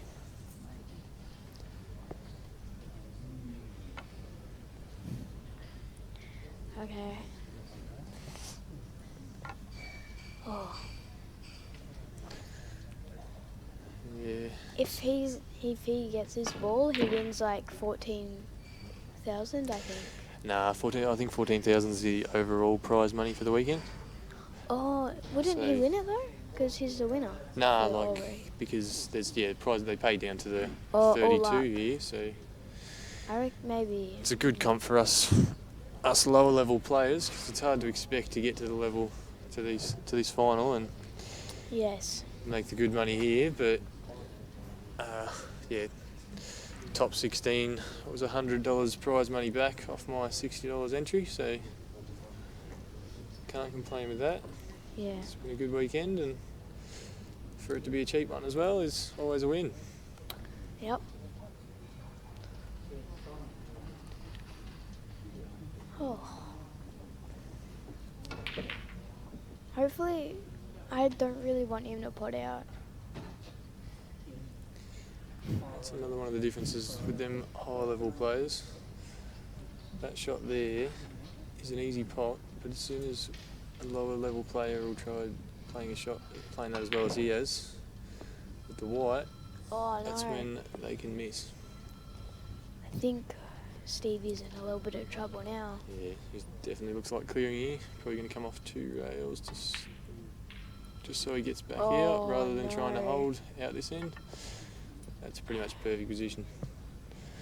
Can't see too much going wrong from here.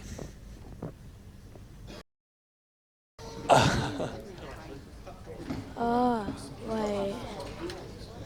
You have to be kidding me.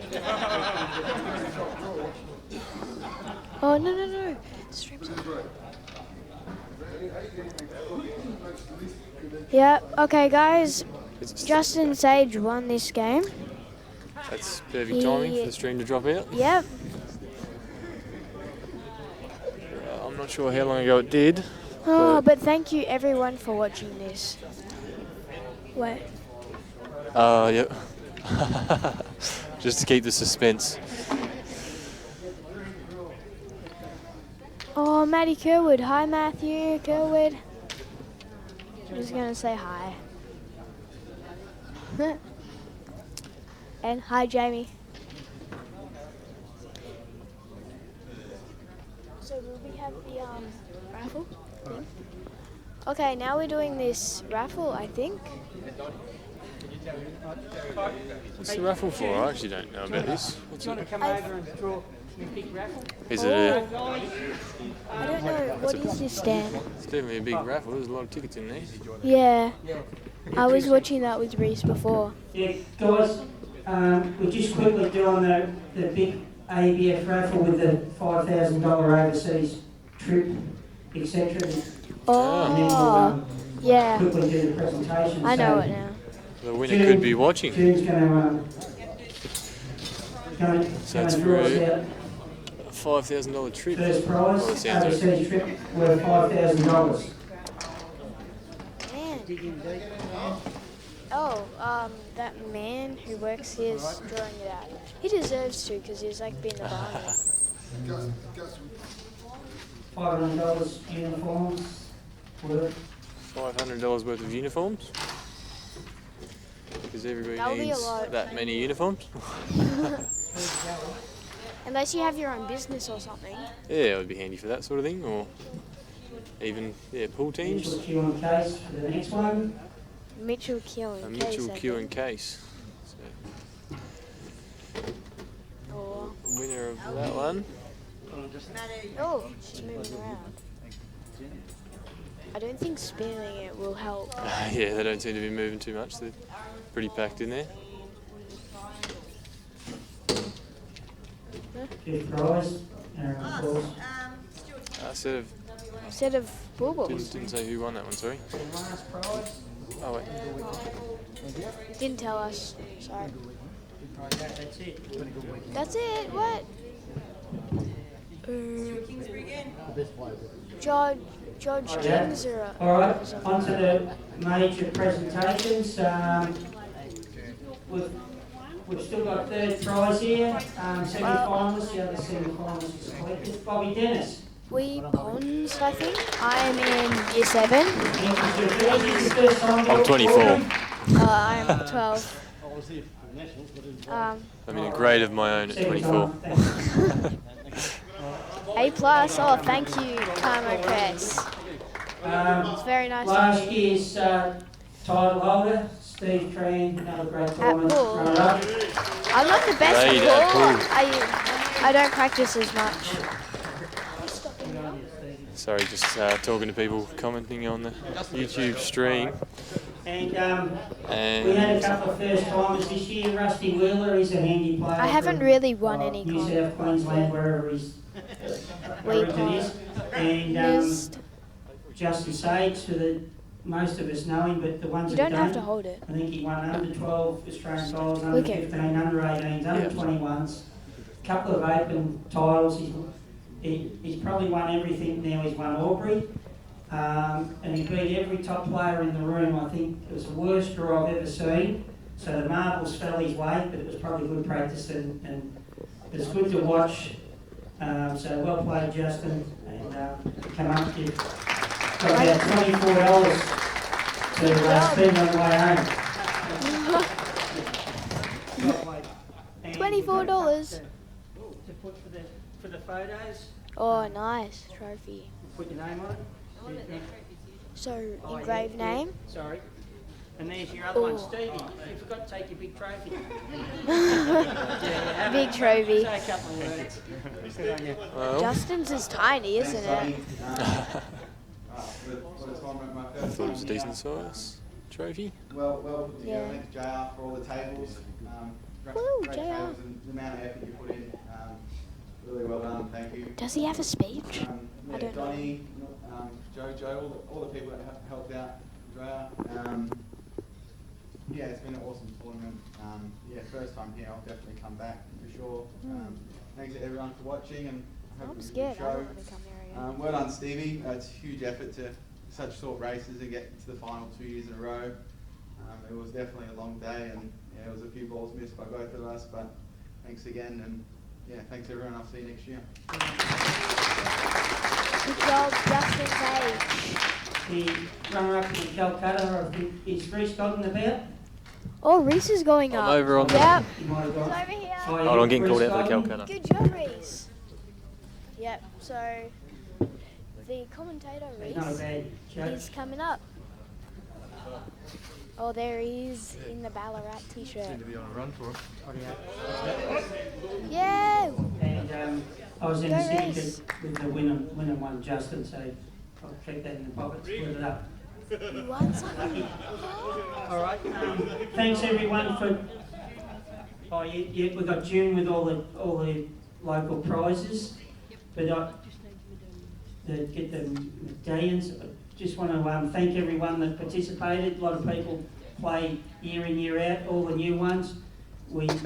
We battled to get our 170. We try our hardest, but we do thank everyone that's turned up playing at this great venue. Thank all the staff and the management, the customer service, the food and everything's been great.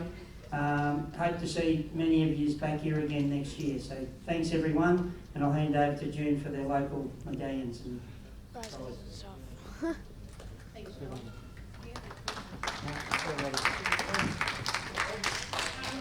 First, I'd like to thank Don and Andrea and all of Cool Victoria for running a great open this year and every other year. This year we've changed the naming of the North East Medallion to the Jeff Sullivan Medallion, Memorial Medallion. Jeff was our founding president, and he was the one that started the Open in the beginning. So we've renamed these for him. The winner of the ladies was Mark Gorski. Good job.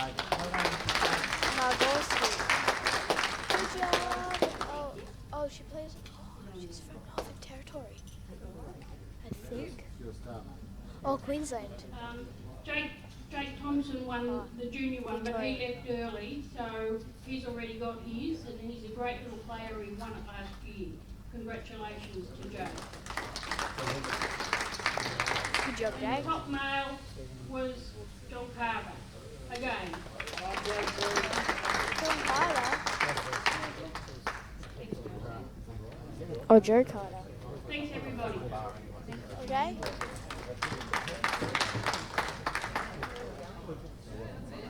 Okay, thanks guys for watching this stream. Just everyone, I'm just going to put a couple of hundred over the bar if you want to drink. Hopefully you liked this 400 down already on the way here.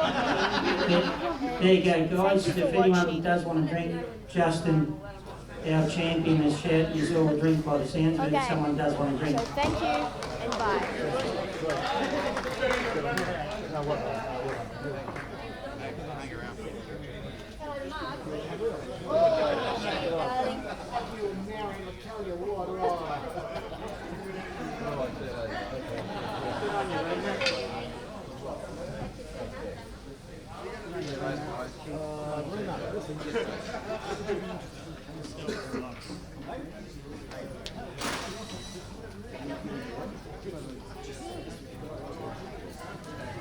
Are you putting forward?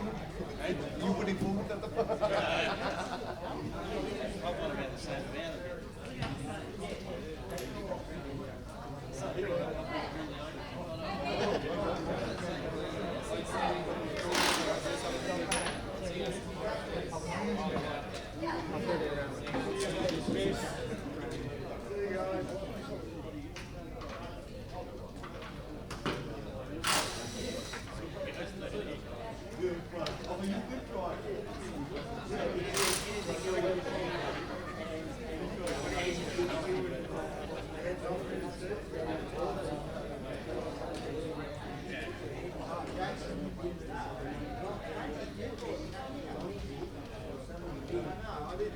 Where do you want that? Can I give you a hand? No, you're off. He's gonna give him a hand. I think he'll run for the camera. Danny! Dan! It's off, yeah?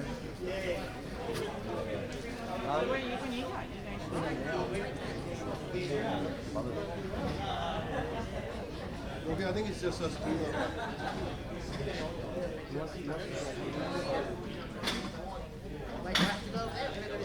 Go this way.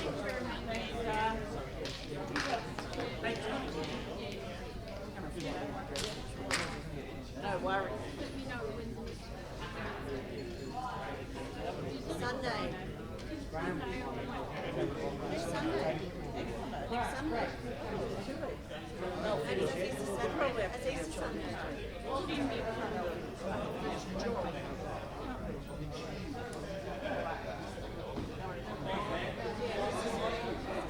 All right, let's go. Thank you, Dom. Good on you, thanks. Thank you. Right, honey? Dawn, I'll meet you at your parks. You go that to the elevator, isn't it? No worries. All right, thanks.